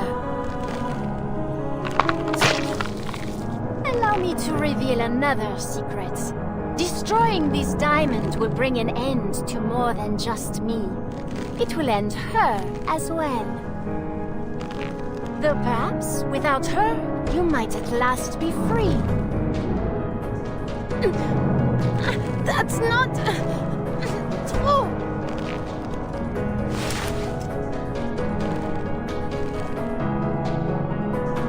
Don't listen to her, Adele.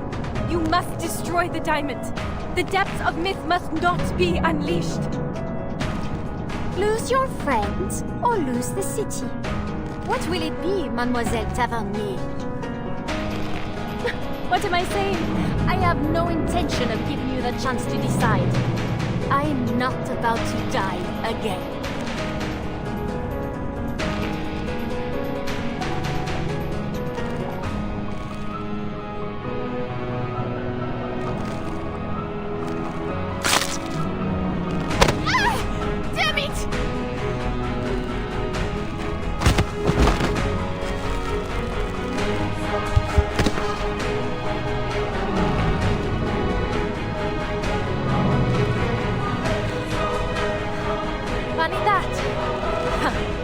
I'm not ready to die, either.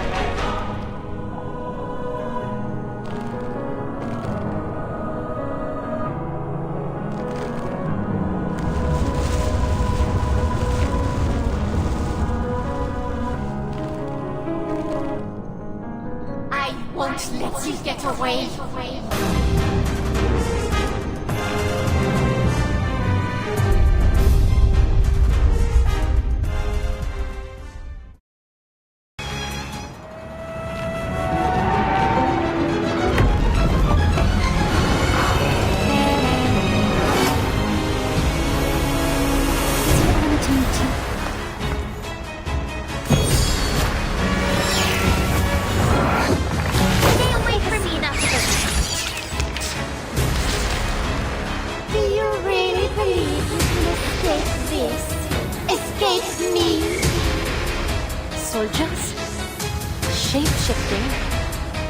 Manus Vindicte. My dear, foolish Madame, you are but a grain of sand before the tides of thought. What good could possibly come from fighting me? The rift is widening. We have to stop them. Those monsters, they're forming some sort of shield. We need to break through. Allez, Adele. King! Purge the impurity. Leave me alone. Phantom, eliminate what is false. If we get together, it's nothing more than a sea of collective unconscious. Then the creature's bones on it must be mere reflection of it.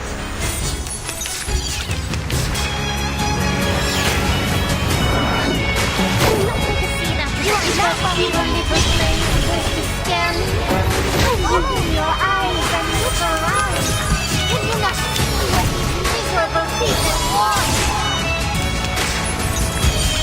I'm nobody. Just a tour guide from Paris and handle a plan.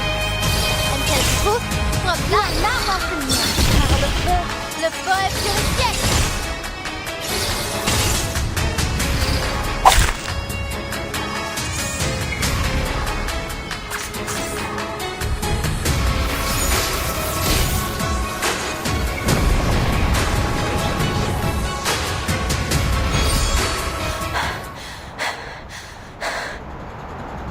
Stop this, Felicienne!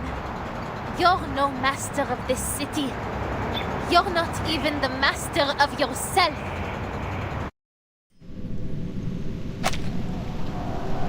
She's going to destroy the key, Beryl. If I don't intervene, all I've worked for will come to nothing. Give me one good reason I shouldn't shoot. The rift of the archive of imagery has shown no signs of closing, Professor. Look up again. Watch closely.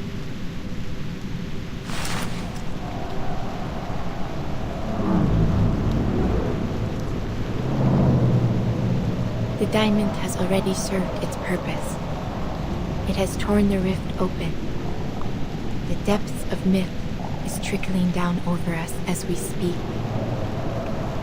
Let's see what more the little gemstone can do in her hands.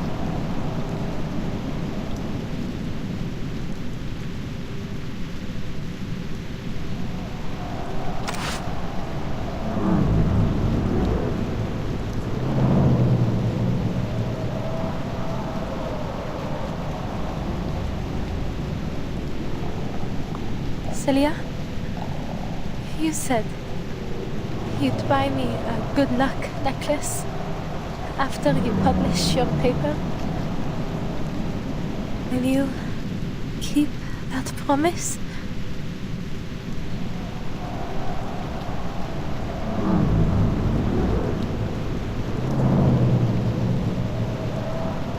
You're too cruel, Adele. Why didn't you just tell me? I wouldn't have had to write all those silly letters.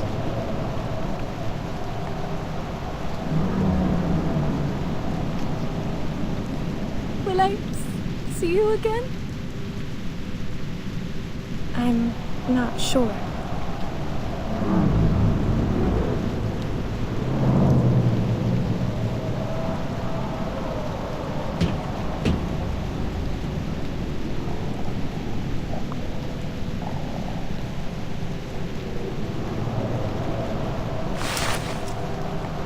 The art of resurrection is elusive and unknown.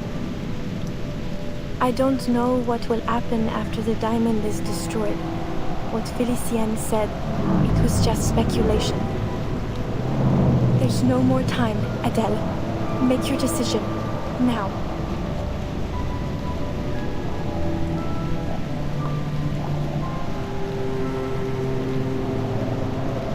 You know what? Felicienne was right. I am a foolish, pathetic hypocrite. But she still doesn't know all that much.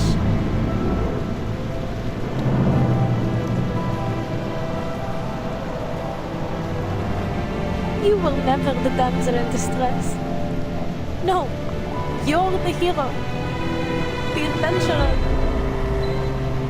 You were the one who uncovered all the clues. You were the first to embark on this journey. You're more of a tavernier than I'll ever be, Sissy.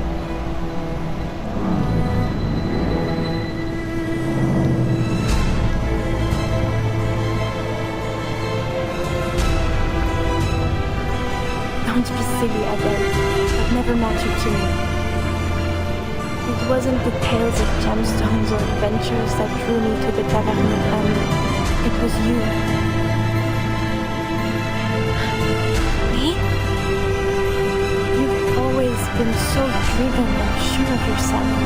Even when we were kids, you never hesitated, never looked back. I wish I could live without regrets like you do.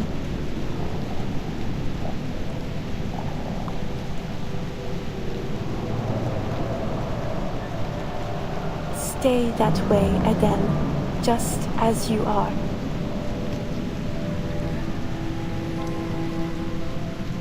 Well, maybe not completely without regrets. That's asking the impossible.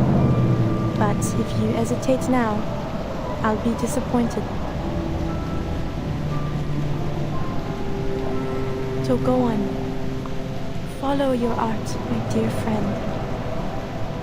I believe in you.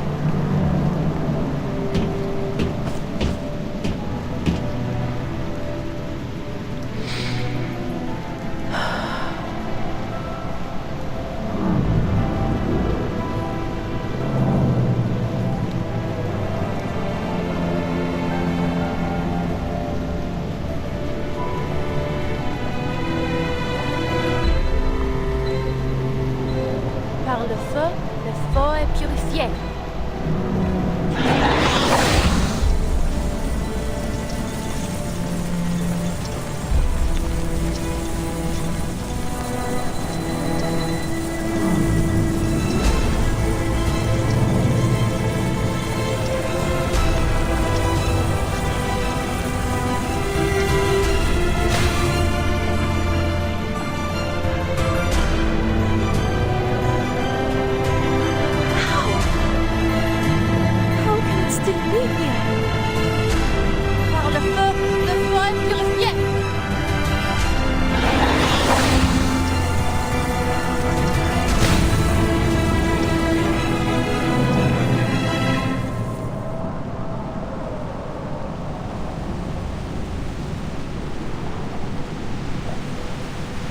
I burned the Beast of Gévaudan.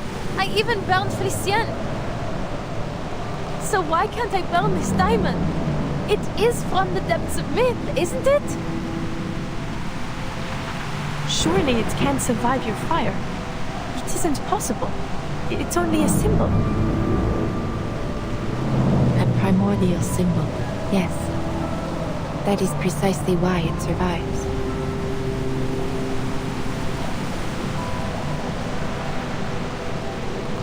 The French blue is both abstract and concrete. An iconic symbol held deep in the collective imagination of our society. No matter how many imitations or counterfeits may exist, none will ever take its place. It is eternally transcendent, unconditionally pure. Its existence can never truly be destroyed. You have done all you can, Adele. Bravo.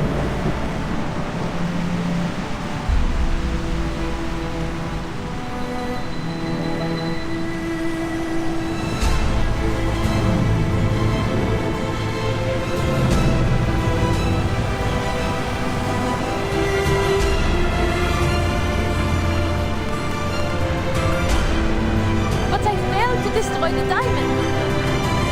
Celia and Felicienne are...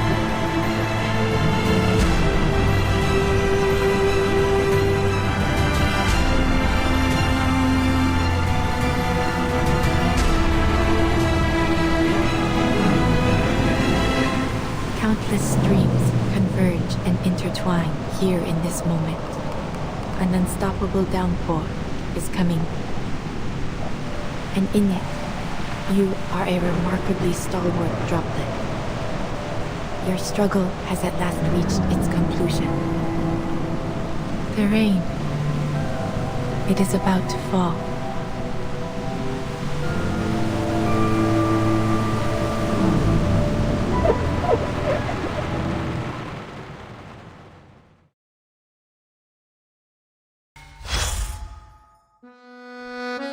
What a cruel storm.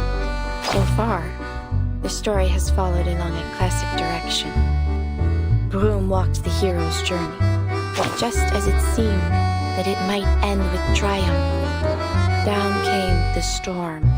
This is the 5th joke fate has played on me. I must be honest with you.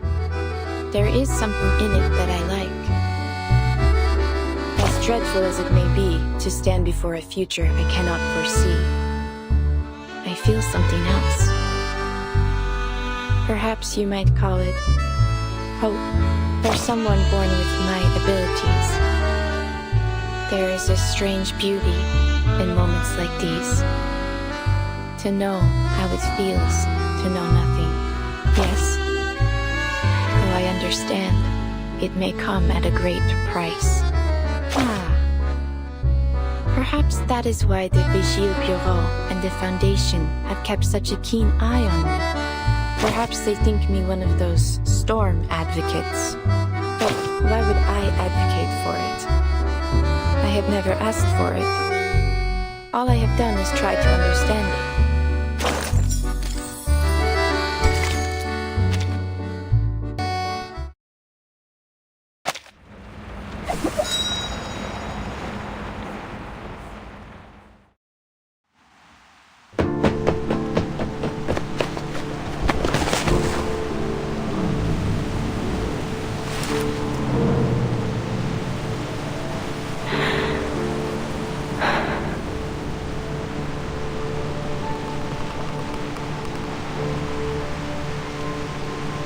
Just as it was meant to be.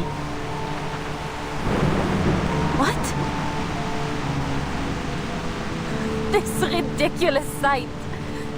This distorted Paris.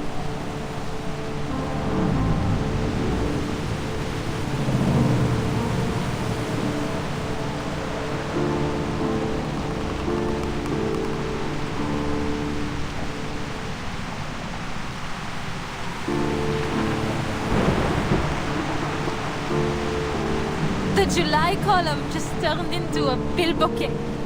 The Vert Galant statue replaced with some bizarre lobster. And my friend is disappearing before my eyes. And you're telling me that all this was meant to happen?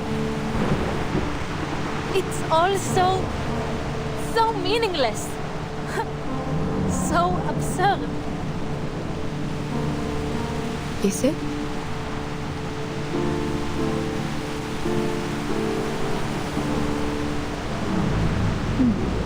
Perhaps you are right, Adele. Thank you for showing me what I could not see. Fate, destiny. It has become nothing more than an absurdity. A tangled mess. This storm should never have come to pass. Storm?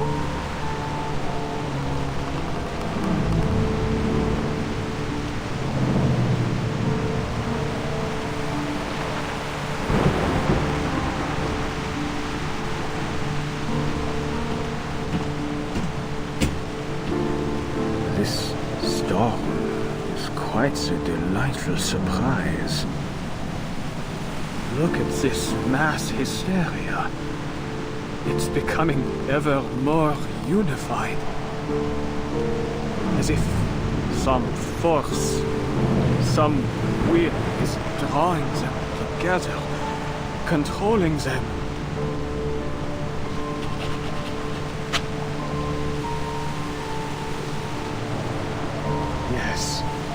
Yes. I see it clearly now. The world is a stage, a performance with no script, and we have arrived at the moment when the curtain must fall and the scene must shift.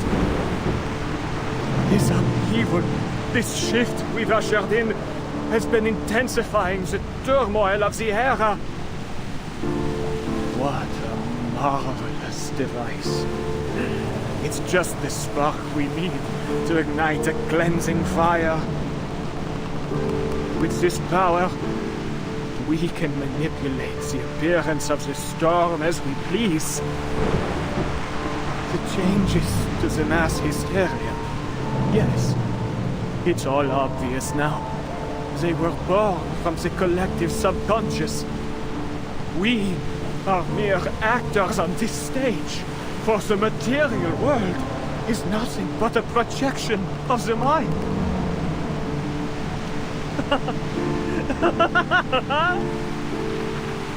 Their dialogues are but borrowed lines from ancient scripts. Their passion, their love for life, an oblivious repetition of the same narratives. The play has no script, yet tells the same story. This material world, it is nothing more than a flicker on a cave wall. I've seen it. The ultimate truth. The truth that even the transcendental law feigns to hide. But I've seen it now. I've seen it.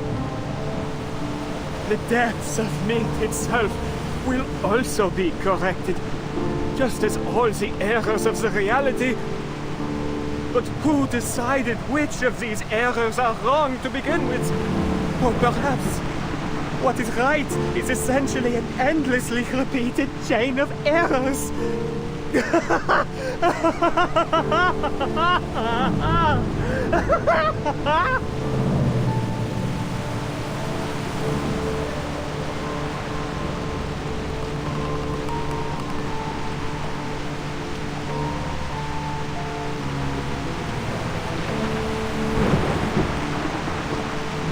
What's wrong with him? He has seen the fruition of his life's work, and it has driven him mad. But mad or not, none of it will matter soon. This whimsical era, along with the Paris we know, will be washed away in the coming rain.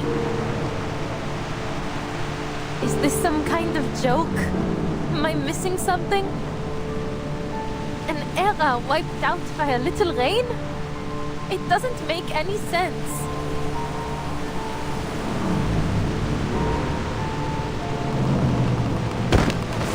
No! Celia!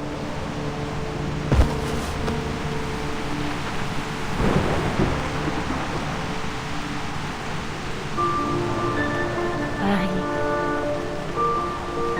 la ville lumière, la ville de la romance, une tapisserie de symboles. Elle n'hésite jamais à montrer toutes ses émotions, les passions chaotiques de points de vue qui s'opposent, les complots mis en scène dans ces ruelles anciennes et étroites, parce qu'elle défend ton droit de choisir, de crier ou de te taire, de regarder en arrière ou vers l'avenir, de vivre sous une monarchie ou une république, et une myriade d'idéologies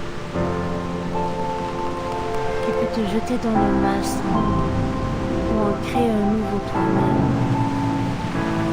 Celia loves this city so deeply. She knows everything about Paris, from the catacombs to the top of every tower. Celia deserves to live, not me. Why? Why does Celia have to vanish?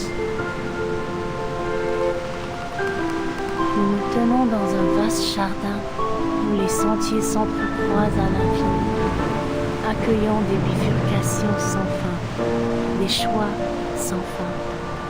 Hernani, Notre-Dame, les montgolfières qui flottent au-dessus du palais Saint-Pierre. Ces philosophies trouvent leur forme, circulant de lèvre en lèvre, de cœur en cœur, à travers tous ses habitants.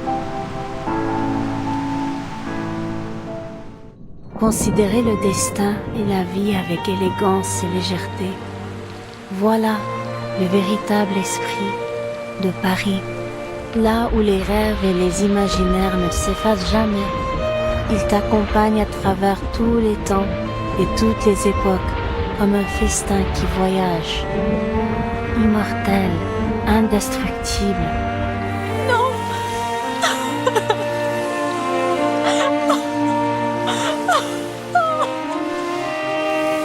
What more is there for me to seek in this meaningless, inferior world? The true world, the one that matters, has already descended. Voila! See that? The clearest, most perfect water at the bottom of the archive. Now, so close, almost within reach. In the deepest, most pristine layer of our joint consciousness. Éternellement vrai, éternellement gravé dans l'esprit.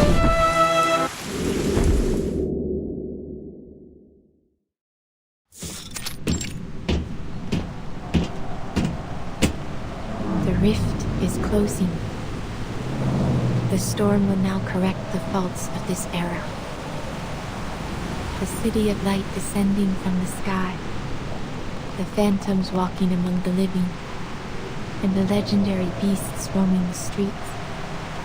They will all vanish. The mad have fulfilled their wish. The play has come to an end. Everything once in chaos will be brought back to order.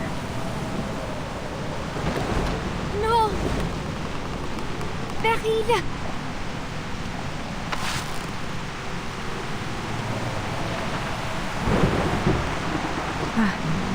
You have awakened. Though perhaps it would be better to remain asleep. It may spare you some pain. I am no coward, Beryl.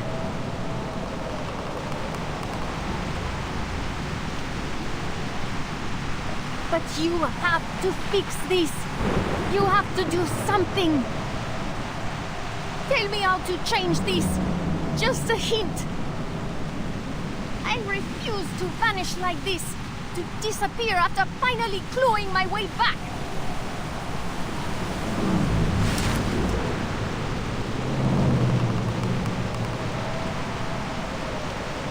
Those worthless grovelers who can't even use arcane skills.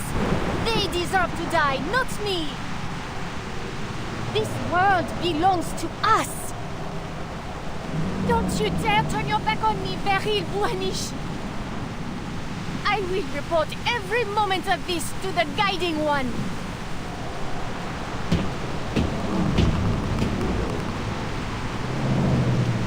I saw what you did to Laurent Rousseau. You drove him to his death. You've never been loyal to anyone. You're nothing but a soulless profiteer. You care for nothing. You never believed in any of the principles of Manus Vindicte. You never wanted to bring back the beautiful world we once had, did you?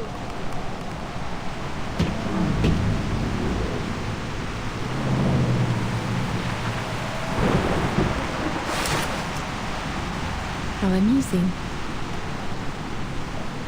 You seek my help, yet accuse and threaten me in the same breath. Do you think you speak to me from a position of strength? What would you do if our positions were reversed, dear Félicien?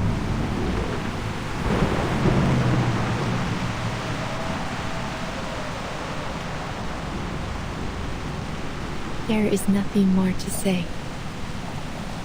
It has been a pleasure, Madame.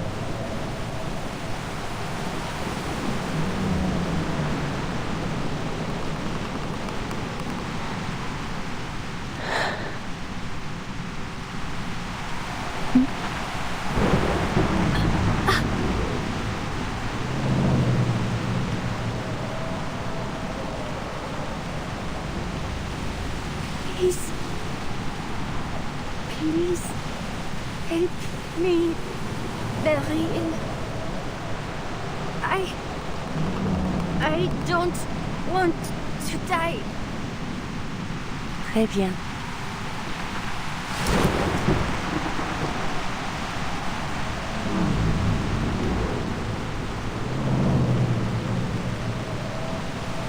What do you think, Adele?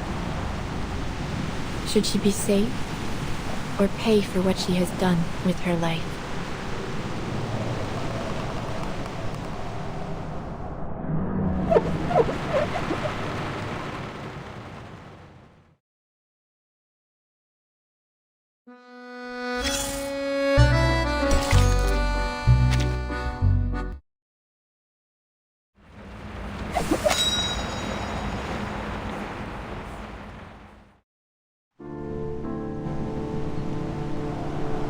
Sounds like you're just trying to pass the burden on to me. Whether she lives or dies, the weight ends up on my shoulders, doesn't it?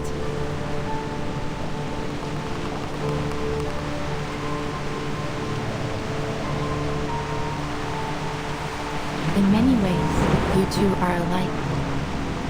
Neither of you can stand by as fate attempts to pull you down its path. You fight. It is no wonder that she could reach into the depths of your mind. Now, her very existence is in your hands. You will not have another chance like this.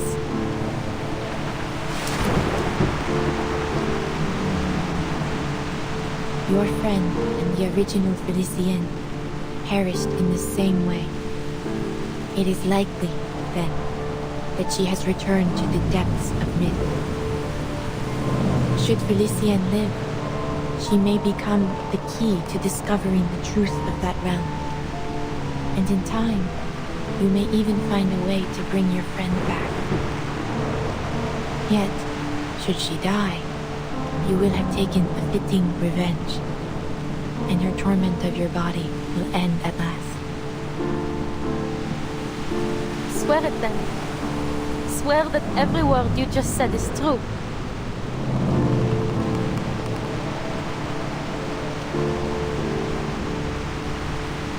You ask for something beyond what I am capable of. As you know, Arcanum has its limits. There is no absolute way to prove one's intentions or words, just as I cannot see all ends as clearly as I once did. Time is ticking. Give me the diamond now, or lose this opportunity forever.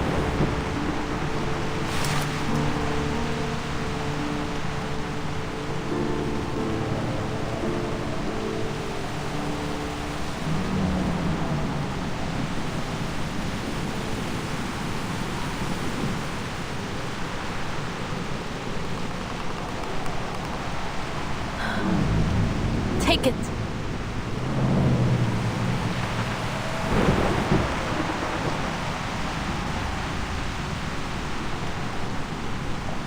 Save her.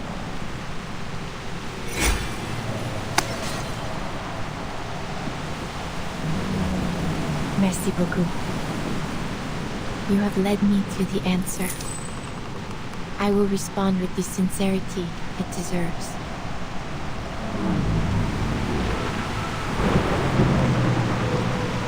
As I have said before, your fates have converged. Felicienne, your journey through the spiritual realm has reached its end. But you still have a place in the crown of the material world. Now, the Pneuma that has reached the edge of one world must begin anew in the next.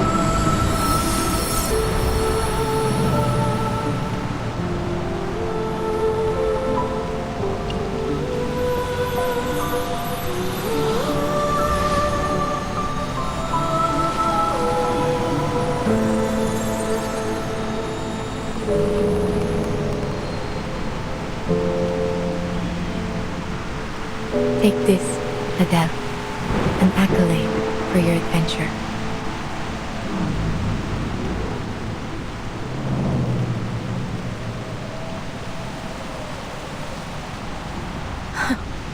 an accolade.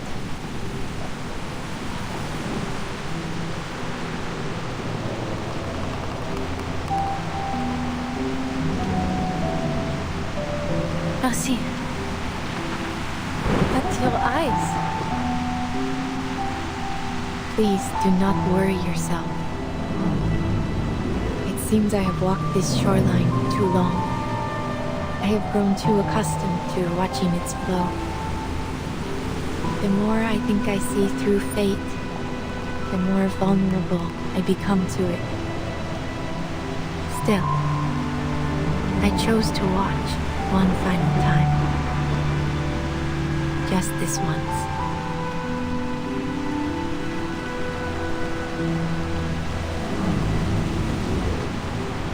It makes for a fine imitation. Your flame separated the French blue from the smoky quartz it had inhabited. I simply gave it a new vessel, a clear quartz. It was the best that I could manage. I hope it will suffice. And I hope both you and Felicienne will be satisfied with it. Will she wake up soon? And when that happens, will I still see her image in my hallucinations like before? You will suffer no more hallucinations. And she will awaken again. In time. Yet you will be the sole master of your body. She is but a soul quietly bound to it. So long as neither of you strays too far from the other, her soul should remain whole.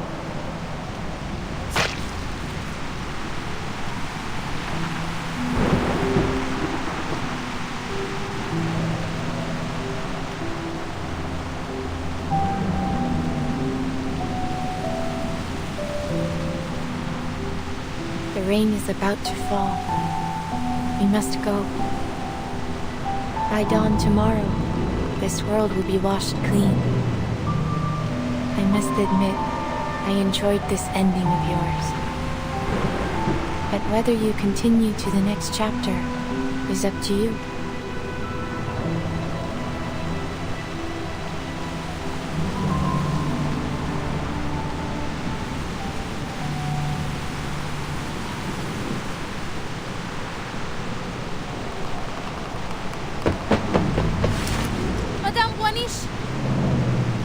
Madame Boiniche, forgive me. Do you know the theory of evolution? Humankind evolved from apes. I don't understand the science, but in short, we all came from monkeys. But then, where did that monkey come from? Are we all just a copy of some ancient thing? And if we keep tracing back, how did life even begin on Earth? Can we ever find that original spark of life? Is it even possible?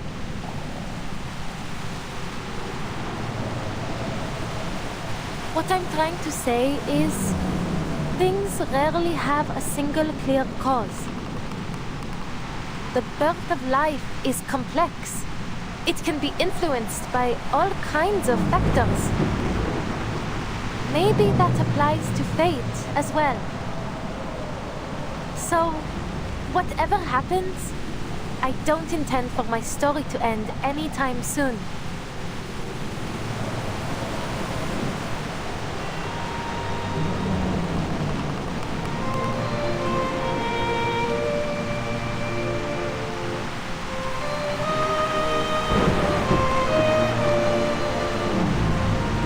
Please, take me with you. There must be a way to avoid this storm you spoke of.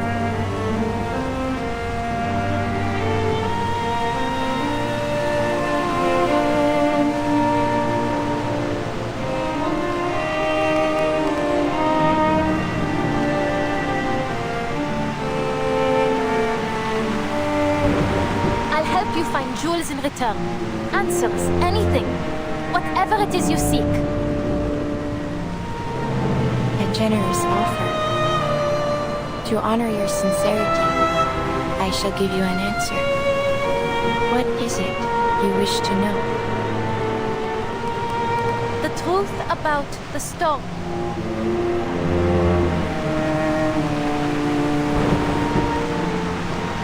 I need to understand it so I can bring back my friends. Including Felicienne. I wouldn't call her a friend. But for her to simply vanish... that's just... too merciful for her.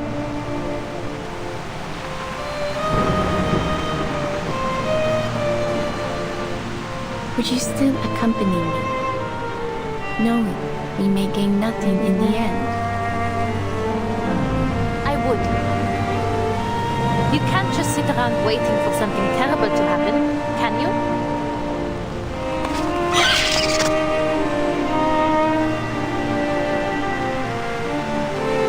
Indeed. I suppose there will never be an age lacking those who chase gemstones and answers about their fate. Perhaps a jewel hunter is exactly what my little establishment needs.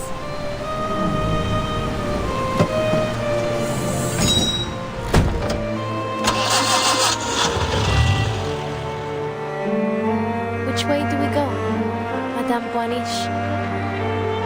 Forward, through the crowd. Allow me to guide you. I'm just glad to be of service, Madame. I hope you have a pleasant journey.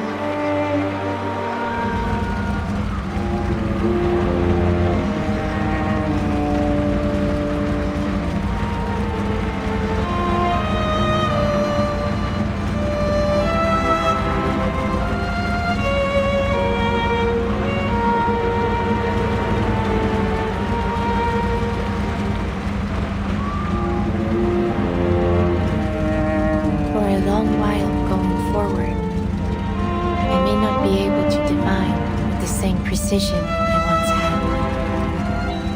Yet this feeling of not seeing has a comfort of its own.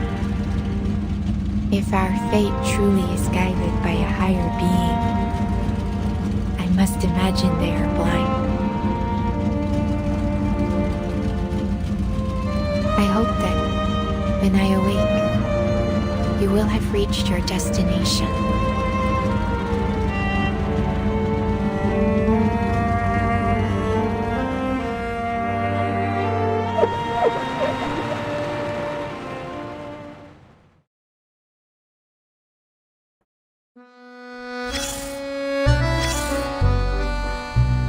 It was then that I decided to help Rome one last time. There was risk in my choice. I could not see what the consequences would be. Still, I succeeded, and their rewards were most generous. Many suspected that I had planned it from the start. A common accusation made of diviners, of course. Thank you for your concern. I am doing well, though the future now comes to me through an ever-thickening haze. Though, I should say, I find myself welcoming the lack of clarity. I am now able to watch my daughter grow, to observe her, and feel true surprise in every step she takes. If there is anything to take away from Groom's story, I would suggest this. Sometimes, good can come from being blind to fate's path. How exciting it must be to arrive in this world knowing nothing, and, after a long, beautiful journey, realize just how much there is still to discover.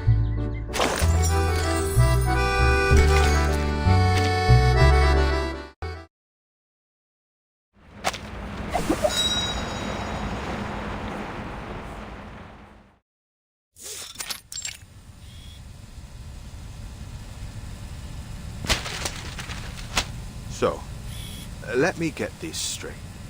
The fifth storm was brought forth by Manus Vindicte, and you witnessed the process firsthand. Based on your testimony, Miss Beryl Baunish wasn't an accomplice of the Manus, and she even saved your life. Yes.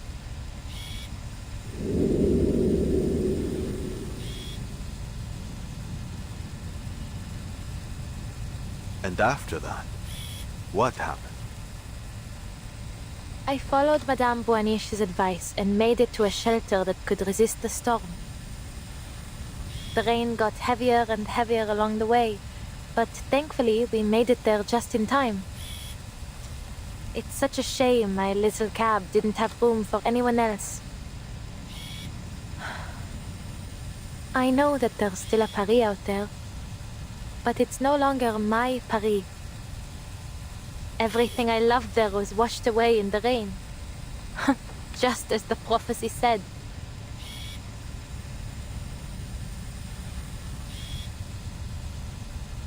And the rest, you already know. Thanks to Madame Boanish, I wasn't left on the streets alone. The neighborhoods I knew, the people I once recognized, they've all changed. But at least I have my car. In any case, I still prefer driving the streets to staying in some cozy room. Madame Boanish's work keeps her on the move, so I've been helping her since then. We even went to Delhi to sell her topazes. Oh, and I met her daughter there, Matilda. She's nothing like her mother. Everything she feels is written plainly on her face. To be honest, I get along better with her.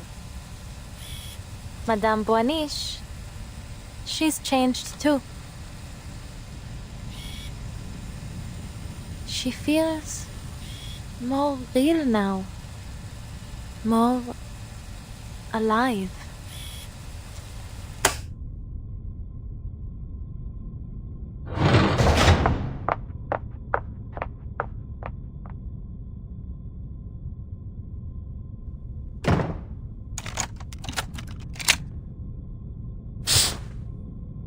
It seems Miss Boanish is in the clear, based on the witness's testimony. She claims Beryl Boanish saved her and has remained at her side for years. If there were anything suspicious going on, she would have noticed. I wouldn't be so sure.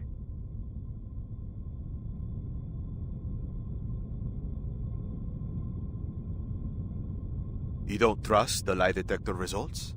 Isn't this the most advanced top-of-the-line model? Advanced or not, machines can fail. I prefer to trust my instincts.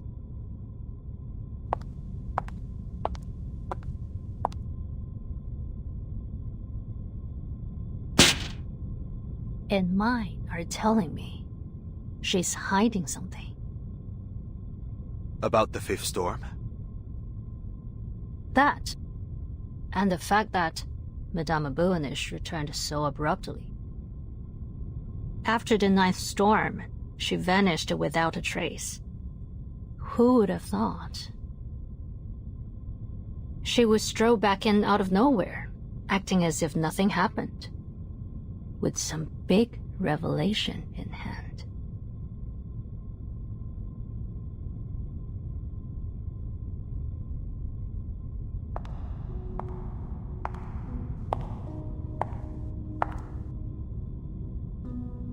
Unbelievable.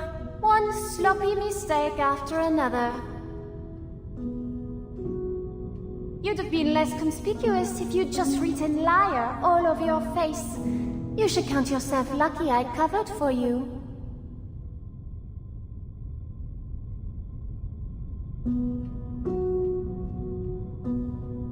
Are you expecting a thank you from me, Felicienne? Don't think I don't know. You just don't want your own secrets exposed. And didn't I tell you to stop talking to me like this while we're on Foundation grounds? Who knows who might be eavesdropping on us? And I told you that I can hear you perfectly well without you mouthing the words.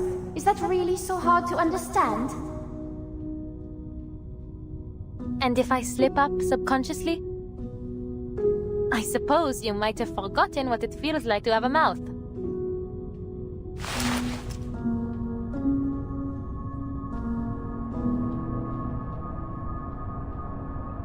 Always so rude to me, while you offer nothing but praise and fawning to that woman. You ought to have listened to me, gone to meet the Guiding One and pledged your loyalty. But you didn't, because you are, and always have been, a stubborn fool. Fine. Side with the Foundation if you want. Call it ignorance, call it short-sightedness. Should I expect anything less from such rabble? But staking our lives on that woman? That is something far more than simply foolish. Do you really trust her so much?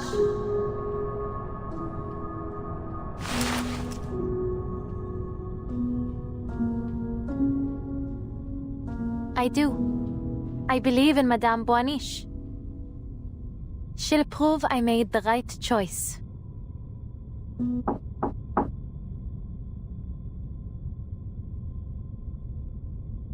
Who is it? It's me, Vartin. I've come to check on the status of my field mission application. Is now not a good time?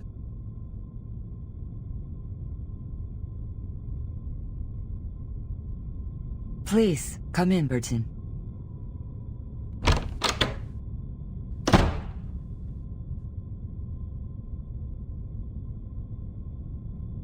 We finally meet, Miss Verton. Matilda has told me much about you.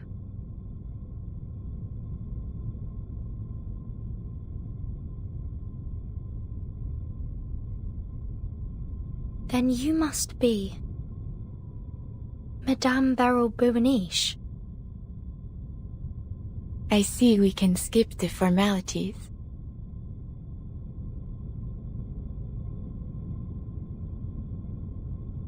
You have seen the golden thread, have you not?